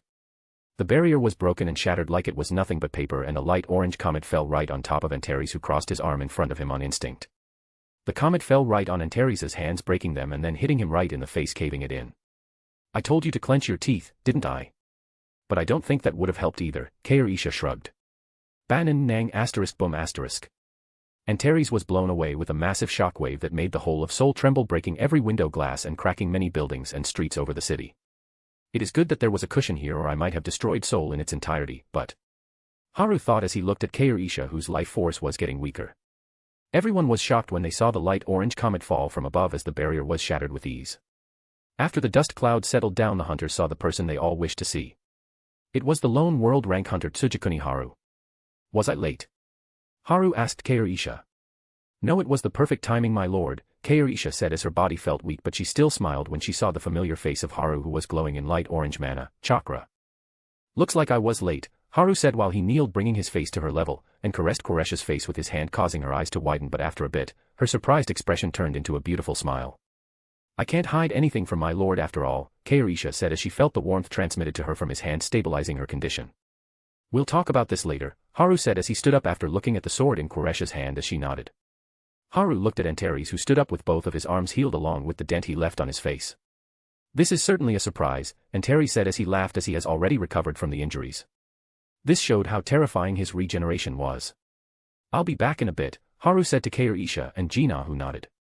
So you have the gall to ignore me like this, huh? You are too arrogant. Looks like I expected too much from a human after all. Antares said with a mocking look. Let's get some fresh air, shall we? Haru's voice was heard beside Antares, which caused him to look at the hand which was on his shoulder. When Antares wasn't even able to react, as the felt that space folded, and the next second he was in the middle of a desert. Antares looked at Haru after observing his surroundings. Chapter 113, Arrogant. You brought me to a place away from the humans while also separating me from my army. That is a good plan, but can you fight me alone? Antares said with his hands behind his back. Whoa, and you called me arrogant, Haru chuckled at the dragon monarch. Of course, I have the right to be arrogant. If you want to be arrogant, then earn it. The woman from before gave me quite a good fight, so I would expect the same from you, as powerful as you are, Antares said with a smirk. Haru nodded as the hot wind blew over between them, letting their long flutter. Whoosh asterisk. Haru appeared in front of Antares before the latter could even react and sent a punch from his right hand straight into Antares' gut. Bang asterisk. Guh, Antares' body bent as his spit came out of his mouth. Bang asterisk boom asterisk. Fast, and his punch pack a lot of power as well, Antares thought as he flew away more than a kilometer with the force behind the punch, and the ground cracked into pieces, kicking up a dust cloud. After the dust cloud settled, Haru was looking at Antares, who was on the ground. What do you think? Do I have the right to be arrogant? Haru asked with a smirk. Antares dusted his robes and looked at Haru, who was still waiting for him. Without answering him, Antares flew straight at Haru, instantly closing the distance between them. Antares threw a punch with his right hand, aiming at Haru's face. Haru moved his head to the left, dodging the punch with a hair's breadth. Whoosh asterisk. Seeing this, Antares threw a second punch, but with his left hand aiming for Haru's face again. But Haru again dodged it by moving to the right, and the punch only hit empty air as it sent shockwaves blowing away the dunes behind him. Whoosh asterisk. Haru punched the side of Antares' face with his left hand, causing him to lean on his right side. Bang asterisk. Then he quickly hit Antares right in the middle of his face with his right fist with full force, forcing Antares back and left skid marks on the ground. Bang asterisk. Antares was currently bleeding. Antares wiped his nose and saw the blood on his finger. He never thought that he will see his own blood so many times in the span of an hour. But this only made him want to fight more. Antares lunged at Haru again with a left punch, aiming at his chest with all of his strength, and Haru sidestepped to the right. Whoosh asterisk. The punch could only hit empty air as Haru lifted his left leg, kicking Antares straight in the gut. GAH, the force of the kick caused Antares to grunt, but before he can even do anything further, Haru spun on the spot and kicked Antares in his chin with his right foot, sending him flying again. Bang asterisk. Antares flipped himself in the air and landed on the ground again, looking at Haru, who had his arms crossed on his chest. You still haven't answered me, Haru said with a bored look on his face. Ha ha ha, let's do this, you bastard. Antares laughed out loud as his armor got denser than before, with his body being entirely covered in red scales, and his body was covered in a red hue, with huge gauntlets that were covered in dark red fire.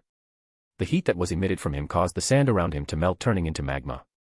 Haru still had his arms crossed in front of him while looking at him with his carefree expression. Whoosh asterisk. Antares appeared in front of Haru at an insane speed and punched his face. Seeing the flaming fist coming his way didn't change Haru's face at all as he moved his body to the right, dodging easily. Swoosh asterisk bang asterisk tsss asterisk. The fire wave released from the punch melted the sand behind Haru, turning it into magma.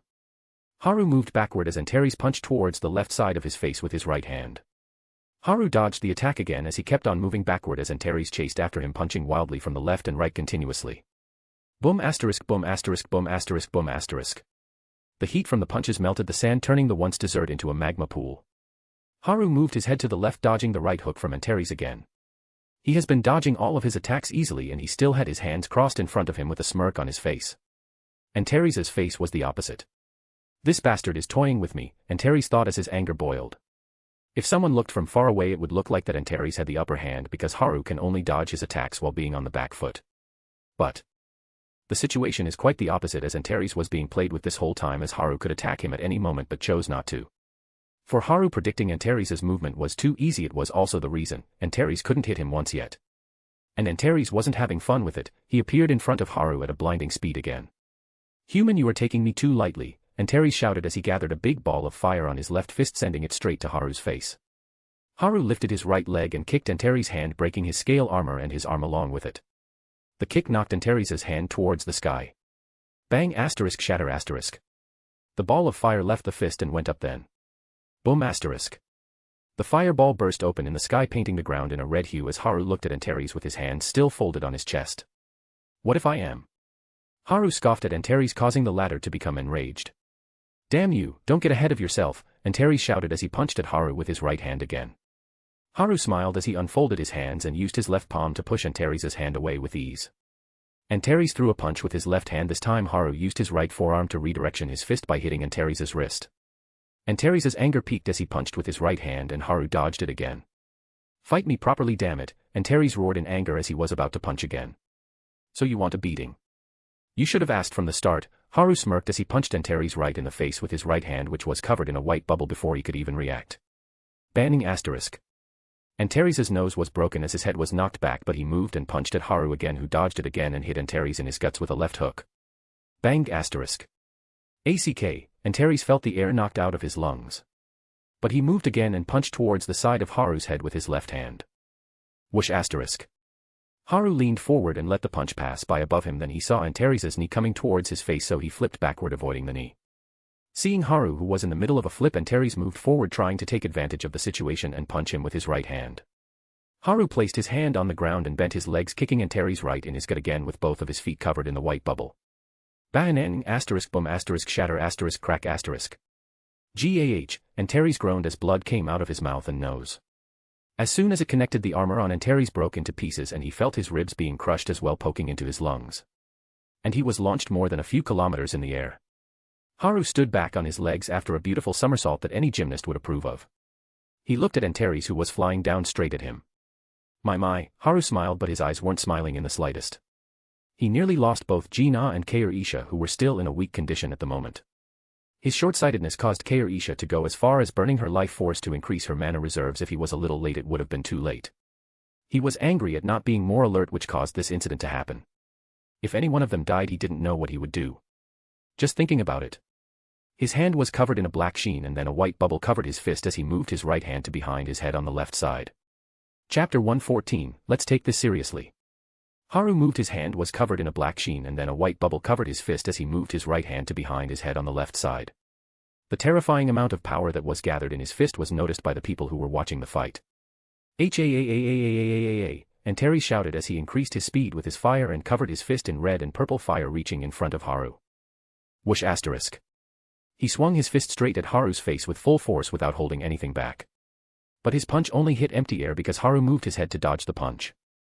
Haru swung his right hand, hitting the right side of Antares' body, of course without holding anything back. Ban-ngig asterisk crack asterisk crack asterisk crack asterisk. The space itself cracked like a glass window, and it looked like Antares was torn apart by the punch to his side. Gah! Antares spit out blood from his mouth as he groaned in pain. He was bleeding from his eyes, ears, nose, and his entire right side was sunken in as his body looked like it was folded from the middle. Boom asterisk. The crack spread further, and the ground they were standing on broke apart, with many deep cracks forming about 20 kilometers from where they were. The land was turned upside down as the wind howled, blowing the sand away. The entire landscape became a mess. Boom asterisk.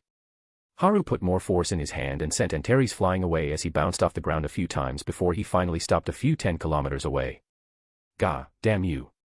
Antares was spitting blood from his mouth from the impact. The punch was really terrifying. His scale armor was reduced to dust like it never existed. This was really infuriating for him that his hardest scales were torn apart like paper. If it wasn't for his durability and tenacity, he would have been torn apart from that attack alone. His body was healing slowly, and he looked up to Haru walking toward him slowly, seemingly in no hurry at all. To cough asterisk, you such an attack cough asterisk. What if the countries around here get destroyed by that? Aren't you trying to save the humans? Antares spoke with difficulty as he stood up while coughing. Oh, you are worried about human life now. How cute, Haru said in a mocking tone, causing Antares to frown. Anyway, I asked someone to reinforce this place and isolate it, so the damage done here will only remain here, so don't worry, Haru said, because he had already placed to fight Antares alone and prepared a place that can contain the battle between them. The place he chose was the Sahara Desert. Even though he could have chosen Antarctica, as both he and Antares use fire-based attacks as their main skill set, it would cause more problems than anything. He asked the rulers to reinforce this place with their powers along with isolating the place, and then they can watch the fight as well. Is that so? You know that the gate I came out from has a special function. Antares smiled as he tried to play mind games with Haru. Oh, what is it? Haru played into it, knowing what he was trying to do. Those gates will be active even when I am not there, which means they will continue to send out monsters continuously. Antares smirked. Haru just looked at him without saying anything. And with the state of the humans there, it isn't hard to guess what would happen to them. You have people you care about there, right? Antares said as he stood up. So what do you suggest? Haru raised an eyebrow as he wasn't worried about the endless monsters, as he had left Jinwoo in Seoul and he can take care of it easily. So why don't we co-dash? But Antares could finish speaking. Don't waste your breath on useless shit. If you don't want to die like a bit asterisk H, better take this seriously. Haru said plainly with cold eyes. So you are trapped here with me, Antares said as he laughed. No, you have it wrong. It isn't who is trapped with you. It is you who is trapped here with me, Haru chuckled as he corrected Antares. So that isn't going to work. From the looks of it, he has already got that solved, and me being trapped here, huh? Antares' face became stern as well. Boom asterisk boom asterisk. Antares rushed at Haru, who did the same as they broke the ground into pieces. Antares' fist was covered in dark red fire and Haru's fist was covered in a white bubble. Both of them reached each other in the blink of an eye and their right fists collided. Boom asterisk. When the fists met, the ground surrounding them broke apart from the force. Antares was pushed back from the force of the collision. Whoosh asterisk. He came back and punched at Haru's chest, but it was blocked by Haru's left forearm, which was covered in a black sheen. Bang asterisk. His defense is sturdy, Antares thought as he punched, and he moved his head to the right to dodge the right fist that was heading for his face. Spurt asterisk. Antares' cheek was bleeding as the punch grazed him. His attack is also more powerful and faster than before. Antares' expression became more serious as he understood that the time to play around was over. Haru punched Antares to the side of his head, blowing him away. As Antares was stabilizing himself, Haru followed through and the two started colliding in the sky, leaving after images. Bang asterisk boom asterisk. Both Haru and Antares became streaks of red and white light as they collided all over the field, leaving deep craters everywhere they met. Boom asterisk boom asterisk boom asterisk boom asterisk boom asterisk. The loud sounds of the fight could be heard as the ground shook and cracked under the shockwaves emitted by the clashes. Bang asterisk boom asterisk. Antares was hit by Haru's right hook to the jaw, sending him flying as he crashed into the ground a few times before standing up again and looking at Haru, who was standing on the ground. Is that all you have? After gassing yourself so much, is this all you amount to? Haru said as he looked at Antares while shaking his head. Very well then, Antares said, and his body started transforming into his dragon form. His body grew in size as his face changed shape, turning into that of a dragon as his teeth became sharper. Dark red scales covered his body as wings grew from his back. The size of his body increased 3 meters, 5 meters, 10 meters, 20 meters, 50 meters, 150 meters, and 200 meters. It finally stopped when he was a towering monster of over 500 meters tall dragon with blood-red scales covering its huge body. It has 4 legs with 5 claws on each leg and a long tail. This was its height while he was on his 4 legs rather than standing on 2 hind legs. A single horn in the middle of his forehead with 4 horns that were curved forwards coming out of his temple, 2 on each side. His large eyes with the red sclera and golden pupils with vertical slits in them looked at Haru. Let's do this properly, human, dragon fear, Antares shouted and roared as he faced Haru. Asterisk. The roar was very powerful as the land trembled slightly, but Haru was just yawing at this while picking his ear as his long hair fluttered in the wind pressure generated by the roar. You do qualify for a nice table fan, Haru said while yawning. Antares got even more enraged when he saw this. It was clear that his opponent wasn't taking him seriously.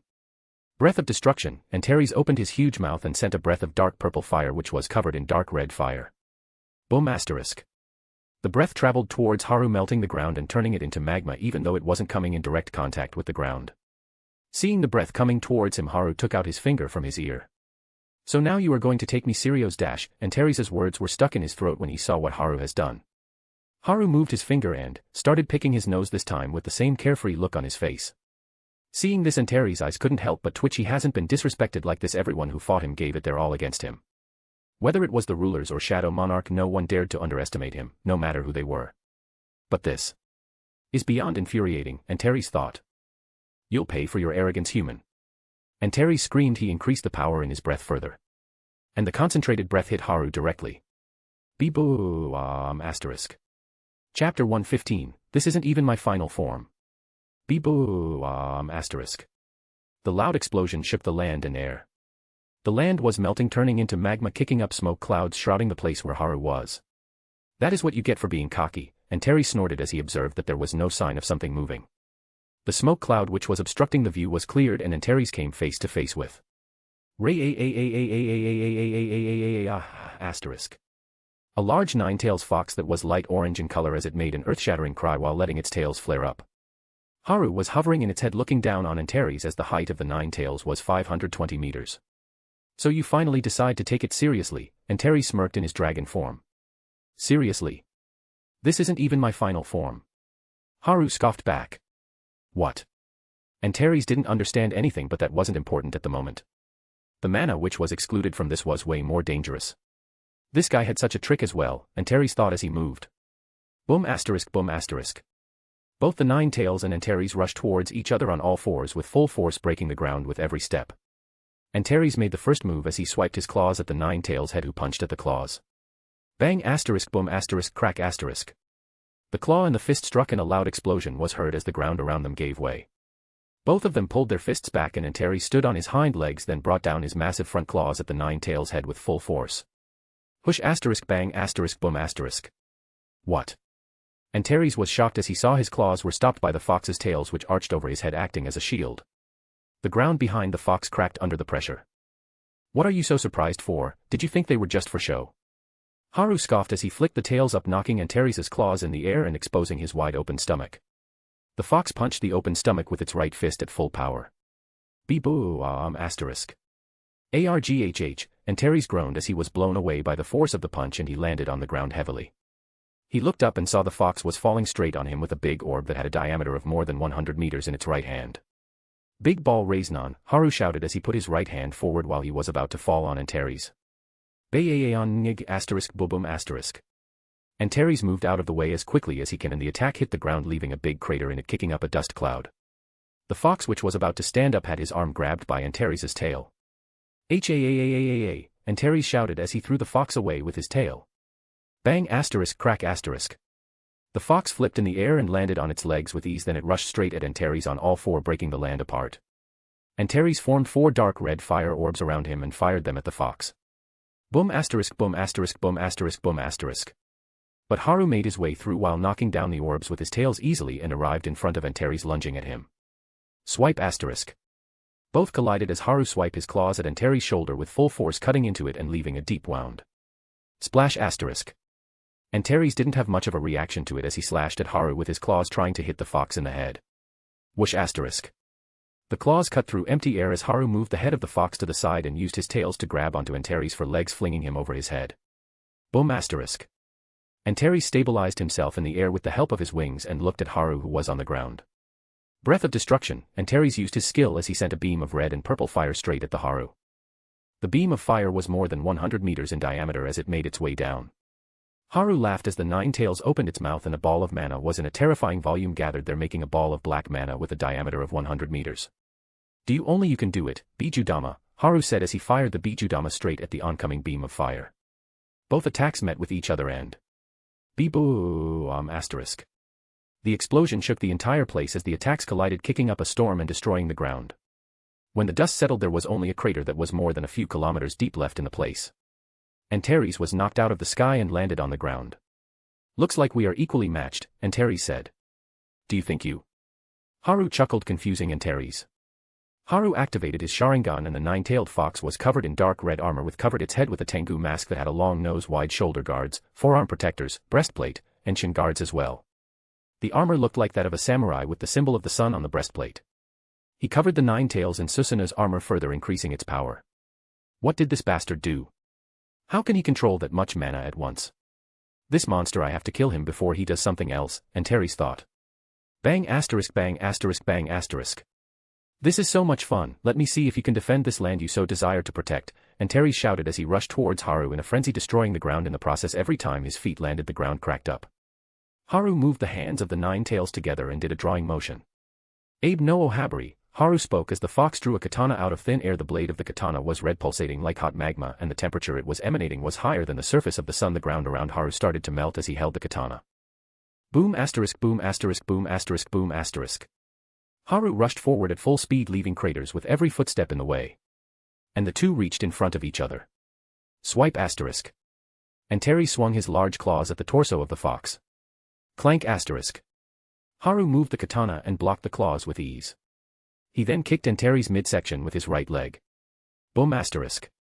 The kick connected, pushing Antares back, who skidded on the ground and opened his mouth to launch a breath at Haru with full force. TSSSSS asterisk. Seeing the beam approaching, Haru swung the katana, bringing it down in a vertical slash, cutting beam in 2 from the middle. Slash asterisk boom asterisk boom asterisk. The beam that was divided in 2 collided with the ground and blew up, making a loud explosion. But Antares already appeared in front of Haru again with his mouth wide open, trying to bite him. Haru stepped to the side easily as Antares could only bite at empty air. Haru used the sword to slash at Antares' head. Slash asterisk clang asterisk. But the attack was blocked by Antares' left claw, or so he thought, as the blade cut into his flesh after it sliced through Antares' dragon scales with ease, and his front left claw was lopped off. Splash asterisk. A large amount of blood flew in the air as Antares grimaced at the pain, but despite that, he flapped his wings and moved backward, avoiding the katana that was moving towards his neck narrowly. Arg, what the hell is this? Why do I, the king of dragons, feel like I am being burned alive? What did he do? Antares was livid as his eyes flashed. The bleeding from his arm wasn't stopping, nor was it regenerating, rather the burning was. It's spreading. I have to. Antares quickly ripped off his arm and sighed in relief as he saw that he had made it in time. But then he saw the katana heading straight to his face, which was narrowly avoided, but... Slash asterisk. Arrrghhhhh, Antares screamed again as he felt his left wing was cut off, but before he could do anything, something hit the side of his face with full force. Of course, it was Haru, who kicked him with his right foot. Bang asterisk boom asterisk. Antares was hurled in the air with his large body and sent flying over a few kilometers as he landed roughly on the ground. He quickly ripped off his left wing from the base in fear that something would happen like the last time. He understood that ability was blocking his regeneration. This is more troublesome than what I thought at first, Antares thought as he wanted to keep his distance from the blade, the farther the better. But before he could even think, there was a huge fire slash coming straight at him. Chapter 116, 116 Hero. I never aimed to be one. Antares knew that this ability was the same as he saw Haru use against Legia, but this time it was spreading further like a poison, and if he let it affect him deeply, then he would not be able to regenerate again, plus the pain that was like every cell in his body was set on fire, and that is very fatal in a fight. So he was planning to let his left wing heal and then fly up to keep his distance from Haru in front of him. / crack *. But before he can think further, there was a dark red fire slash that was more than 300 meters long coming straight at Antares, aiming to cut him in two as it turned the land upside down. Antares moved to the left quickly to avoid coming in contact with the attack, but half of his right wing was cut off as his blood painted the ground again. *. Damn it, now I can't even fly up to keep my distance. Is this what he wanted? He is more scheming than I thought. Antares shouted in his mind as he quickly ripped his wing off on instinct to not let the damage spread further. You know that one didn't have the same property as the one before. Are you really that scared of my attack? Heh, why don't you guess if the next attack is going to be like that or not? Haru's mocking voice rang out. Antares felt his anger rise to a new level when he heard this. He then remembered that he didn't feel the same pain as before from the last attack. So in truth, he ripped off his own wing in fear. Fear? Him feeling fear? The king of dragons, who was a nightmare for everyone including the rulers. He was scared of an ability of a mere human. You scoundrel, I'll reduce you to fucking fodder food, Antares shouted at the top of his lungs as 8 large orbs of red and purple fire formed around him. And all of them sent beams of fire at Haru with full force at once. Seeing the beams coming at him, Haru controlled the fox to swing the katana in a horizontal slash with full force. / boom *. Bang *, bang *, bang *, bang *, bang *, bang *, bang *. The beams of fire were deflected just by the sheer pressure behind the slash, and the beams fell on the land around Haru, destroying the land and leaving deep craters. The slash didn't stop but traveled forward while cracking the ground below it as it made its way toward Antares, who was running at Haru with full force, breaking the ground with every step as his claw that has been healed already with his wings being regenerated as well. Antares flew over the slash with ease and swooped down on Haru with his mouth wide open to bite off his head. The speed of Antares was super fast as he flapped his wings to increase his speed. Antares reached in front of Haru at a blinding speed, trying to bite off his head, and the fox swung its katana horizontally. Swoosh * crack *. Antares went past Haru as he had the left arm of the fox in his mouth and threw it on the ground. He was about to turn around, but then he fell to the ground face first. What? What happened? Antares was shocked beyond belief, but splash * TSSSSSS * ARGGGHHHHH. Antares shouted in agony as he felt a deep slash on his back, with half of his wings were missing again, and his blood flowed out of the wound that was burning him, making him grit his teeth. Antares, the very personification of fire, was being burnt. No one was able to believe it, not even Antares himself. He felt the burning spread deeper into his body, and he knew that he can't stop it now, so before it is too late he quickly ripped off his wings at the base and regenerated it in an instant. Then he saw the 9-tailed fox, which was covered in armor, turn around with its hand already recovered. For me to be pushed this far by a single human, it has to be that one for sure. Antares thought. So this is the power of the real champion of humanity the old man talked about. Ha ha ha ha ha ha. Antares laughed as he remembered his creator's words. Humanity may be weak, but when in dire situations they produce extraordinary people who are competent enough to face any problems. So don't look down on them. Even if you kill them easily today, there will be a day when you will face your match in them. Nature always finds a way to balance the playing field, the Absolute being told him that after some time when he came to meet him after a long time from his birth. I look forward to killing him then. Anyway, why did you come and meet me? Antares at that time smirked. I just wanted to tell you this, and I wanted to give you the last gift as your father. The Absolute being said before he handed him a box covered in purple and red carvings and vanished again. And the news of him being killed by the rulers came after some time. Antares knew that there has to be a motive behind him coming here. No, there was a motive behind everything the Absolute being did from the point he came to this universe to their creation. Everything had a reason and a plan behind it, but Antares didn't care. All he cared about was the destruction of every creation in existence, so he didn't put many thoughts in it. He had been trying to open the box all this time, but he wasn't able to open it, nor was he able to destroy it. He didn't care either way, as the only thing on his mind was to search for the hero who can face him. So this is what he meant by the one chosen by humanity, my match, huh? I have seen many heroes before from the worlds we monarchs have destroyed, but none of them came close to what the old man said. Even that woman who fought me before was a hero of her world, but she wasn't able to do much, and still lost her world. But this time I have met the real one. Antares smiled as he has been waiting to fight the so-called hero chosen by humanity. I'll burn him down, I'll destroy him fully, I'll trample on everything he cares about. Antares felt his desire to destroy increased further, and further increased his power as well. Listen, humanity's hero, let's see if you can save them. This is the perfect match between us. I am a flame born in the darkness that seeks to destroy everything, and you are the flame that was born in light that seeks to protect everything. Let's see which one of us prevails in this. Antares shouted as he flapped his wings and flew up in the sky. Hero. I have never aimed to be one. To protect everyone. I only want to protect those who are important to me. I don't care if you were born in darkness or light or wherever the fuck you came out from, the fact that you hurt the ones I love is enough reason for me to cut you down. I don't need to be a hero chosen by the world to do it. Haru scoffed at Antares as he made the nine tails lift the katana above his head, taking a stance. That is good, ha ha ha ha ha ha. We don't need a reason to tear each other apart, well said indeed. Antares laughed like a maniac. His only desire was to cause destruction. That was all he ever wanted. He didn't need a reason or motive to do it. He just wanted to, and that is what he has been doing all of his life ever since he was born. Antares gathered a ball of dark purple fire right in front of his mouth and poured all of his mana, even going as far as to use his life force as fuel to increase his power. I'll kill him with this. Antares had made up his mind, as this was the most exciting fight he has had in all of his life. Not even fighting all of the rulers together came close to this. So even if he dies, he will be satisfied with this. He is preparing for the last attack, huh? Let's see what you can do. Haru thought as he prepared to use the special ability of the Abe no Ohabari. Final breath of destruction, Antares shouted as he released the dark purple fire beam that was more than 500 meters in diameter. The beam evaporated the ground like it was nothing. The attack was heading straight at Haru, who was hovering inside the head of the fox, who was standing with his katana above his head. Abe no Ohabari, Shinku no Suki, Crimson Moon, Haru shouted as he brought the katana down. Chapter 117, Caught in 4K. Abe no Ohabari, Shinku no Suki, Crimson Moon, Haru said as he swung his sword downwards in a vertical crescent slash of translucent fire that connected the earth and sky. The temperature of the fire has gone past the temperature of the surface of the sun. Smash asterisk crack asterisk. The heat coming from the fire was melting the ground into magma and then evaporating it. The entire area of more than 100 kilometers became a magma pool as the attack was making its way towards the purple fire beam. As the two attacks made their way to each other at an astonishing speed and finally collided. Boom asterisk. The beam was cut in two and fell on the ground, melting it and making its way forward, gouging the earth, leaving a deep valley that was 5 kilometers deep and 3 kilometers in breadth. TSSSSSSSS asterisk. The slash made its way forward by cutting the beam in two and parting it.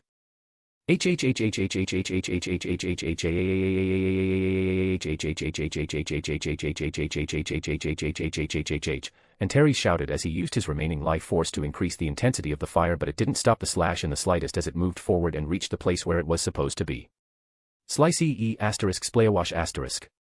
Antares was cut into two pieces with his blood splashing all over the sky and raining down on the ground. This is the end for me, huh? It was fun fighting you, Antares thought as he fell and looked at Haru, who had come out of the fox looking at him. Thuad asterisk. The body of Antares fell on the ground and creating a crater that was a km deep in the ground. Even though the ground can't be used to describe it as it was all magma at this point, the entire place was turned into a magma lake because of the fight between these two. And the ground has sunken a few 10 kilometers below what it was. The slash still went on and collided with the barrier that was set here, easily breaking it. Shatter asterisk. The technique, Shinku no Suki, that Haru used was one of the two special abilities of the sword Abe no Ohabari. The attack's only purpose was to destroy everything in its way without stopping, and that is what it was doing currently as it moved forward, leaving a deep rift in the land that was more than 100 kilometers deep and 50 kilometers wide, evaporating the ground itself. And Haru didn't stop it, as it will stop once it collides with the ocean, which is a little far away from here. Haru looked at the sky, which was painted in red with the red moon hanging in the sky. The sun has already set a while ago, so Haru was keeping an eye on the slash as it finally hit the ocean, making its way in for a bit, kicking up waves and evaporating a large amount of seawater. The waves weren't that much of a problem as they would subside in a bit, and finally, the slash vanished in the sea as seawater started coming in from the deep gash that was left on the land by the sword strike. Gush asterisk TSSSSSS asterisk. Then he saw that Antares' body was dissolving into light particles. But what caught Haru's attention was a small box with red and purple carvings on it. Haru went near it almost on instinct. It was like, the box is calling me. Haru thought as he picked up the box. Ding asterisk. And suddenly there was a notification from in his system which shocked him as it hasn't happened before. Haru opened his system screen to look at his status. Status. Name, Tsujikuni Haru. Level, 50, 20/100%. Age. Stats. Strength, S, 7000. Agility, S+, 8000. Intelligence, SS, 10,000. Vitality, SS, 10,200. Chakra, Mana SSS, 12,600. Charm, SS+, 11,000, can't be increased with points. Points, 19. Inventory. Demon Slayer uniform with Haori, D. Sword Eater, A. Store. Relationships. Sung Ji-na, lover. Cha Hae-in, lover. Keirisha Kalistraya, lover/maid. Tawada Kene, lover. Party. First condition met. First condition. Condition for what? Haru thought and tried to open the box, but it didn't even budge a little. He just placed it in his inventory as he had some important things to do at the moment. He will leave it for the future.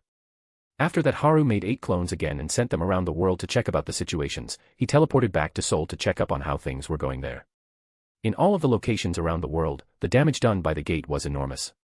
Even though the casualties weren't high, it was still there, but the property damage was on another level.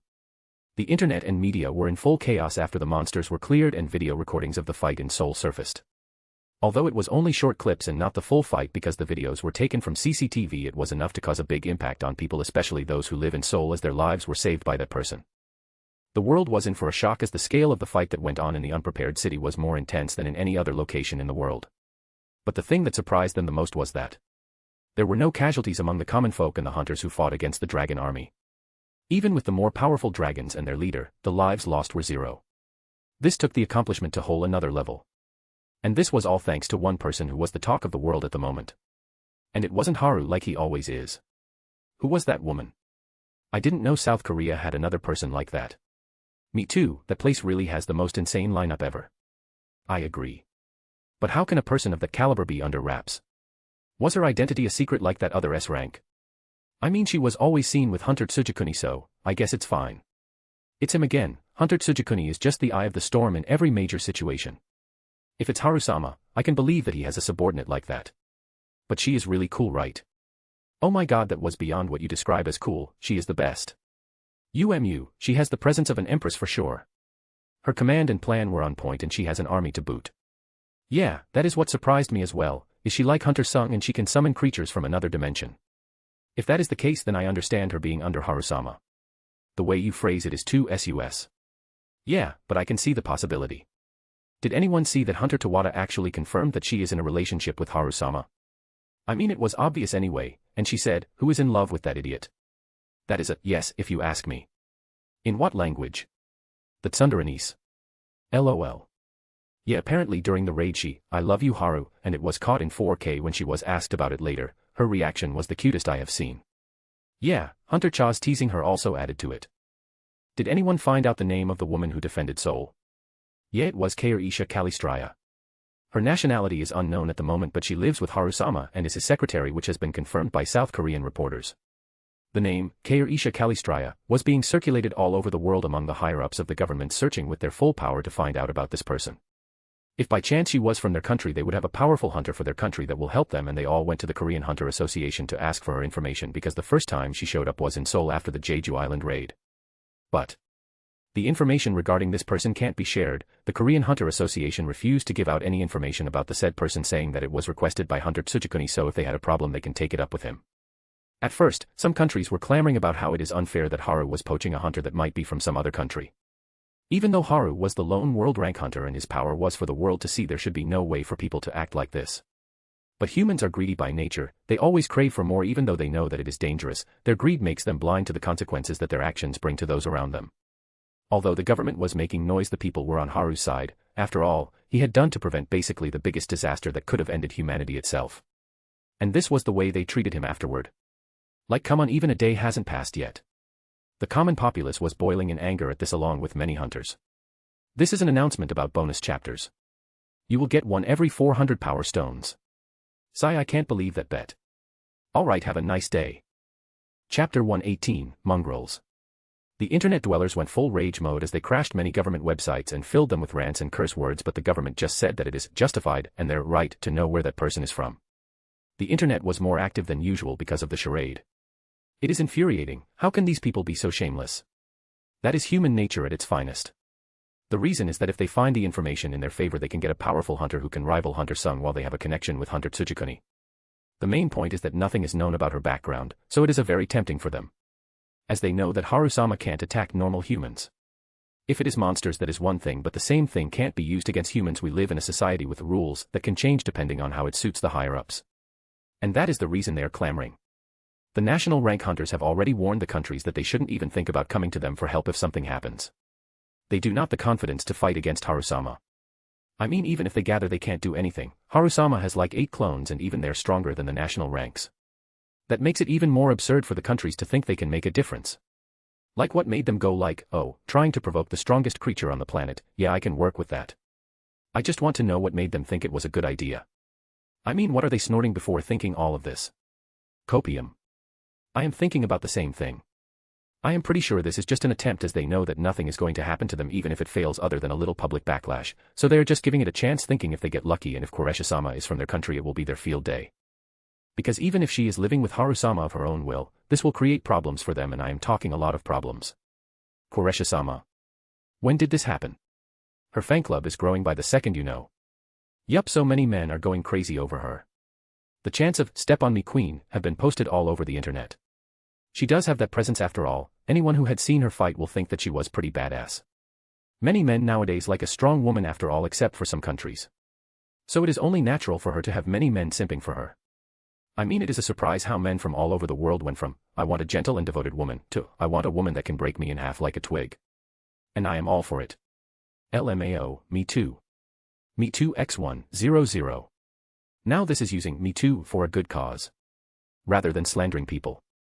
Yeah, fuck you, Amber Turd. Wait, who? I don't know either, just wanted to say it. Very cool, you have big pages. And this went on for about a few hours till the fight between Haru and Antares was shown to the world. As for how it was recorded, it was done by the best satellite camera in the world, which belonged to NASA. This was mainly used to observe the situation of gates in America, making their defense system one of the best in the world. After they detected an enormous amount of manna in the Sahara Desert, they decided to check it out as it might be dangerous, and what they saw was enough to blow their minds away. The battle between the giant dragon and a 9-tailed fox towering over the landscape. The fight between the giants was something that had shocked the world to the core. Even though the video of the full fight wasn't taken, the last half of the fight was, especially the last attack, was captured on camera, and with the photo of a new river that went deep into the middle of the Sahara Desert, forming a huge lake that was bigger than 100 kilometers in diameter there. The people of the world couldn't help but gape in horror that a single human has a power of this level. If you can describe this level, it has gone far above human standards. This also shut up countries who were thinking about pressuring Haru into giving out information. The internet dwellers were rolling their eyes at how quickly these people changed. Mongrels, the lot of them. I agree, for them to think they even had a chance was ridiculous. This fight will forever be engraved in my memory till the day I die. Me too, I just can't believe he had a power like that as well. Yet to turn in a 9-tailed fox, that is absurd. What? I think it wasn't that much of a surprise considering his nickname in Japan. Ah, now that makes sense. They call Haru-sama, son of Amaterasu, there because of Haru-sama's control over flames, which according to other hunters does reach a rather high temperature. His looks are one of the factors as well. As 9-tailed foxes are famous for their ethereal beauty. That is terrifying, so he is like a walking personification of the Sunday. This name makes sense indeed. Haru-sama can burn the world if he let loose. And now that Haru-sama made 8 more clones of himself, coupled with him turning into a 9-tailed fox, I'll say the name is pretty on point. I think so as well. I'm out, too many mongrels here. Where am I again? This place looks familiar, and this device. It looks familiar as well. Luffy, where are you and the others? Did you guys get lost again? And that is how a new epithet was added to Haru. Son of Amaterasu became his second nickname in this world. As for what Haru was doing at the moment, well. Haru was currently in Gina's house. He came here to meet her after he sent Kairi-isha home, only to find out that she is sleeping, which was understandable after all, she was exhausted from the battle. Even though she had trained with Haru and the others, this was her first time experiencing the battlefield firsthand, and it had put a lot of strain on her both mentally and physically. You bastard. Haru was currently dodging Il-1's short swords. Okay, calm down, uncle, Haru said, trying to calm down Il-1 as it was his fault, so he can't say anything to him. You stay still, I won't clam down until I cut you down, Il-1 shouted as he slashed faster. Hey, Jinwoo, can you help me out?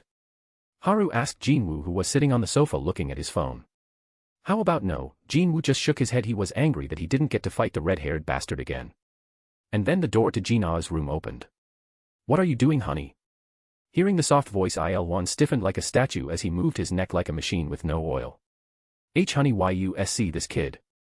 Il-1 was trying to explain, but I don't want to hear it. You should know that it has affected him as well.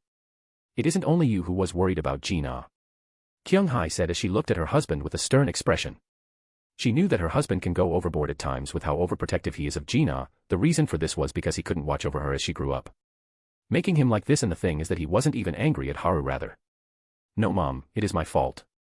I should have been more careful," Haru said as he blamed himself for this after his fight with Antares. He thought that how if things went a little differently. Things could have gone wrong completely with both Kair-Isha and Gina dying along with Il-Wan and Kyung-Hai. That is also the reason he can't say anything to Il-Wan. Jinwoo was looking at Haru as well. "That is right, Haru, you know we are still human at the end of the day and we all make mistakes. Didn't it all end well? That's why don't worry about it and rest. You are the one who is the most tried of everyone. I'll call you when Gina wakes up, okay?" Kyung-Hai said as she patted Haru's head, slowly causing him to widen his eyes. "Okay, I'll go and rest then," Haru said and went back to his house slowly. Seeing that Haru went away, Kyung-Hai looked at Il-Wan, who flinched a little. Then Kyung-Hai looked at Jinwoo, who nodded and vanished from the room. "No, son, don't leave me alone here," Il-Wan said in a panic. But stopped when he felt Kyung-Hai hugging him softly and stroking his back. Chapter 119, Do You Have a Wish? There is no need to feel bad, you know. Just leave what happened in the past behind. There is no need to dwell on it. You are here with us now, that is all that matters. Kyung-Hai said, and Il-Wan felt like his wife can see through him really easily. Il-Wan was feeling a bit complicated that he couldn't protect his family, and the fact that he wasn't there for his family for more than 10 years made him feel bitter. Even though they tell him not to worry about it, he can't do that. He thought that he can make up by giving his life for them, even though he had the last card which would lead to his death, but the thing was he knew that it won't make a difference against Antares. He was angry at himself for not being able to do anything to protect his family. "You can read me easily, honey," Il-Wan said with a self-deprecating smile. "Of course, I am your wife after all," Kyung-Hai said with a soft smile. "So can I get some dinner today?" Il-Wan asked. "No, you are still under punishment period, so no dinner for you," Kyung-Hai answered back. Il-Wan laughed slightly, hugging his wife. Dong Demon, Seoul. Jinwoo was walking down the cracked and empty road and entered a 20-story building after he was said to leave the house. Even though he walked in silence, his mind was busy thinking. It all ended. There are no more monsters who can threaten the world, Jinwoo thought as he walked. With the monarchs all dead, there was only the monster army left, and they were in the cracks between the worlds, so he didn't need to worry about them coming here because the world is protected by the barrier which was made by the rulers, and the only ones who can bypass that are monarchs who are now dead. He was in deep thought about how things would have been so much different if Haru wasn't here to help him. How many would die in the monster attack? What would the damage be like? Will I be able to defeat Antares on my own? Would my family be able to live together like this? Jinwoo clenched his hands as he thought about all the things Haru has helped him with till now. If it wasn't for Haru taking action and using his status as an S rank, it would be a wonder when his father would be able to come home normally, considering he came out of the dungeon. He also heard from Jinchul about how Haru beat up the hunter named Dongsu, the brother of the trash he killed during a raid with Jinho, when that hunter was about to look for Gina to get revenge on him after he couldn't meet him at the time because Jinwoo was in the dungeon, so he wasn't sure what would happen if that guy was left up to his devices. Even though hunters are bound by some laws, they can still escape the punishment with enough money. At the time, Jinwoo was just a nobody. Sure, he was powerful, but he was still in the end just as strong as an S rank. And that guy had the scavenger guild behind him, meaning he was under Thomas Andre's protection. This would make it only more troublesome. He wouldn't be able to fight them all at once, and they can use whatever means have to put him down, for example using the fact that he was a fake ranker, which has a harsh punishment if found guilty of. Jinwoo thought about how easily Antares attacked the city, cutting all possible connections to the outside world. He knew he wouldn't be able to do a thing if he didn't know what has happened. It was only thanks to Kair-Isha, who was Haru's subordinate and the former vessel of the insect monarch, that Haru was able to reach there in time. His shadow soldiers weren't able to send him the information, and nor was he able to notice the abnormality because the connection was never cut off. They just weren't to send out any information. He asked them to send a response every 1 hour, but if it wasn't for Kair-Isha, the city wouldn't even last a second against Antares. And that isn't all of his worries at the moment. What should we do going forward? Jinwoo thought. He has been thinking about how the world is going to change after this. As all of the monarchs are dead and humanity has no common enemy to fight against. What will they do? They have already started showing their colors anyway, Jinwoo thought as he remembered how many countries like England and prominently Western European countries tried to pressure Haru into giving out information just after the disaster was avoided. What will happen next? Will they turn on each other after this? It won't be a surprise if they do. Jinwoo thought as he stepped inside the elevator of the building. Things will only get complicated from now on. Is it all right to leave the world as it is? The power that they have will only bring about their own destruction. Jinwoo thought as he stepped out of the elevator on the 13th floor and stopped in front of the door. As he got the information from Ashbourne, he knew about the Cup of Reincarnation and has been thinking about what they should do next. The loss humanity has gone through in these years isn't low.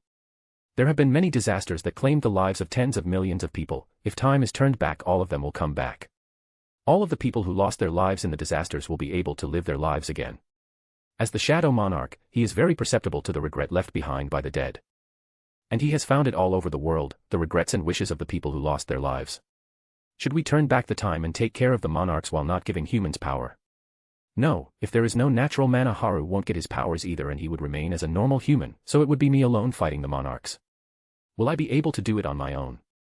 Jinwoo thought as he was about to press the doorbell, but his hand stopped. She will forget about me as well. Jinwoo was thinking again about the thought of how things will be like if they turn back the time and everyone will forget about what happened to them in these years. This includes Haru as well.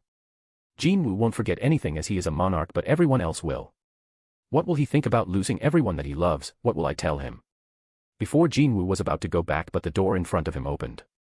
Ah, Jinwoo, I was just about to come and visit everyone. Are you hurt? Are Jina and Uncle okay? Jinwoo looked down at the orange-haired woman who was looking at him with worry in her bright blue eyes. This look has been the same since the day he met her. A day hasn't passed where she didn't worry about him.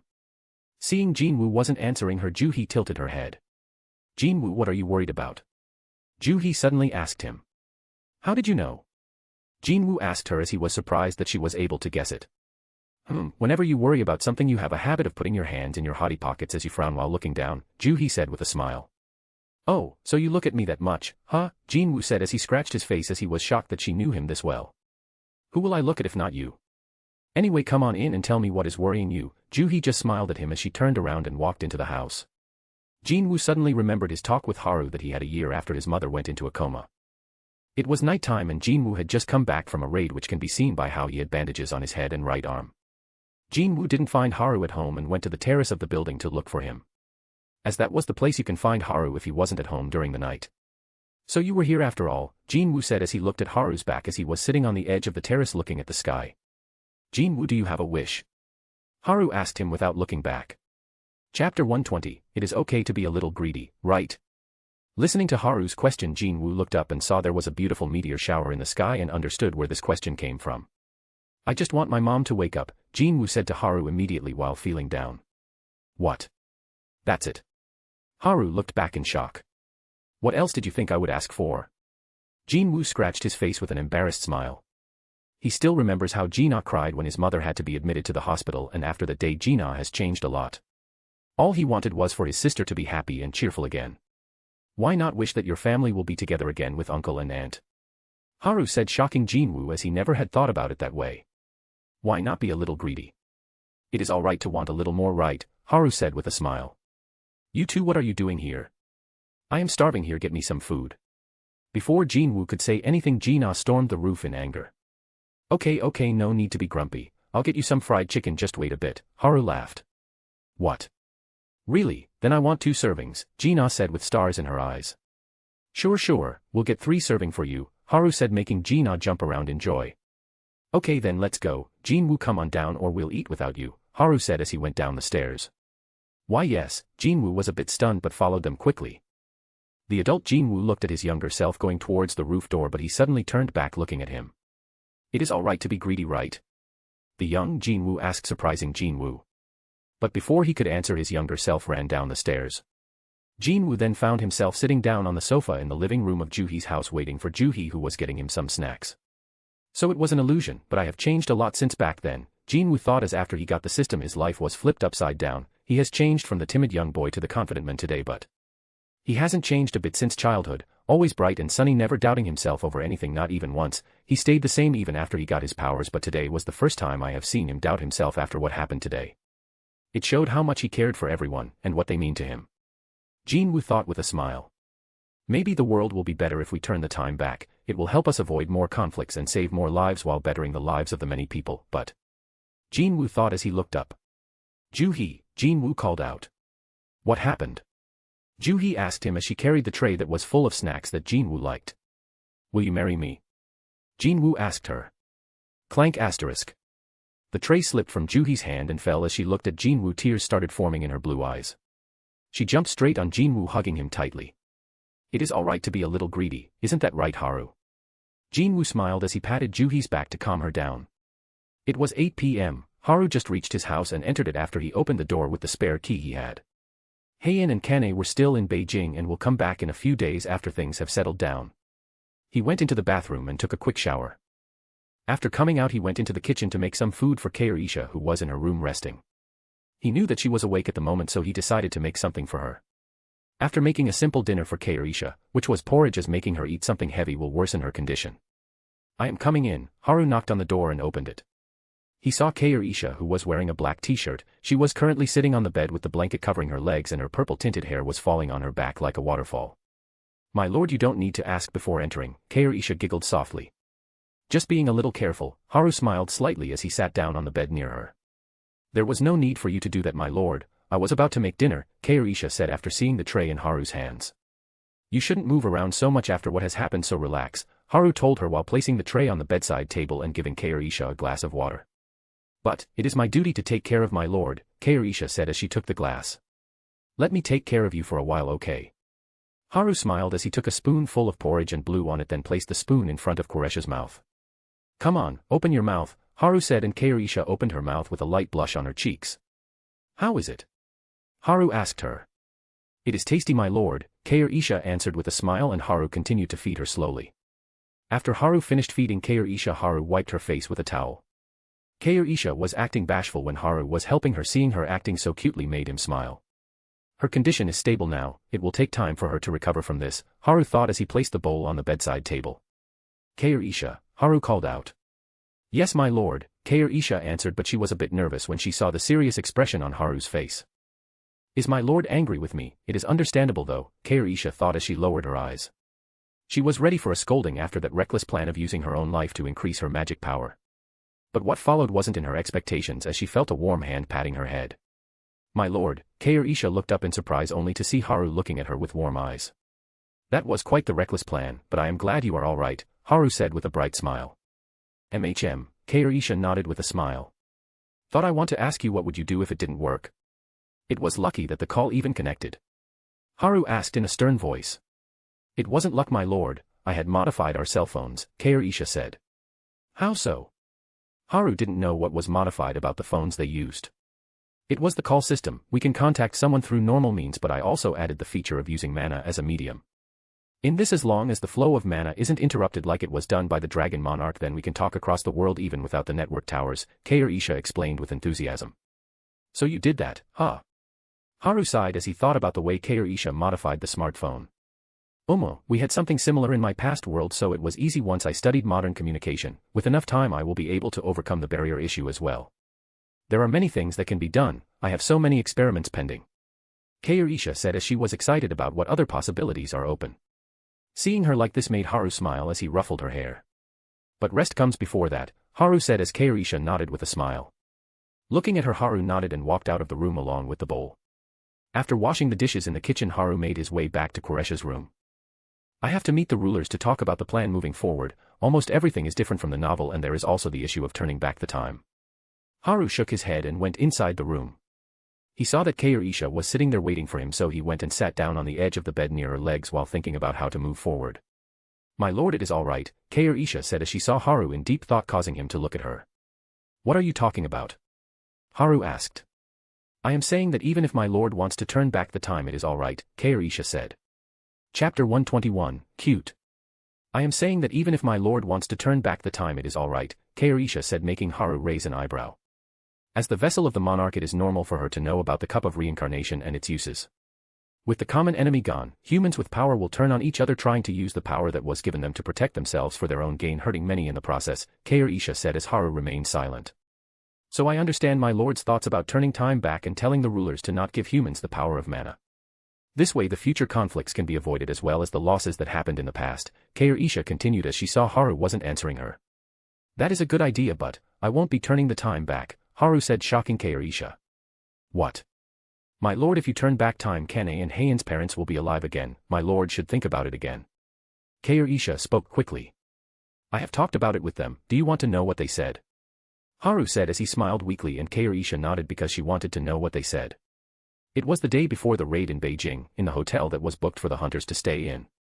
Haru was sitting face to face with Heian and Kane on the sofa. "Haru, what did you want to talk about?" Heian asked as she tilted her head. "This better be important, I am feeling sleepy," Kane yawned while leaning on the handrest of the sofa. The thing I want to tell you about is the cup of reincarnation, Haru said in a stern tone while looking at their expression which didn't change. What is that? Heian asked. Yeah, and what is with that tone? Are you here to give a narration or what? Kane asked.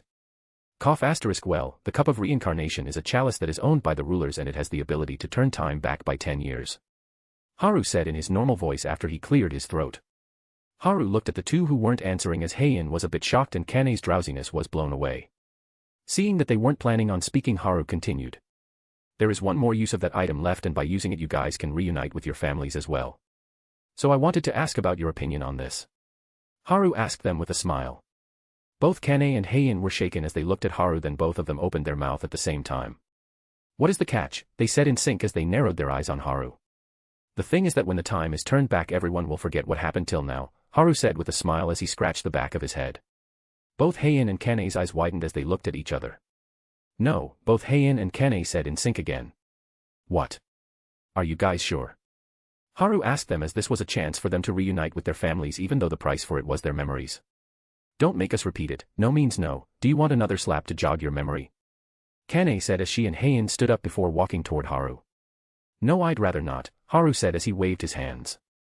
Haru was a bit shocked as both of them hugged him from the sides and buried their heads in his chest. There is no way we'll agree to it, Heian said slowly. You aren't getting rid of us, there is no way we'll leave you. Kane said while wrapping her arms around Haru, unlike her normal tough behavior she looked like a little child. They are trembling so much, it was insensitive of me to ask this but, it is something important. I don't care even if they hate me for this, I can take it. Haru thought as he hugged both of them and caressed their backs slowly. Let's go to sleep or we will be late tomorrow morning, Haru said. No, let me stay like this, Kane said while she hugged him tightly with Heian doing the same. Whatever, I'll make sure you two won't regret this. We'll find another way for this. Haru closed his eyes. Kaorisha smiled when she heard about their decision even though she expected this from them. It is still a little surprising, Kaorisha shook her head. Haru was in deep thought after he recounted what happened before. I don't know what would happen to me if I turn time back by 10 years, will I be back in my old world with my parents or will I disappear? There were many things to consider in this but Haru didn't want to turn back the time and lose the memories he made with the people here. Seeing Haru deep in thought, Kaorisha sighed. My lord, power without purpose will only cause conflicts with humans turning on each other for their own interests and gains, Kaorisha said as she lowered her head. That is how humans are even if they don't have powers that part of them will remain the same anyway, that's just the way humans are. They are very selfish creatures. Haru said with a smile making Kaorisha look up. But, my lord before Kaorisha could speak Haru placed his finger on her lips.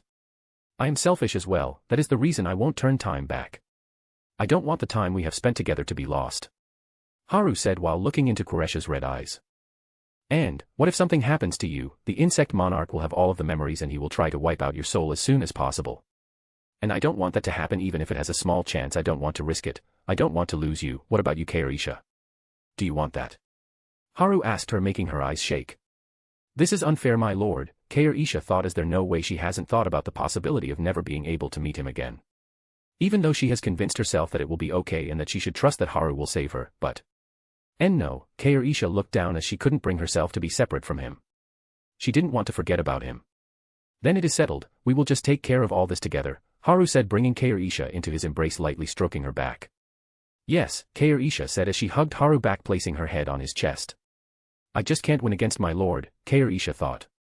Risha, when will you recover fully? Haru asked slowly. It should take me some time my lord, Kaorisha answered feeling his warmth and not wanting to separate from him. I am sorry for not noticing it earlier, Haru said with a bit of sadness.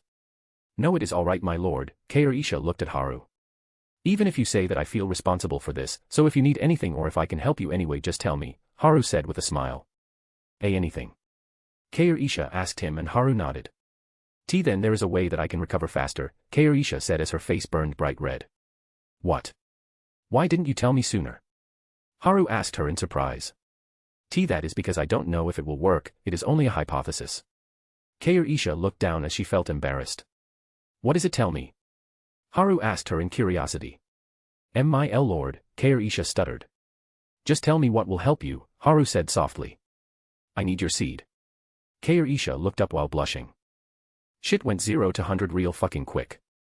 Haru was shocked by the words uttered by her. You hear me out my lord, Isha blushed hard as she met his eyes. Haru nodded, telling her to continue.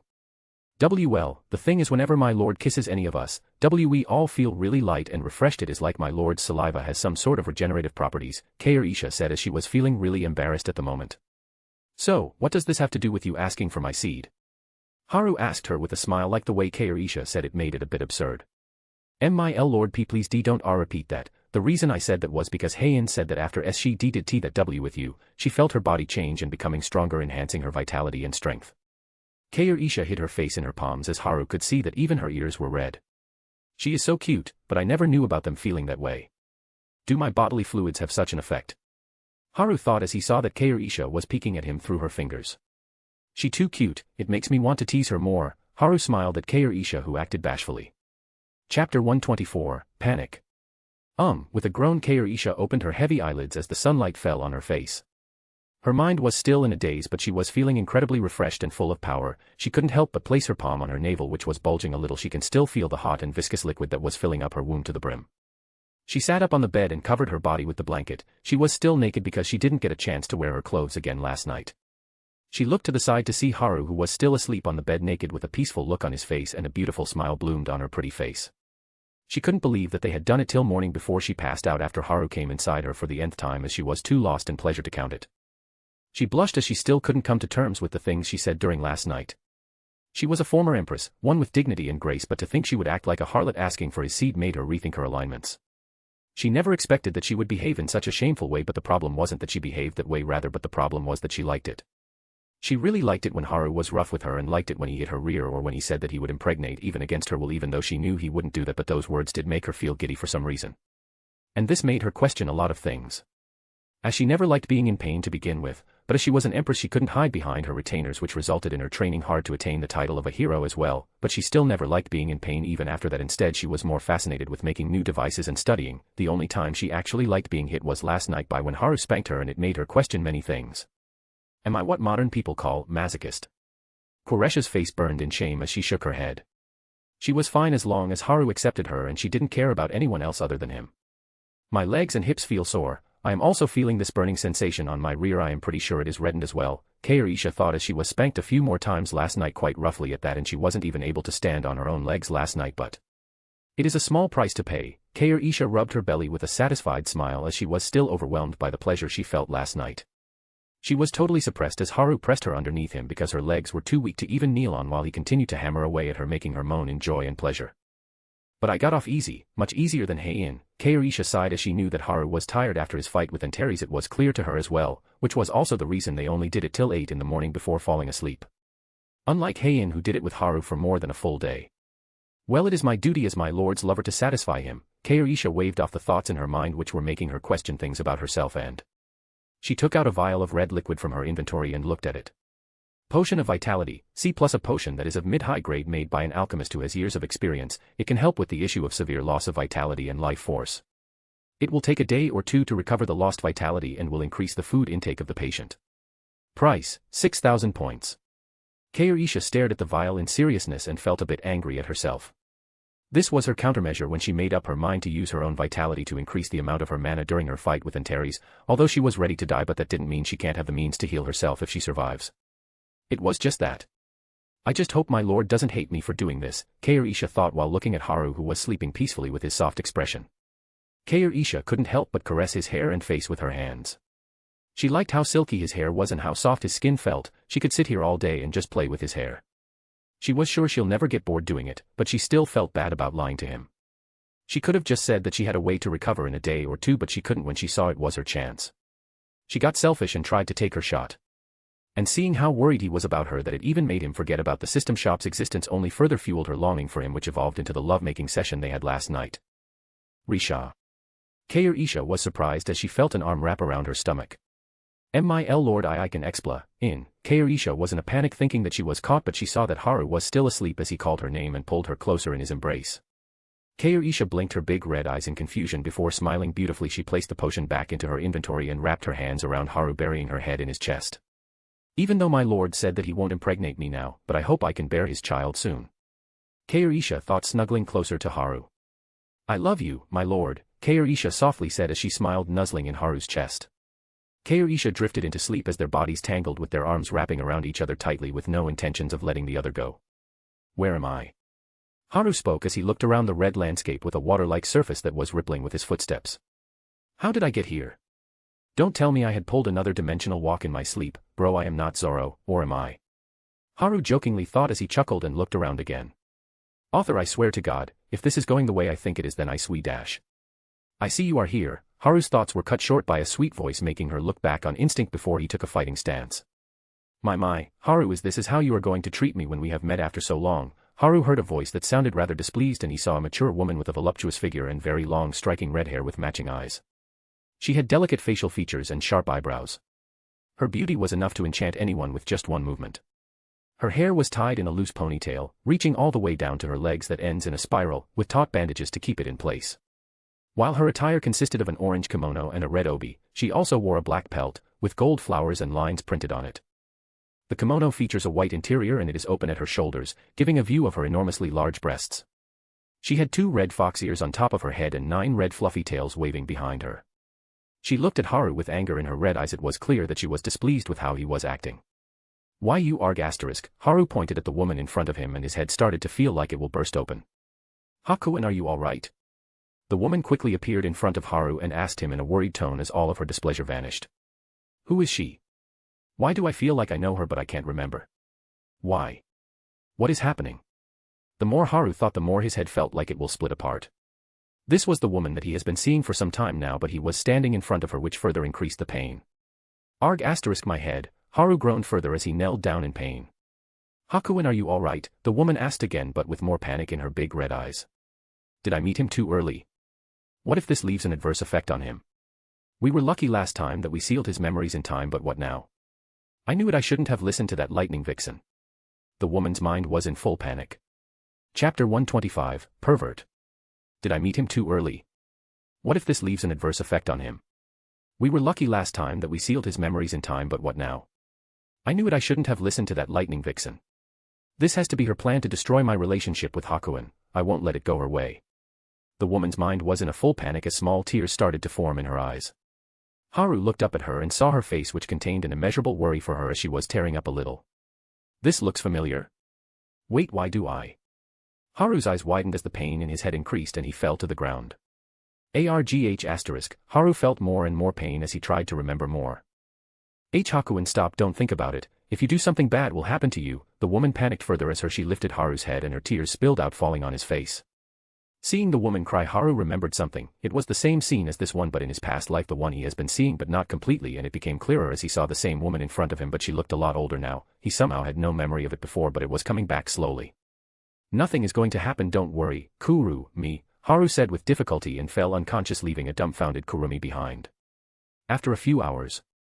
Ugh, my head, Haru groaned as he opened his eyes while holding his head. So you are finally awake. Haru heard a soft voice above him and looked up to see Kurumi looking at him. Haru was stunned as he saw that he was resting his head on her thighs and sat up quickly. Her thighs were so soft. Shut up, boner, now is not the time, Haru shouted in his mind. What? You still don't ream dash, Kurumi's words were cut short as. I missed you, Kurumi. Haru suddenly hugged her with a bright smile. What are you doing? I am still angry at you, Kurumi shouted with a red face as she pushed Haru away. Ah, sorry, I was too happy as I saw you after a long time, Haru scratched his face with a smile. Kurumi looked away while pouting, but Haru saw her tails were swaying from left to right. She is still the same, huh? Haru smiled as he remembered his memories from before and his mood became sullen, which was noticed by Kurumi. Kurumi, why did you guys seal my memories? Haru asked in a sad tone. The seal is broken now, so you should know that we aren't normal human beings and your parents couldn't let that fact be known to you, as it will only bring trouble to you, Kurumi explained slowly. But why? Nothing would change even if I knew about it. Haru said. You do remember the reason we had to reveal our powers, right? Kurumi asked Haru, causing his eyes to widen. Wasn't it because something happened to me? I don't remember clearly because I fell unconscious after we were attacked and you were hurt. Haru said as he tried to remember, but he couldn't remember the details clearly. Yes, your powers went out of control on that day. Both of us were attacked by a rival faction who wanted to kidnap you, and all 4 of us had to come together to stop you or the damage would have been catastrophic, Kurumi said with a smile. This is more complicated than I thought. I can't believe that I couldn't even remember Aunt and you even though I lived with you guys for 15 years, Haru said sadly.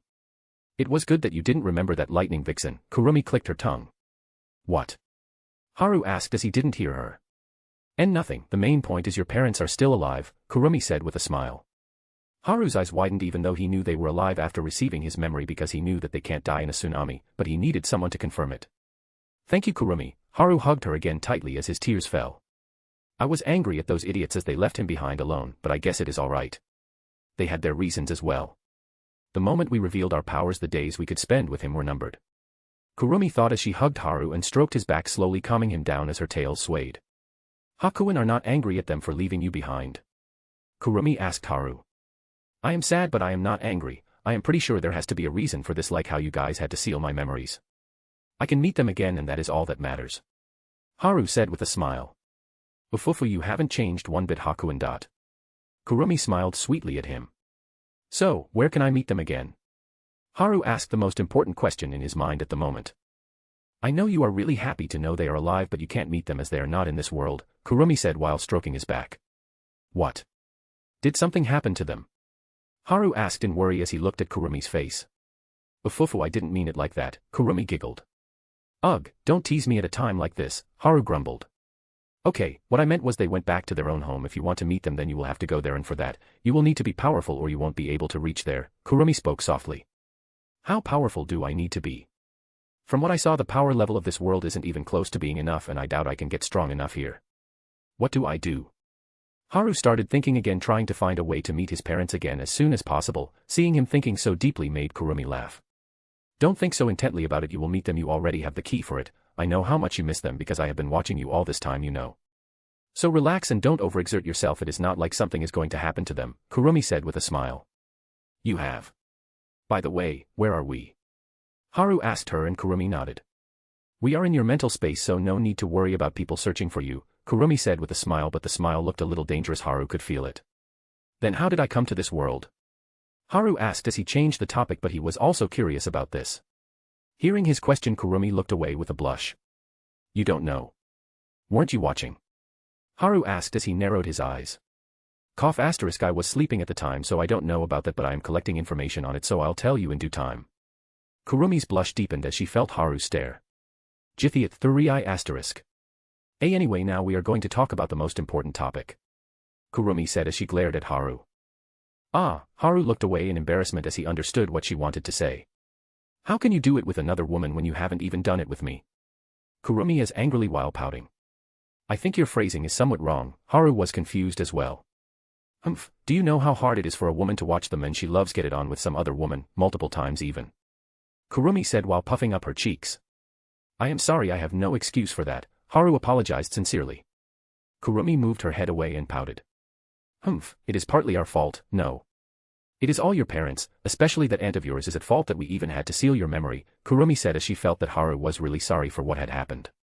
But still to think that you were watching this and you somehow missed how we came to this world, Kurumi you are really a pervert. Haru snickered. Why you, who are you calling a pervert? Kurumi pointed at Haru and shouted with her face being as red as her hair. Haha, Haru laughed causing Kurumi to pout further. Ouch, Haru suddenly felt his head start hurting again.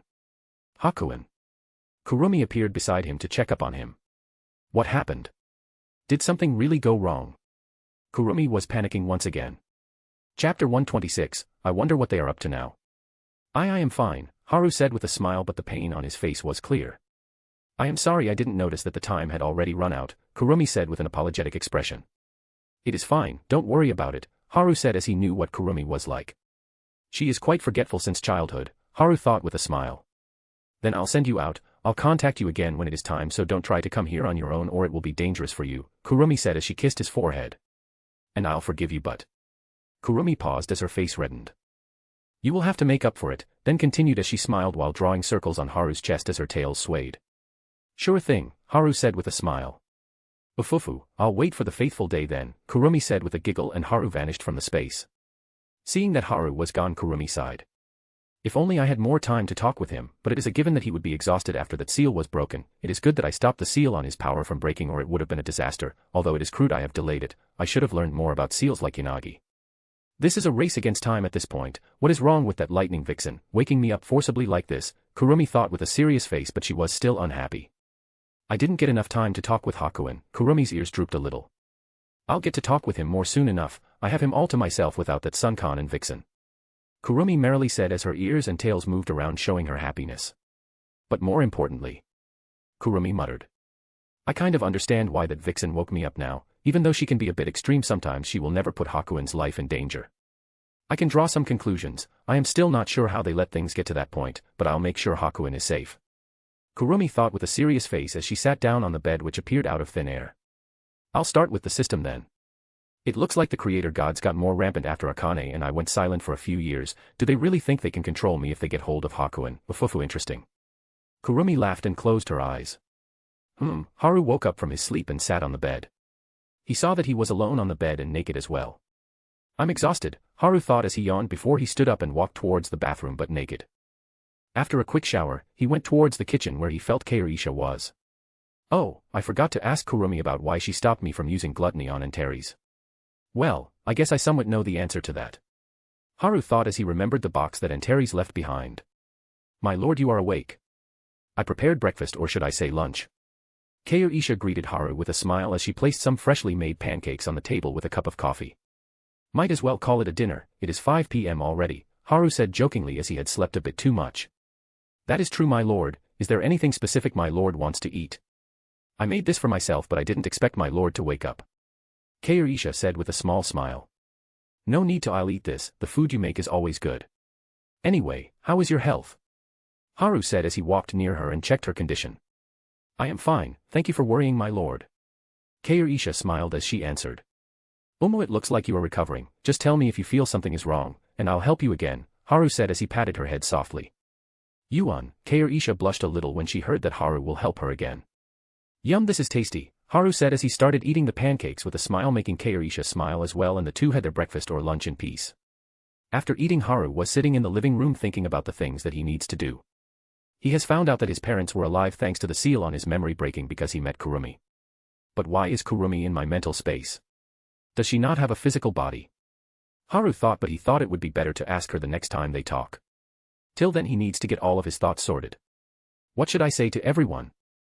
I can't just tell them that I want to go search for my parents and I can't leave them behind after they refuse the option to turn the time back, even if it means that they won't be able to meet their families. I need to search for a way to revive their parents as well. Haru thought seriously. And the journey is bound to be dangerous as well, but the most important thing is, how am I going to tell them about Kurumi? Haru was sweating a bit at the thought of how he was going to introduce Kurumi to them. My lord, Kane and Heian will be landing in Seoul in about half an hour and Gina already woke up about 2 hours ago, Keirisha said as she sat down beside Haru. Wait, really, you should have woken me up earlier then, Haru complained. Aunt Kyung-hai said to let you rest more, Keirisha answered with a small smile. Oh okay, then let's go check up on Gina, Haru shook his head as he stood up. As you wish, my lord, Keirisha said as she followed Haru, and both of them left the house, making their way to Jinwoo's house. I wonder what they are up to now. Haru thought about his parents as he smiled. In space, where you can see many shimmering stars in the distance that were shining brightly, countless bodies were cut into pieces were floating in this landscape. The number was close to 1 billion, and one can see two people standing in between this mess. A beautiful red-haired woman and a black-haired man with a sword in his hands were standing there looking at the bodies. To think that they would even set up an ambush on our way back. Since when did the other factions become so ballsy, I wonder? The woman spoke with displeasure clear in her voice.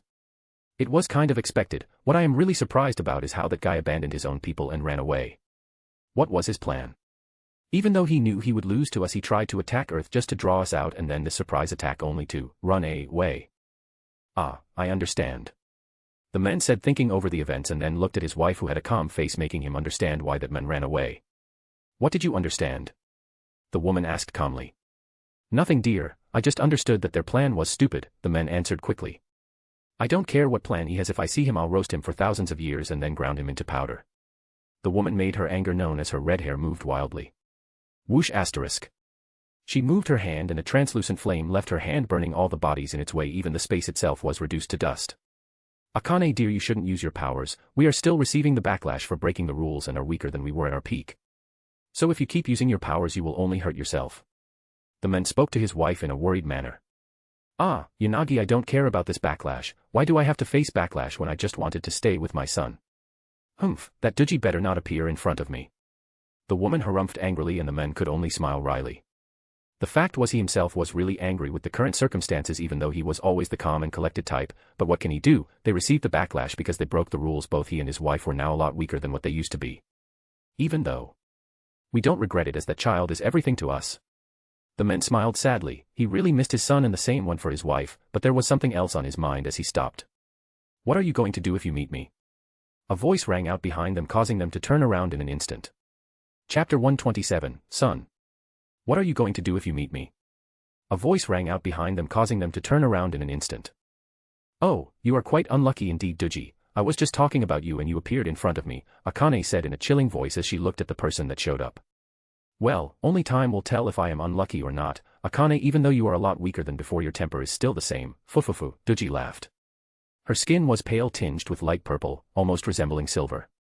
Her hair was purple and short, reaching only her neck and her bangs cut past her forehead. Her eyes are lustrous purple, with red makeup painted right above them. Her horns appear to flow out of her body naturally, going from the same pale tone of her skin and gradually becoming wine red. Her fangs are sharp and long compared to those of humans. She was wearing a golden ornament with a green jewel over her forehead, in between her horns. She was wearing an extremely long kimono without the sash, leaving it open and exposing the body underneath. The kimono was bluish-purple in color, with red curved lines drawn throughout it, especially on the tripartite extensions of the sleeves. Some green ribbons are attached to it. Underneath the open kimono, she is mostly naked. Her ankles have red ribbons tied around them. She wears a piece of seemingly metallic material that covers her crotch and breasts, linked together by thin lines, and going all the way up to her neck, connecting into a choker. Of the same material, her hands and feet wear small pieces, tied around her fingers and wrists, and toes and heels respectively. She is seen carrying 3 gourds by her waist and over the hip. The first is a small brown gourd, the second is a white, the third and most prominent is an overly large blue gourd of glass with golden ornaments. In addition, she holds a cup of sake in her right hand, while the left holds a much wider cup, with a vine of black grapes, multiple pink peaches, and shirta, zigzagged paper strips. She was also wearing a bandage on her left hand covering it completely. Oh, Duji, do you think you can fight me alone just because I am weaker now? You sure grew balls from the last time I saw you. Akane said looking at the woman's left hand, making the woman grimace as if she had remembered something unpleasant. You just had to make my sake taste bitter, huh? Well, I am not alone anyway. I have already made plans to eliminate you two now that you two are at half of your strength so that I can weaken your faction. Yanagi is exhausted from the fight earlier and you Akane are suffering from the backlash, so right now you are just sitting ducks in front of me. With you out of the way I can easily get my hand on the vessel. Duji said with a smirk as many monsters started to appear out of nowhere surrounding the two.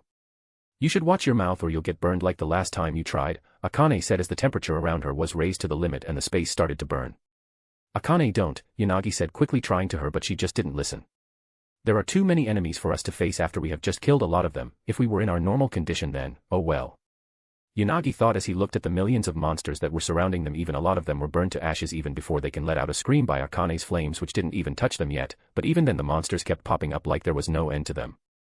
That's quite the big talk coming from you, Akane, considering your current state. Look, even your own partner is stopping you, but that is exactly what I expect from the one called Origin of Flames, Hano no Kigen. Even though I failed the first time, I won't fail this time. No matter what you do, that vessel will fall into my hands and you can't do anything about it. Duji snickered in amusement. Akane was about to move her hand but stopped. Era, you know this is the reason I despise insects. Raijin no ya, Thunder God's arrow, a soft melodious voice rang out in the space as crackle asterisk crackle asterisk. Massive bolts of purple lightning fell on the monsters, turning them into dust. How did this cow get here? I made sure that she doesn't get the news about this attack. Did something go wrong? What happened to the leader of the black faction? Did he fail? Duji thought as she narrowed her eyes.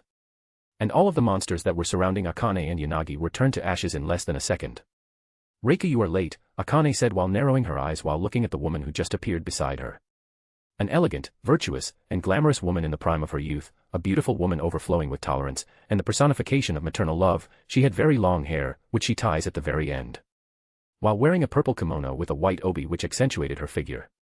She wore samurai armor in the form of long shoulder pads, and head ornaments on each side with tight gauntlets and greaves, elbow and knee length respectively. Her katana is seen sheathed, connected to her by another sort of rope. A quiver holding a set of arrows appears joined by her right hip, and her left hand holding a tall bow. Sorry Akane, there were some insects in the way so I got delayed, the woman said in her melodious voice. Looks like I underestimated you, cow, Duji said with a sneer. Oh, so you are still here, insect. I kind of overlooked your presence since it was so weak. Well, it's quite nice this way. Reika said with a smile, but her eyes didn't hide her disgust towards the small woman. For you to be bold enough and try to lay your hands on my son. I'll give you a punishment suitable for that sin. She continued as purple lightning crackled around her form, twisting and tearing the space around her. Reika, that is my son you are talking about. When did he become your son? Akane wasn't having any of it, even if her opponent was her own little sister. The translucent fire around her increased and formed a wheel behind her. It resembled a clock with 12 markings on it, each having a distinct shape on it. Era Nasen, I don't quite agree with you on that one. Reika spoke with a smile, but her eyes were serious as well. With purple lightning shrouding her form, making her look like a goddess of thunder, and a giant ox holding an axe formed behind her. These two are at it again. Yanagi was rolling his eyes, as this was the most common sight in their house, and it usually only stopped when Haru stepped in. That kid is really different. I am really proud of him. I don't think I can go in between these two. Yanagi shook his head as he learned his lesson the first time he tried to stop them. While so the two cows are going head to head over the vessel, Doji said with a snicker while taking a sip of her sake. Both Akane and Reika looked at the small woman with cold eyes. Kurureakali asterisk. Filet asterisk. The flame and lightning shrouded the whole area, destroying the space itself as they opened their mouths at the same time. But Reika immediately withdrew her lightning, as Akane's fire was more rampant and destructive in nature. If she didn't take back the lightning, she would have been hurt seriously. Neisan's powers are scary even though she is weaker, Reika thought. I told you to watch your mouth, insect, Akane said with a calm face, but the killing intent in her tone was clear. I need to get out of here quickly, but it won't be easy, but I'll need to try. Doji thought as her palms were getting sweaty. What? Did I hit a nerve? It is the truth, after all, he was never you. Doji's words were cut short. Hayaki Yagyo, Night Parade of 100 Demons, Akane's low voice rang out. Chapter 128, Shotokan. Hayaki Yagyo, Night Parade of 100 Demons, Akane's low voice rang out as the part corresponding to one on the wheel lit up and the translucent fire that was in the space started to take the form of different beasts: a crow, snake, ape, bull, fox, tiger, and a dragon, along with other beasts coming to a number of 100 different beasts. The heat emanating from them started burning the space and reducing it to ashes. Ruahair asterisk. The animals roared as if responding to the anger of the caster and jumped straight towards the short woman, who looked at the 100 animals made of translucent fire coming towards her. Multitude of colors, providential oni poison, senchibanko, shinpan ki doku, Doji spoke in a slow tone as she tilted her cup, making the sake in it fall down. The multicolored sake reached her feet. It started to spread towards the animals coming towards her. The sake was pure poison. In fact, the poison was so potent that it even affected space itself, melting it, and poison reached the beasts. Ruhar asterisk. Kreia asterisk. Reaewa asterisk. It melted them. All of those 100 demons were melted, slowly turning into essence as the sake was pulled back in the woman's cup. The multicolored sake now had a pure red color resembling blood. You have gotten weaker, Akane, or is it that you are worried about destroying the universes in the vicinity? Anyway, I always wanted to have a taste of your element. To think you even treated a disposable vessel as your own son. How pathetic can you get? Though his looks are impressive, almost mouth-watering. A shame he is too young and hasn't matured yet. Sake and men taste the best when they are matured enough. Doji said as she took a sip of the sake in her cup. Argh asterisk what? The woman faltered as she saw burns start appearing on her body, making her feel immense pain. It was like her insides were stuffed with smoldering coal, even though she wasn't there currently. TCH, you are lucky that I haven't recovered, or you'd be a pile of ashes by now, even though you aren't here yourself, but you are balls for trying to drink the essence made of my flames. I'll give you that. Akane was angry, too angry in fact. But she knew that she was weaker at the moment, or the insect in front of her won't even be able to think bad about her son, much less open its mouth. Why isn't the damage from my poison spreading further? Did she stop it even in her current state? Doji thought, and as her eyes met Akane's she understood what happened. So she stopped it from spreading further. Looks like I have no choice now. I can only leave this one behind. But let's rile her up so that she attacks me more. This way I can weaken her more, which will be advantageous in the long run. Doji thought as she sighed heavily. Fufufu, Akane, you really became too weak after you took that VE dash. You know, the thing I hate the most is an irksome pest that gets close to the ones I love, Reika said as she vanished from her place and appeared behind Doji with her katana in her hands. Purple lightning covered both the katana and Reiku as she slashed Doji's neck, shredding apart the space from where her katana passed. Was asterisk crackle asterisk slash asterisk. Doji's head flew before she could even react, but there was no blood flowing out of her body. Insect, I really wish you here so that I can rip you to shreds myself, Reika said with a smile. Of course I won't be here in person. I am not that dumb to make the same mistake twice. Even though Akane has lost her powers, she is still dangerous. Doji, whose head was separated from her body, laughed. Well, that doesn't matter, your days are numbered anyway. I won't let you off for what you said before. Akane said with her red hair flaring and her eyes burning red. Ufufu, I haven't said anything wrong anyway, no matter how much you try to avoid it, the gears have already turned and the vessel will fall into my hands as per my PL, Doji wanted to continue but. I won't allow you to disrespect my son any longer, Kaminari Hanti-eye, lightning judgment. Reiku's eyes were filled with unbridled anger as she swung her sword which was clad in lightning onto the body of the woman, and burned it to ashes. Crackle * boom *. With a large explosion that could be heard from even a few 100,000 miles away shook the whole space. Hey, Reiku, he is my son, how many times do I have to tell you? Akane got angry at Reiku again. Akane, why can't I be the mother of that child? Reiku asked with a smile. Don't think that I don't understand your twisted meaning behind those words. I'll say this again, Reiku, I am not letting you marry my son. You damn Shotokan. Akane growled in anger. Oh my. Why can't I marry my son? Reiku asked in disbelief. Shut up, you damn hag, you are millions of years old, where do you even get the idea that I will let you be my cute little son's wife? Akane harumphed in anger. Nei-san, you do know that you are my big sister, right? Reiku said with a sweet smile. Pop *, pop *, pop *. You little brat, veins started to appear on Akane's forehead as she rolled up her sleeves and was about to pounce on Reiku. Dear, calm down, now is not the time for this. Yanagi stopped Akane by hugging her waist from behind as she tried to struggle and hit Reiku. Release me, Yanagi, let me whack this brat and bring her back to her senses. Who does she think raised her since she was a little kid? Akane growled at Reiku, who just turned a blind eye to her. You are only making it worse, dear, and we have bigger problems to think about, Yanagi said, trying to hold Akane back. Brother-in-law is right, we have important things to talk about, Reiku said while nodding her head. That can wait after I discipline you, you damn Shotokan, Akane shouted as she tried to free herself from Yanagi's grip. The seal placed on Haru is broken, Reiku said with a serious voice, causing both Yanagi and Akane to freeze. What? Both Akane and Yanagi's bodies tensed up as they shouted with clear concern on their faces. How can this happen? We reinforced the seal before we left, how could this happen? Did his powers run wild again? Akane asked in panic. Even though she would know if his powers ran wild, she forgot all about it because of her worry. No, the seal on his powers is still in place, the one that broke was the seal on his memories, so we don't have to worry about Hachan hurting himself, Reiku spoke calmly down the restless Akane. Is it because Kurumi woke up earlier than her supposed time? But even that is strange, for her to wake up a few years earlier is also weird. But I am glad she helped in suppressing his seal, Yanagi said and sighed heavily after he thought up the reason Haru's powers didn't run wild like last time. It doesn't matter if she suppressed Hakuin's powers or not, she had put him in danger. I'll burn that bitch to death, Akane growled angrily. Calm down, dear, Yanagi said with a worried expression. That is correct, she woke up earlier because I was the one who woke up Kurumi and told her to meet Haru so that the seal can be forcefully broken, making Haru remember about our existence. Reiku dropped the bomb on the two who were dumbfounded. A few hours later. So tell us what happened, Yanagi asked Reiku as they were now sitting down in a standard Japanese room. Come on, out with it. Why did you do this? I swear if something happens to my son, my sister or not, I'll reduce you to ashes, you got that? Akane said calmly as her eyes were flaring dangerously. And these weren't empty words, she actually tried to burn Reiku to ashes just before coming here. She went on a rampage, but both Yanagi and Reiku had to calm her down. It won't come to that, I won't do something that will put my son in danger, Reiku reassured Akane with a smile. Bang *. Again for the last damn time, he is my son, Akane shouted in frustration as she slammed the table in front of her with her fist. Yes, he is your son, honey. Now Reiku-san, can we move to the reason you did this, Yanagi said while trying to calm down the hopping mad Akane. Well, this is what I wanted to tell you, Reiku said calmly. Chapter 129, Who helped them? Is that really true? Akane asked with a calm expression. Yes, Akane, you should know I won't lie about this, Reiku said as she was sweating with a nervous expression on her face. I know you aren't lying, I know what you saw was true, as that is something you inherited from mother, and that is also the reason you are the leader of this faction, Akane said calmly, but to both Reiku and Yanagi, Akane was the most dangerous when she was calm.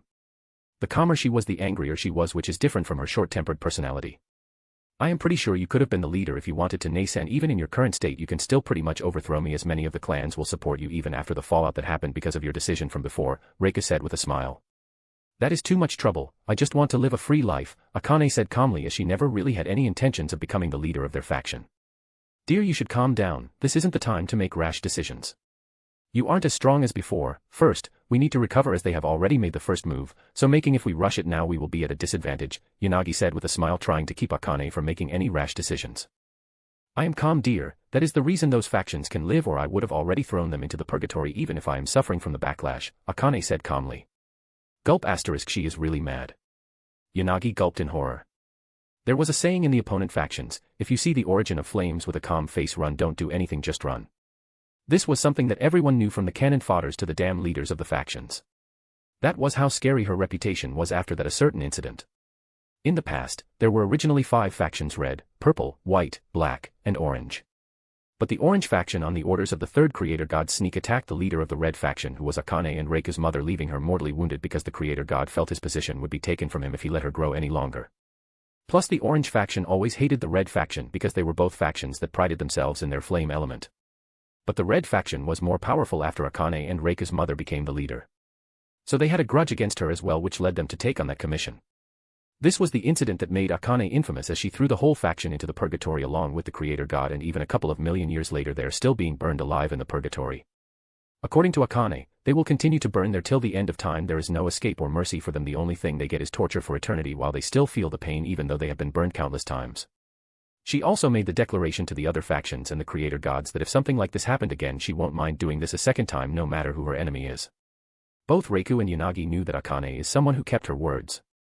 The only reason she is still sitting here is that doing something rashly will be counterproductive while putting them in danger, especially Haru. I shouldn't have made a deal with that fox. It is all happening because of her, Akane said as she clenched her hand. Nei-san, you should know it was necessary, as you were the one who made the deal, knowing the dangers it will bring, and it was necessary for Hachan as well, because without it. Reiku said carefully, not to press Akane's buttons. I know, but still, I should have searched more. There should have been another way, Akane said while looking at both Reiku and Yanagi. Dear, we have been over topic this before. We had no other choice but this one. Even to this day, we can't find a possible solution for this. So there is no need to blame yourself. Yanagi said as he placed his hand on Akane's hand. I guess so. Akane looked away with a little blush. Cough asterisk I am not here to look at you two flirting, although I do admit that Nei-san looks cute, but we have important things to talk about. Reiku coughed, making the two come back to the world. Haha, yeah. Yanagi laughed as he rubbed the back of his head with Akane glaring at him murderously. After about 5 minutes. How were they able to do this under our nose like this? Yanagi asked as he bit his lip and the atmosphere in the room plummeted. Who was the one that helped the factions in this? Akane asked Reiku. She won't take no for an answer. Reiku knew about her sister the most. That was someone called Demon of Horizon who works under the Yog-Sothoth, Reiku said as she saw how from the way Akane was looking at her. Come here. Akane lifted her right hand and translucent flames started to gather on her palm. Ka asterisk. After half a minute, a crow with jet black feathers and bright golden eyes looked up at Akane awaiting his orders. The crow's eyes shined brightly and it had a consciousness of its own. Nei-san, can you not show off by doing that? Reiku said with her lips twitching. I can't do that even when I am the leader of this damn faction, Reiku pouted. What is so hard about this? If you practice enough you can do it as well. Akane said calmly, making Yanagi smile wryly. Nei-san, you know that apart from you only the creator gods can create living beings, and you Nei-san can even give a beast made out of fire its own free will. You basically made a new living being out of the element. Nei-san, I have been trying really hard and I still can't do it, Reiku said as her mood dampened. Then try harder, Akane said plainly. How? Reiku asked, hoping she would get an answer this time. Hell if I know. Figure it out by yourself, Akane said nonchalantly, making Reiku's eyes twitch. Dear, I don't think you should say it like that, Yanagi said with a wry smile. This is something she needs to learn herself. I can't teach her this, as it would defeat the meaning of her understanding this on her own, Akane said, making Yanagi nod as Reiku sulked. She knew this as she had heard these words multiple times. Go, Akane said calmly while ignoring them, and the crow spread its wings and flew out of the window while scattering golden dust behind, then vanished. Nei-san, you do know that Yog-Sothoth is Azathoth's grandchild, right? Reiku asked as she knew where that beast was headed. That is just a gift for someone who stuck its nose somewhere it didn't belong, and if the blind idiot wants a fight, then let me see if she has grown a pair to do that or not, Akane said while looking at Reiku, who smiled wryly. What can I even do now that she made up her mind? Well, looks like Akane is still the same when she gets angry. Reiku shook her head in dismay. She can't really be angry at this decision because she knows her sister can back it up, even though she currently only has half of her powers. Akane was someone who was still feared by everyone and someone who everyone thought would succeed their mother as the leader of the Red faction, but to everyone's dismay, Akane refused to take the place and left the faction to travel on her own. Sigh, I still can't understand Nei-san, Reiku shook her head. Oh, Akane, let me show you what our son has been up to, Reiku said as she clapped her hands. Again, he is my son, you damn Shotokan, Akane growled back at Reiku, who only giggled as she saw how quickly her sister changed whenever Haru was brought up. It was fascinating for her to see how a woman who everyone was so scared of can act like this. She looks just like a normal overprotective mother, Reiko smiled.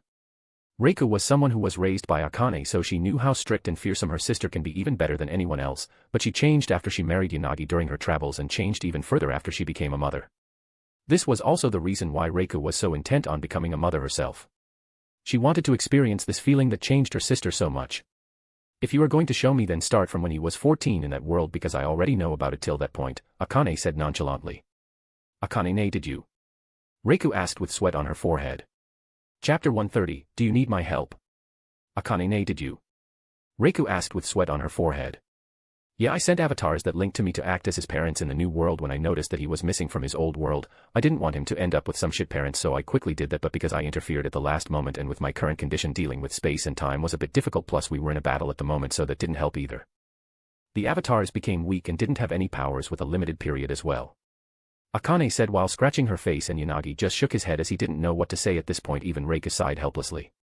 Anyway, whatever, show me what happened after that. I want to see how my little Hachan is doing. If I try to look into that world I might accidentally burn it down. Anyway, you have always been good at these types of things, so do it quickly, Akane asked with excitement.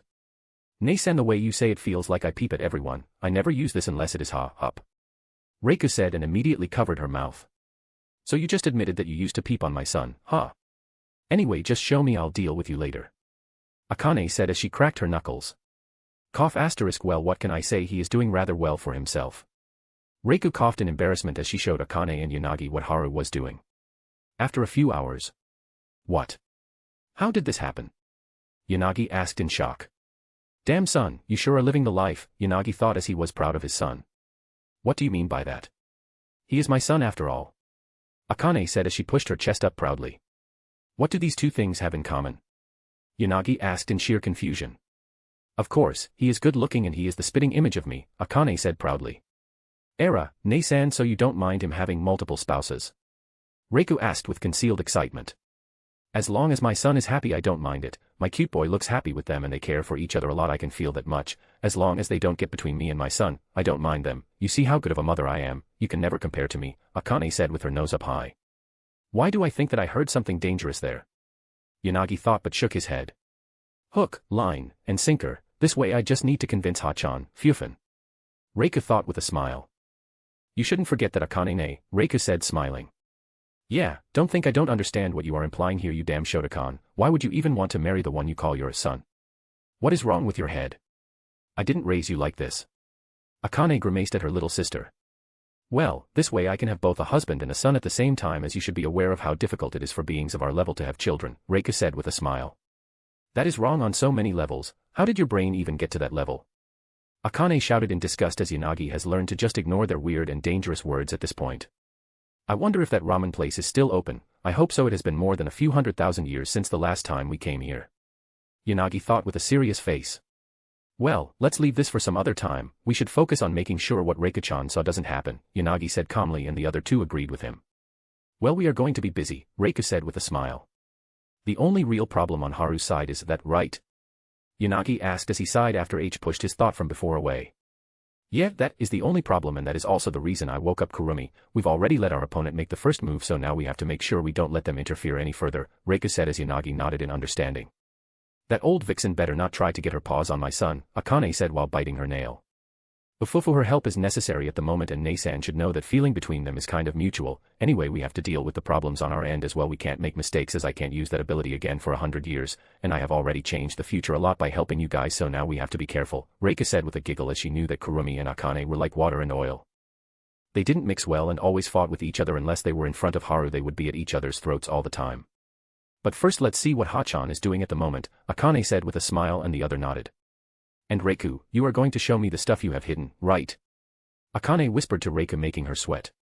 How did Nei-san know about I was hiding that? I was thinking of watching it in secret, but... Reiko could only nod when she saw the sweet smile on Akane's lips. Hey, what are you guys talking about? Yanagi asked as he felt like he was being left out. Nothing dear, just a small thing. I was thinking if our son was doing well or not, Akane said, and Yanagi nodded without thinking further into it, and then they sat down looking at Haru. As for what he was doing... Say Haru said as he held up a piece of courage in front of Gina. Ah, Gina opened her mouth eating it. Oh, this is heaven, Gina said with a silly smile. Haru smiled as well, looking at her acting like a child. After he and Kair Isha reached here, Haru helped make food today with Jinwoo and Uncle as the men were left in charge of cooking, and Jina asked for a special fried chicken banquet as her reward. So after they cooked everything and placed the grand feast on the dining table, everyone sat down and then Jina asked Haru to help her eat because she was too tired. Little demon, you were jumping around just fine some time ago, Kyung-hae smiled as she shook her head. Can everyone stop looking at me like that? And uncle, those are chopsticks, not weapons. You're not from Bentu, so keep them down, Haru said as he looked at Il-1, who was gritting his teeth with his chopsticks pointing at him while eating the fried chicken. Haru, another one, ahhh. Jina opened her mouth and asked Haru to feed her again. Joey at 3i asterisk. Kane, do you want one as well? Haru asked Kane, who was looking at him with a frown. What? What gave you the idea that I want that? Humph, Kane stuttered, then looked away quickly. What about you, Kair Isha? Haru looked at the second person. No, my lord, I am okay, Kair Isha answered quickly as she was still a bit embarrassed in front of Haru. Haru looked at Haein, who shook her head as well. What about you, mom? Haru then asked Kyung-hae, making Il-1 look at him in anger. Kid, you are pushing your luck. Do really want me to show you my special move?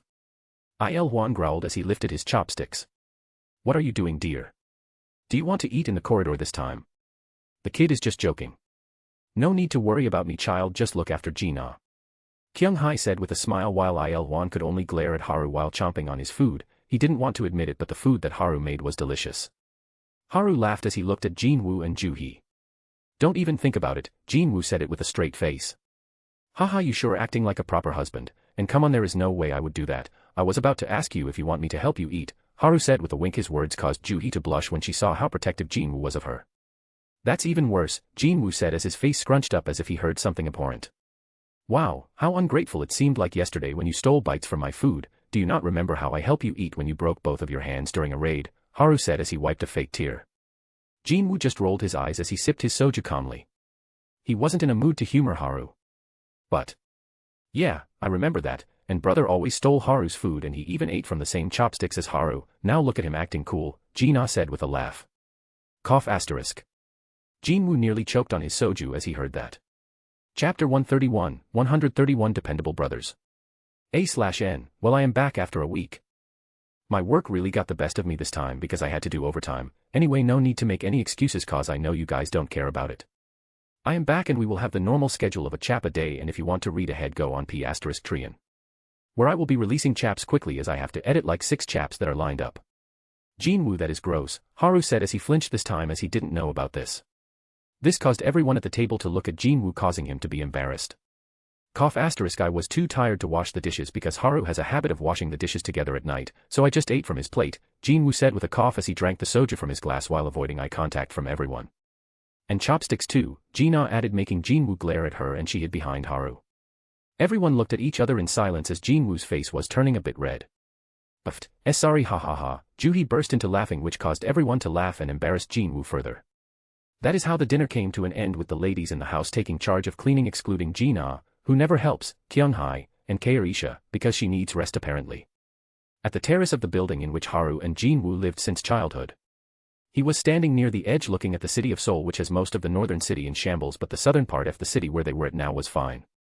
But the workers were working to restore the city to its former glory as quickly as possible. I should have been more careful. Well, whatever, Chairman Go said that I didn't need to worry about compensation. Haru sighed as he dodged a bullet that would have ripped his wallet into pieces. He looked at the night sky, which was full of stars tonight, with a calm look on his face. For one reason or another he always liked watching them as it filled him with a sense of peace. You are here as usual, Haru heard a voice beside him and saw Jinwoo standing there looking at the sky as well.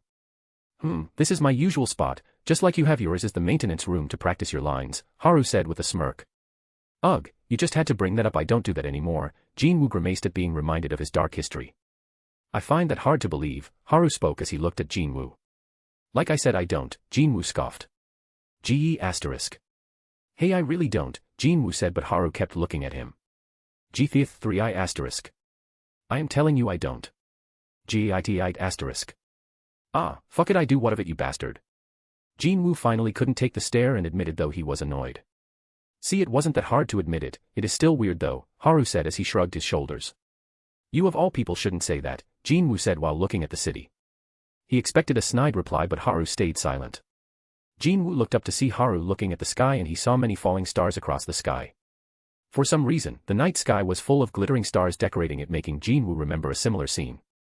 "Hey Haru," Jinwoo suddenly opened his mouth. "Yeah," Haru answered while still looking at the falling stars in the sky. "Do you have a wish?" Jinwoo asked, making Haru look at him. "You are trying to copy me now, eh?" Haru said playfully, elbowing Jinwoo. "Just answer, damn it." Jinwoo got annoyed as he rolled his eyes. Yes I do," Haru answered with a smile. "What is it?" Jinwoo asked. "I want my parents to be able to see me like this and live with everyone here. I also want Heian and Kane to be able to meet their family."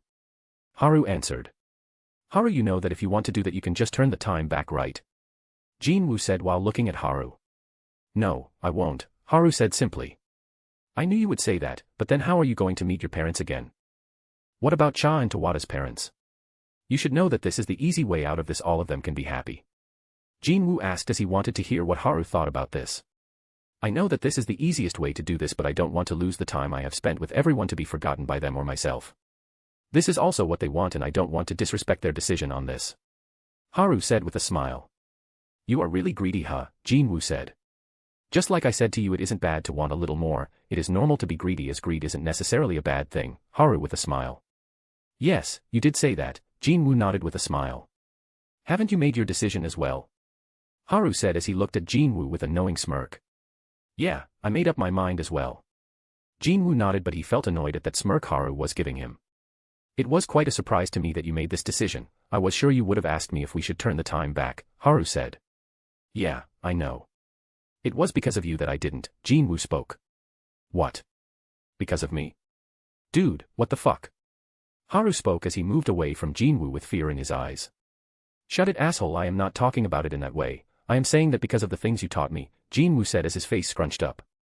"That sounds even more sus," Haru said in a panic as he increased the distance. "You bastard, stop messing with me, you know what I mean. I am not good with words, you of all people should know that," Jinwoo said angrily. For some reason he always got annoyed with Haru and showed his emotions. And it was only around this guy that he was able to feel like nothing about him changed. It was a complicated feeling, but something Jinwoo didn't mind. Yeah, I know. Even though you changed so much after you got your powers, you are still the same as before. I am sure you still keep your fat material in dungeon notes folder, but I wouldn't have listened to you even you made that decision," Haru said as he came towards Jinwoo. "Why the fuck do you know that?" Jinwoo was shocked. "I saw it after I was trying to find out more about dungeons. I was quite shocked, to say the least. I didn't know you had such tastes. Poor Juhi is going to have a hard time." Haru sighed as he shook his head. "Why you?" Whatever, I'll just let it be." Jinwoo, who was about to blow his top, just sighed deeply and stopped talking. After a few minutes of silence. "So, Haru, I know there is no reason for this." Jinwoo paused as he turned to face Haru. "I know you already have your plans, no matter how much of a narcissistic. Hey. Asshole. Hey. Cross-dressing. Oi. Nosy bastard you are. I feel offended here. If you ever need help, just tell me, all right," Jinwoo said with a small smile. "Oh, look at you being all dependable now, but you just ruined it," Haru snickered. "Hey, come on, I have been dependable, right?" Jinwoo said. "The only thing I could depend on you for was increasing the medical bills," Haru rolled his eyes. Jinwoo also rubbed the back of his head as he knew that he used to get injured quite often, though he was healed by Juhi most of the time, but still the medical expenses were a lot to deal with when Juhi wasn't around. "But," Haru suddenly said, making Jinwoo look at him. "I'll keep it in mind," Haru said with a bright smile as Jinwoo nodded with a smile of his own. "Anyway, now that we have made this decision, we should get ready for the problems that will pop up," Jinwoo said as he put his hands in his pockets. "That is true, so should we go and meet them first?" Haru said as he turned back to see a golden portal open. "Yeah, let's go," Jinwoo nodded as well. "Oh yeah, a quick word of advice, Jinwoo." Haru suddenly looked at Jinwoo with a serious face. "What, does he have a plan?" Jinwoo thought as he nodded, waiting for Haru to continue. "If you by any chance want to tell Juhi that you had a chance to rewind time but you didn't, just say it was for her and not for me, because if you do that it will make things weird," Haru explained with a super serious face. Jinwoo looked at Haru and blinked a few times. He wasn't sure what just happened right now. "Don't tell me you were going to do that," Haru said as he gasped in horror. "What did I expect?" Jinwoo shook his head in dismay. Jinwoo sighed and walked towards the portal in front of him. "Hey, what is with that reaction?" "I was worried about your relationship," Haru asked in exasperation. "You asshole, get your head out of your ass. There is no way I'll say that," Jinwoo said as he rolled his eyes. "Oh, that is good. I didn't want you two to end up being divorced because of me," Haru said with a dramatic expression. Shut up, you narcissistic bastard, Jinwoo spoke with a chuckle and Haru laughed as well. Then both of them entered the portal which closed and vanished from there. Chapter 132, Is He Still Alive? Both Jinwoo and Haru appeared in a magnificent hall with golden and white decorations with a high ceiling that was supported by smooth white pillars that had many distinct carvings. Both of them looked in the front to see the familiar figure. Welcome to the headquarters of the rulers, the brightest fragment of brilliant light greeted them. Jinwoo looked at the leader of the rulers with vigilance while trying to figure out what his next move will be. To be honest, Jinwoo still had his own reservation about working together with the Haru. Yo, nice to meet you again, Haru waved his hand like he was meeting an old friend. Jinwoo couldn't help but sigh at how easygoing Haru's attitude was when they were possibly in enemy territory. Haha, Sir Haru is surely an interesting person, the brightest fragment of brilliant light laughed as he shifted his gaze towards Jinwoo. And there is no way any of the rulers would attack the current Shadow Monarch after knowing that you were chosen by our elder brother, he spoke with a voice laced with melancholy as if remembering something. Okay, Jinwoo nodded as he was somewhat persuaded by his tone, it might be because Ashbourne and he were the same being now that he felt like he could trust these words. Thank you for believing me, then shall we get to the main topic, the brightest fragment of brilliant light spoke after he expressed his gratefulness. Yeah, so how are you guys going to handle the gates from now on? Haru asked as he dived straight into the main topic. That is what we are busy with at the moment.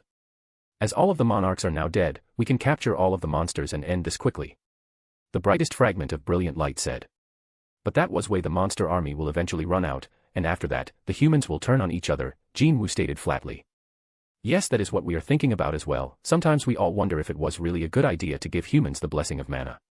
But I guess it has worked out properly in the end even though it was a plan we made in a hurry so we were ready for the possible problems. The brightest fragment of brilliant light sighed as Jinwoo nodded. Who came up with the idea of giving humans mana? Haru suddenly asked. That isn't important right now, Jinwoo said as he shook his head. I am curious, Haru said making Jinwoo roll his eyes. The one who came up with the plan for this was the fragment of luminosity who is in charge of intelligence for us. She said that she had thought of this plan for a long but we know that she thought of it after reading some books humans call web novels. She was very embarrassed after we told her that we knew where she got the idea. The brightest fragment of brilliant light said with a chuckle. Haha, I knew this topic was going to be interesting but, web novels ha ha ha, Haru burst into laughter as Jinwoo had a look of someone who didn't know what to say. Is this for real? They made a big plan like that because of web novels. Jinwoo shook his head. Okay, now let's get back to the main topic and not waste more time, Jinwoo said as the two nodded. So did both of you come up with any plans on how to deal with this? Because we rulers do not have any plans on interfering with the humans unless they are on the verge of extinction. The brightest fragment of brilliant light spoke plainly. That is to be expected, they do not have any thoughts of stepping in unless things get too extreme. Haru nodded as he listened to his words. How many planets that were destroyed by the monarchs can still host living beings? Haru asked making both Jinwoo and the brightest fragment of brilliant light look at him with wide eyes. He surely doesn't. Both of them looked at Haru in interest as if wanting him to continue.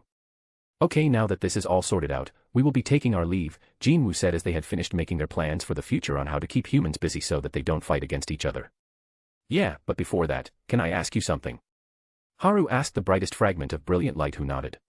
I want to go into that room, Haru said as he pointed at the room behind the brightest fragment of brilliant light. This made Jinwoo narrow his eyes as he thought about why Haru would ask about that. Come to think of it, he has been looking at that room during the talk as well. Jinwoo tapped his chin trying to figure out the reason behind this. Are you perhaps interested in the treasury? The brightest fragment of brilliant light asked. Yeah, it might be rude but I think there is something in there that will help me open this, Haru said as a small box with red and purple carvings appeared in his hands. The ruler's eyes widened after he saw the box. I guess you recognize this box, I got it after I defeated Antares, it was like this box was calling me and I feel the same feeling coming from that room, Haru said with a smile making Jinwoo look at the box with interest as well. From that red bastard huh, Jinwoo muttered as he still felt salty about not being able to fight him. I see, I understand the situation, please come in, the brightest fragment of brilliant light said as he turned around and walked towards the door.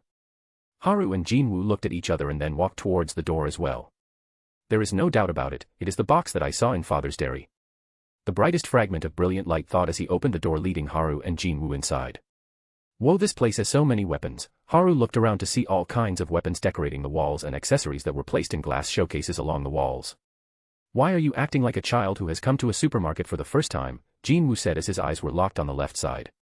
Haru followed his gaze and saw more than 100 short swords on display. Oh ho, look at him, Haru smirked.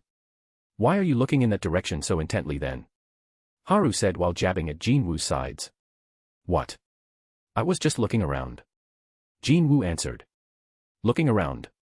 My ass, your eyes are glued on the short swords over there from the moment you stepped in. Haru rolled his eyes as Jinwoo ignored him and continued to look at the short swords display. Haru shook his head and looked straight and saw a pedestal. There was a box with a purple and golden carving placed on it. This feeling is here again. Haru thought as he felt like he was being pulled towards the box, and before he knew it he had already picked up the box. Ding! And he heard the same sound from the time he picked up the red box in his head. As I thought it was this you were looking for, the brightest fragment of brilliant light said. Did you know? Haru asked because he was curious. I had read about this in the Diary of the Absolute Being. I don't know what is inside it, but after seeing the red box I have an idea. The brightest fragment of brilliant light said. Oh, what do you think it is? Haru asked as he needed information at the moment. I think that this is a device used by the Absolute Being when he came to this universe, the brightest fragment of brilliant light said. What? So it means that the Absolute Being is not a resident of this universe but someone who came from the outside? Jinwoo asked as he folded his hands. Yes, the Absolute Being came from outside of this universe to populate this universe with living creatures. You can say that he was here on a mission. The brightest fragment of brilliant light answered. On a mission? A being of that level? So that means that there are entities more powerful than him out there. Jinwoo's eyes widened as he realized that the Earth was still in danger, and he looked at Haru, who had a look of surprise on his face as well. What? There was nothing like this in the novel. Man, things are getting complicated for no good reason. Haru sighed heavily but thought that novel and reality are two different things after all. So does that mean that the Absolute Being is still alive? Because if he really died, then the people who sent him on a mission will surely look for him, right? Jinwoo asked the ruler, who had a solemn look on his face. Chapter 133, Open Sesame. No, the Absolute Being is dead, but he did say they won't bother coming here to check up on someone who is facing backlash, the brightest fragment of brilliant light said in a sad tone. Backlash. Wait, does this mean? Haru's eyes widened even further as he heard something familiar. Can you tell me more about this backlash? Haru asked with a serious tone, which surprised Jinwoo. What happened to him all of a sudden? Jinwoo thought, but he didn't interfere in the conversation. Well, the Absolute Being said that backlash is something like a punishment inflicted on those who break the rules. The reason the Absolute Being faced backlash was because he was supposed to go back after making sure that living beings were increasing properly, but he broke the rules and made us rulers and monarchs from his own body, the brightest fragment of brilliant light said. Why would he do that?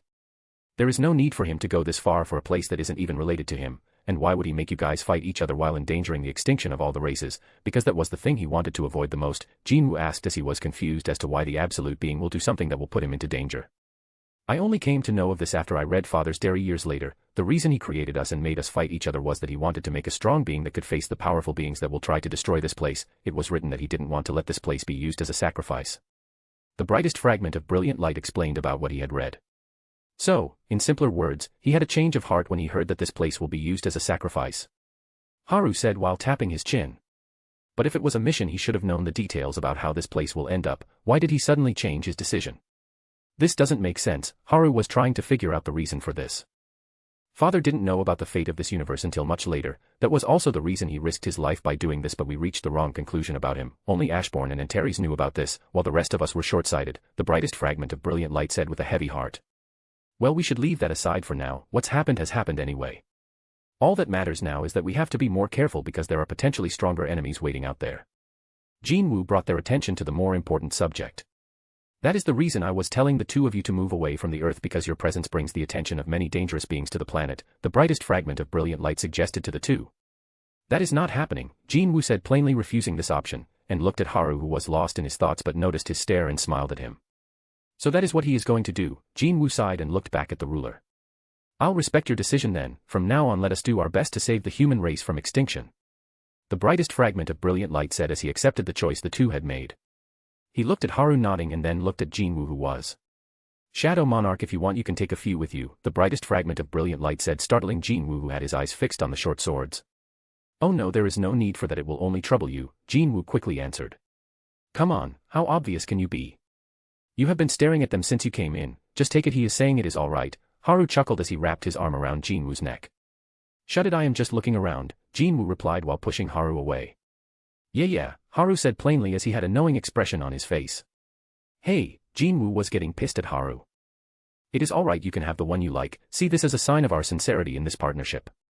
The brightest fragment of brilliant light said.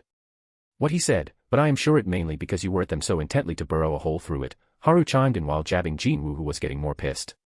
I'll deal with you later, then I'll take the one if you insist, Jinwoo said as he coughed. Typical tsundere, Haru commented, making veins appear on Jinwoo's forehead. I am definitely not letting him off, Jinwoo stomped away towards the short swords.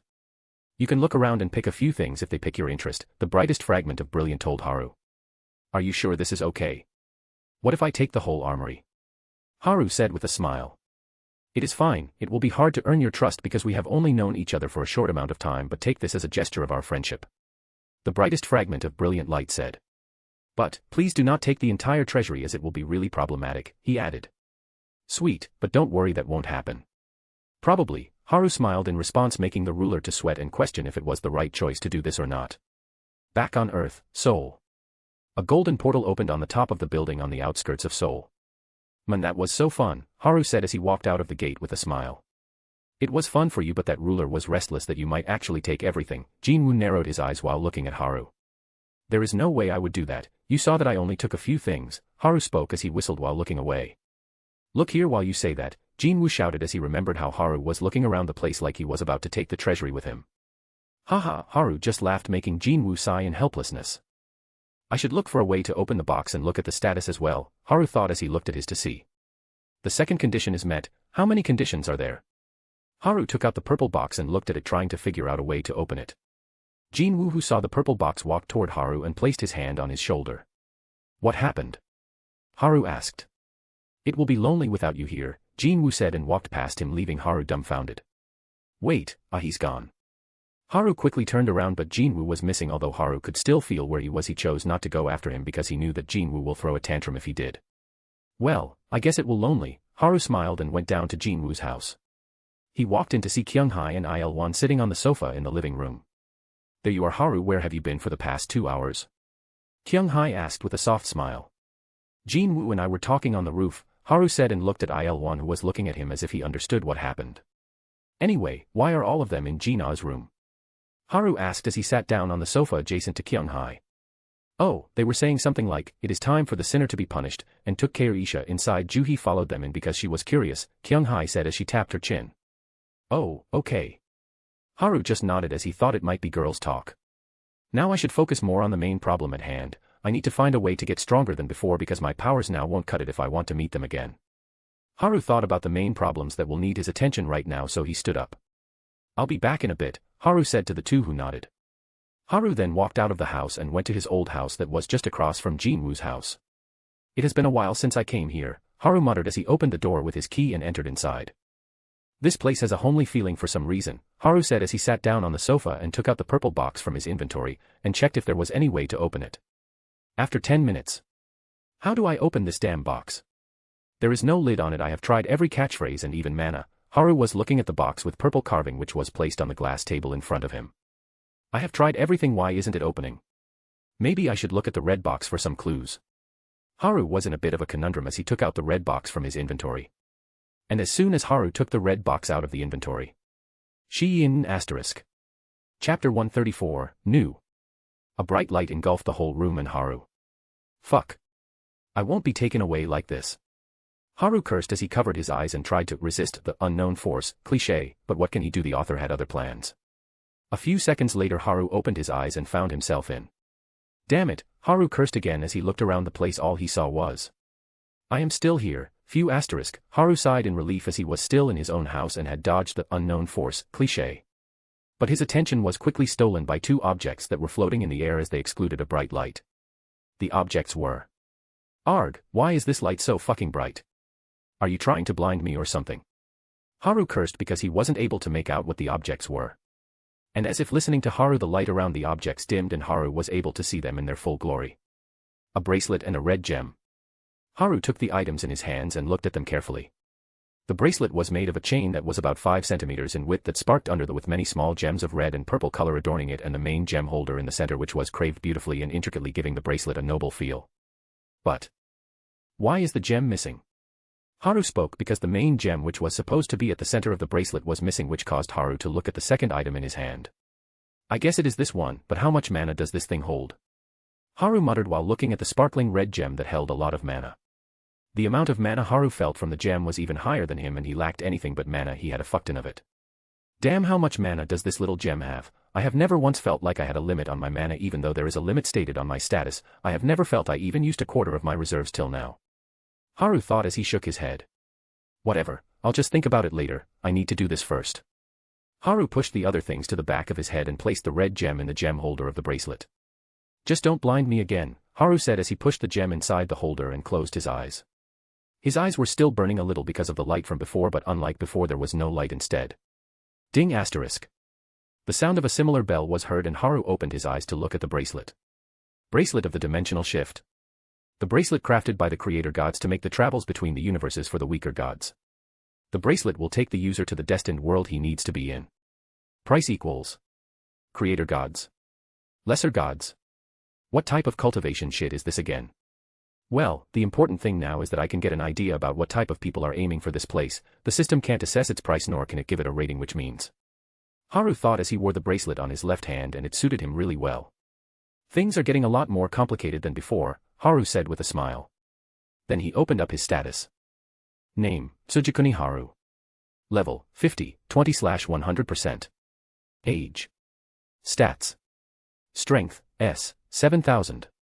Agility, S+, 8000. Intelligence, SS, 10,000. Vitality, SS, 10,200. Chakra, Mana SSS, 12,600. Charm, SS+, 11,000, can't be increased with points. Points, 19. Inventory. Store. Relationships. Sung Ji-na, lover. Cha Heian, lover. Keirisha Kalistraya, lover/maid. Tawada Kene, lover. World travel, new. World travel, huh? Haru nodded as he had kind of expected it this. To be this, I mean, come on, it was apparent. So this item was necessary for the world travel. I guess I should look after it more carefully then, because this is the only way I have to reach my parents. Haru sighed and opened the world travel option. World travel. Current world. E257092761, open. New world. Proceed with the transfer. Yes/no. Archived worlds. E00000000001, locked. E257092761, open. Okay, I understand how this works. It is not that complicated now, I just need to set a day when I will leave. Seeing the circumstances delaying things will only reduce my chances of getting stronger. Haru sighed as he closed the status and the door to his house flew open, followed by a blur that dived right into his side, hugging him. Haru, where have you been? Ji-na asked with a smile. I was just on the roof, why? Did something happen? Haru asked with a small smile. Ji-na saw his smile and narrowed her eyes. Ji-na, don't run around the house, Heian walked in with a sigh. Yeah, why do you always act like a child? If you aren't careful the building might as well collapse. Kene walked in with her arms crossed under her bust with a frown on her face. While Keirisha followed behind her with an exhausted look on her face. What happened to her? She looks tired. Haru tilted his head looking at Keirisha, who walked straight to his side and sat down leaning on him. Haru had an idea of what happened but decided not to say it or things might get a bit chaotic. Hee look at Keirisha Uni, she is so daring now. Ji-na had a teasing smile. Aha, Heian nodded as well as she sat down on the sofa opposite of Haru with Kene, who just gave her signature and looked away. The room was silent for a few minutes as they didn't exchange any words but looked at Haru. He was about to open his mouth but.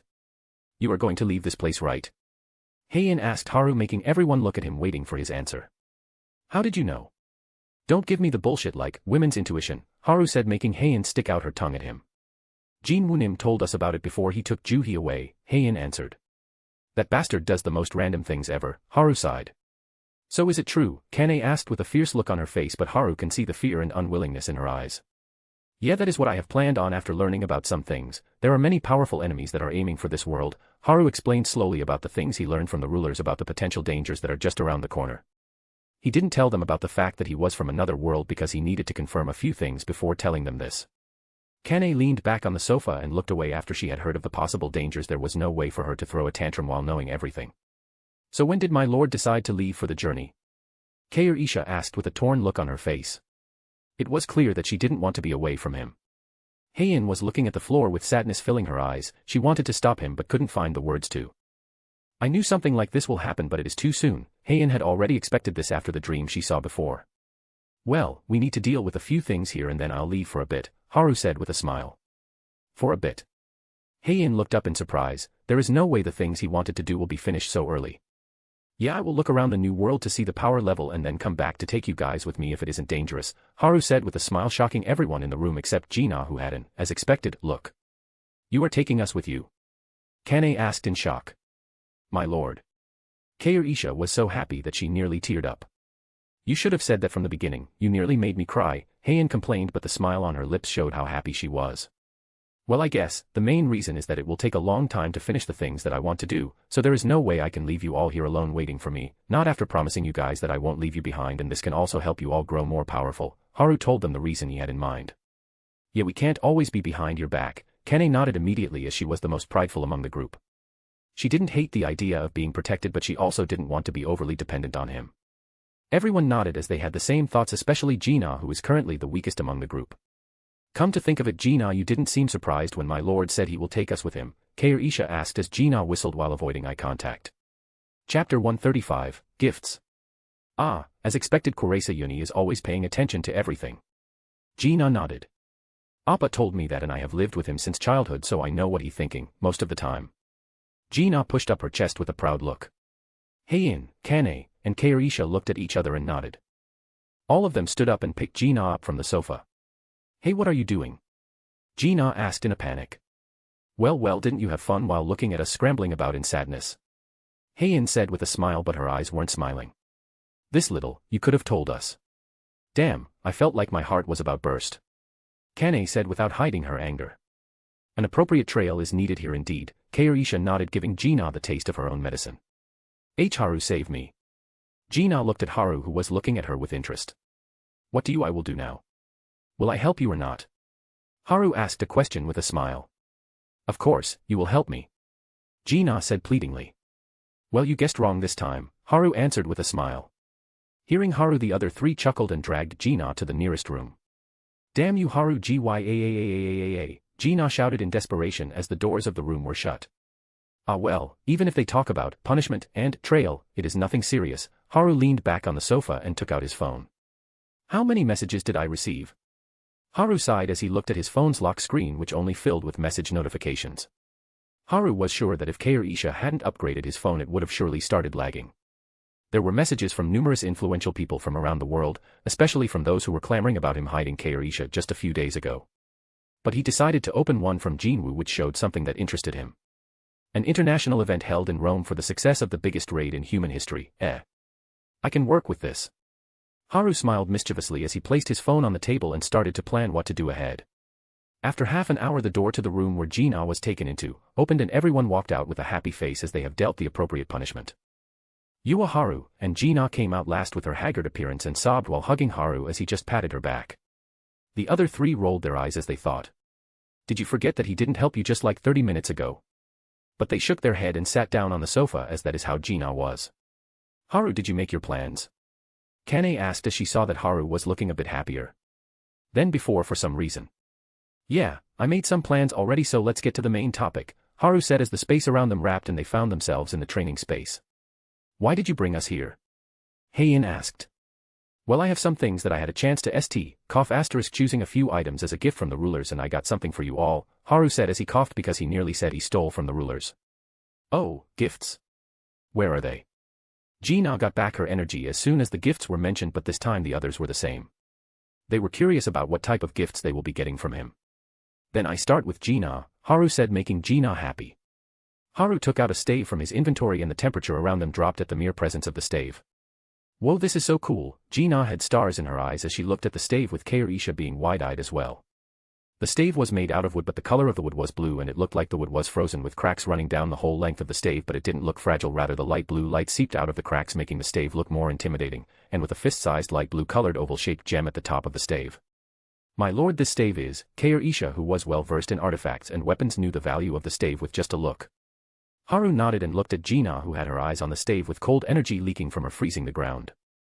It looks like I made the right choice. Haru saw how the ice magic of Gina was resonating with the stave. Here you go, Gina. Haru handed over the stave to Gina, who quickly grabbed it and let her icy cold mana run into the stave. Stave of the Ice Goddess, A+A stave made from the special tree that only grows in the coldest region in the universe, and the gem containing the gem formed in the deepest part of 8 cold hells, the Mahapadma. This artifact was made by a master stave maker blessed by the god of craftsmanship. Ice damage increase 100%. -2 plus stat for mana. Mana recovery increases by 50%. Access to higher ice arts. Special ability, Mahapadma, usable once a week, the ability to summon the 8th cold hell into the world to punish the sinners. Price, 12,900 points. Haru, this is awesome, it increases my mana recovery by 50% and increases the damage for ice magic by 100% as well. And this ability is too OP, I can literally summon the 8th cold hell once a week, wahahaha. Gina was too hyped by her new stave and its abilities. Everyone smiled as looked at her acting like a child who got a new toy. Then next is for Kane, Haru said, making Kane excited as well, but she didn't show it on her face, at least what she thinks. Let's see what you got, humph. Kane crossed her arms while waiting. It is this katana, I hope you like it. Haru brought out the gift for Kane and handed it to her. The white-hilted katana was sheathed in a black sheath, they could feel the historical air around the katana that showed just from its appearance. Everyone looked at katana waiting for Kane to unsheath it. Whoa, this feels so different, Kane felt the power emanating from the katana directly and felt a connection with it. She held the pure white hilt of the katana and slowly unsheathed the blade to see a grey curved blade with a wave-like hamon that shined under the light. Anamaru, A+. The katana made by the swordsmith Awadeguchi Kunitsuna was a divine blade but was tarnished. The katana is famous for cutting down the demon who was torturing the swordsman Hojo Tokimasa in his dreams at the price of cleansing the blade. The katana has a will of its own and chooses its owner based on talent and willpower. This is the original katana, which is also included in Tenkagoken, 5 Swords Under Heaven, and is a weapon rivaling the legendary weapons like Dojijiri and Kusanagi. Attack and sharpness of the blade increase by 50% when facing a divine entity. Attack and sharpness of the blade increase by 100% when facing a demonic entity. The blade can cut cursed objects and contracts. If you clean the blade and take care of the katana perfectly, you will be immune to mind magic and illusions. You will also have a blissful rest and be full of energy the next morning no matter how tired you are when you sleep. Condition, the sword must be in the same room you sleep in. You will be healed of the wounds if there are any when you sleep, you can't regrow severed limbs. Condition, the sword must be in the same room you sleep in. Price, 13,000 points. I couldn't find a straight katana that you like, Kane, Haru said as he smiled when he saw how Kane was fully focused on the katana. What are you acting like that for? The reason I use the straight katana is that the curved ones break when I use too much force, and I haven't been able to find a swordsmith who can make a katana I wanted, and I feel like I just got one I was looking for. Kane said as she slashed and thrust the katana in the air. Whoosh ***. The air was cut apart. Even though she was just using normal techniques, it was perfect. Now I just need to buy the second one, thank you Haru, you pass, Kane said as she looked away with a little red on her cheeks. Oh ho, that Sundara is at it again, Gina said, but immediately got a glare from Kane making her shrink. Gina just doesn't learn, does she? Kairisha sighed as this was quite the normal scene. Yeah, Gina can be kind of dumb at times, Haru affirmed it. Oi, Gina wanted to refute but was too busy running away from Kane. Next is Risha, Haru said as Kairisha was smiling. It didn't matter what the gift was, as long as Haru gave it to her she would be happy with anything. Chapter 136, Event. This is for you, Risha, Haru said as he took out a bookshelf that was 7 feet tall and was packed to the brim with books. My lord, this, Kairisha was surprised as she felt the mana that the books were releasing. These books have all the knowledge from this universe regarding alchemy, blacksmithing, artifact creation, and magic archives from different worlds. And there are also books left behind by grunts that you talked about. Haru told Kairisha about what type of books were on the shelf, and the more she listened the more she was smiling. Thank you very much, my lord, Kairisha said with a wide smile, and from the look on her face, she couldn't wait to research and decode the books. Well, they just caught my eyes when I was looking around, that is all, Haru said casually, though he can still remember that the brightest fragment of brilliant light was about to pass out when he chose this whole bookshelf. Well, they have copies of this, so it is fine, Haru shrugged like it wasn't his problem. Oh, and there was this thing as well, Haru brought out a normal-sized white tablet and gave it to Kairisha. What is this, my lord? Kairisha asked as she knew that Haru won't give her a normal tablet. This one has the data from the species that had advanced in scientific studies. Although their planet was destroyed, this tablet is still connected to the main terminal which is in the core of that planet. If you want to go there, just tell me, I can take you there so you can research it as much as you want. Haru told Kairisha what the ruler had relayed to him. He also got this planet along with another one as a gift. Really, thank you so much, my lord, Kairisha had a wide smile as her happiness was bursting out of her in waves. She was truly happy that she got so many of the things she wanted. You surely have given the rulers a hard time, Heian said as she looked at Haru as Kairisha busied herself in the mountain of books sorting them out. No, he said it was alright as long as don't empty the treasury, and I only took a few items anyway, Haru said with a smile. Sure, I can see that, Heian nodded with a smile as she was thinking how desperate the ruler must have been to say, "Don't empty the treasury." "Oh yeah, this one is for you," Haru spoke while taking out a long sword from his inventory. It had the length of a normal longsword, just a bit wider, with a dark blue hilt and a golden crossguard which had many gems adorning it. The pure white blade shined with majesty and mystery as if it was out of this universe. "This looks more like a ceremonial sword," Ji-na said as she came towards them with Kane, who had finished testing her katana and came to see this weapon as well. She might not let it show, which is what she thinks, but she really likes looking at weapons, especially swords. Heian took the sword and instantly felt the large amount of mana the sword had. "It fits me perfectly, but I am really weak to bring out its true power." Heian knew that she was lacking the necessary power to bring out the true charm of this sword, but she was excited for the day she can fully unleash the full power of this weapon. Clayam Solace, S plus Clayam Solace, Sword of Light, the Sword of Nuada Air Jadlam, is a conceptual weapon that embodies a common trope in Irish and Scottish Gaelic folktales and myths. Specifically, it is a named will which can enchant any sword into the fabled Sword of Light by possessing the sword and then warping the sword into an incarnation of its unit designation. As a will rather than an actual weapon, Clayam Solace is an abstract idea rather than a concrete entity. As a result, Clayam Solace is not limited to a single form or even to a single wielder. Instead, it may take the form of any sword that it chooses to possess, and it may be wielded by any hero that it allows to do so. Attack power increases by 100% when facing a demonic entity. The power of light magic increases by 200%. The skill, Absolute Cleave, using the skill the user can cut through anything with enough power. Alert, the sword can't be stolen from its current owner unless the user breaths his last. The sword alerts the user if someone is directing malicious intent towards them. It doesn't matter what type of masking is used, the true desire of the target will be known by the user. Authority, Photon, sealed. First condition, the user must meet her lifelong partner, the feeling must be mutual. Fulfilled. Second condition, the user must have an average stat level of not fulfilled. Price, 17,100 points. Heian didn't react much but only looked at the first condition of the authority and looked at Haru, who was looking at her. "What? You don't like it?" Haru asked as if she didn't. He had something else stored just in case. "I love you," Heian said with a bright smile as she hugged Haru. "Well, that was kind of random, but I love you too." Haru hugged her back as well. Gth 3i asterisk. Haru and Heian felt 3 sharp stares to see the other 3 staring at them with a deadpan expression. Cough asterisk. Both Haru and Heian separated. While coughing they forgot that everyone was there as well. But Ji-na rolled her eyes, Kane just harumphed and looked away, while Keirisha didn't have much of a reaction to the display of affection. "Anyway, now you guys should check out the things you got," Haru said with a smile, and everyone went to different parts of the training ground to check out the weapons except Keirisha, who has placed the entire bookshelf in her inventory after sorting it out and went to research lab she built in the training space to study the books and the tablet. "I'll just go and plan on the things I need to finish as well," Haru said as he went back to Earth to finish the preparations for the upcoming event. It has been a week since the event of 8 super gates opening around the world. At first the tense and fearful atmosphere was turned into a worldwide fiesta. People from all over the world were celebrating the hunters who risked their lives to save humanity from destruction. As festivals were taking place all around the world with people dancing on the street in happiness and joy that they lived through the worst trail that humanity has faced till today. All of the hunters who took part in the raid gathered in the city of Rome. The reason for all of them gathering there was because they received the invitation from the International Hunters Association to attend an event. The event was a funeral for those people who lost their lives in this raid defending humanity, with a banquet for the hunters. The small banquet has already ended in the afternoon and now only the funeral remained. Reporters and people from all over the world were gathering outside the famous Colosseum in Rome. They weren't here to take photos of this magnificent wonder of architecture but rather to take photos of the hunters who were placing flowers in front of a giant tablet in the middle of the Colosseum.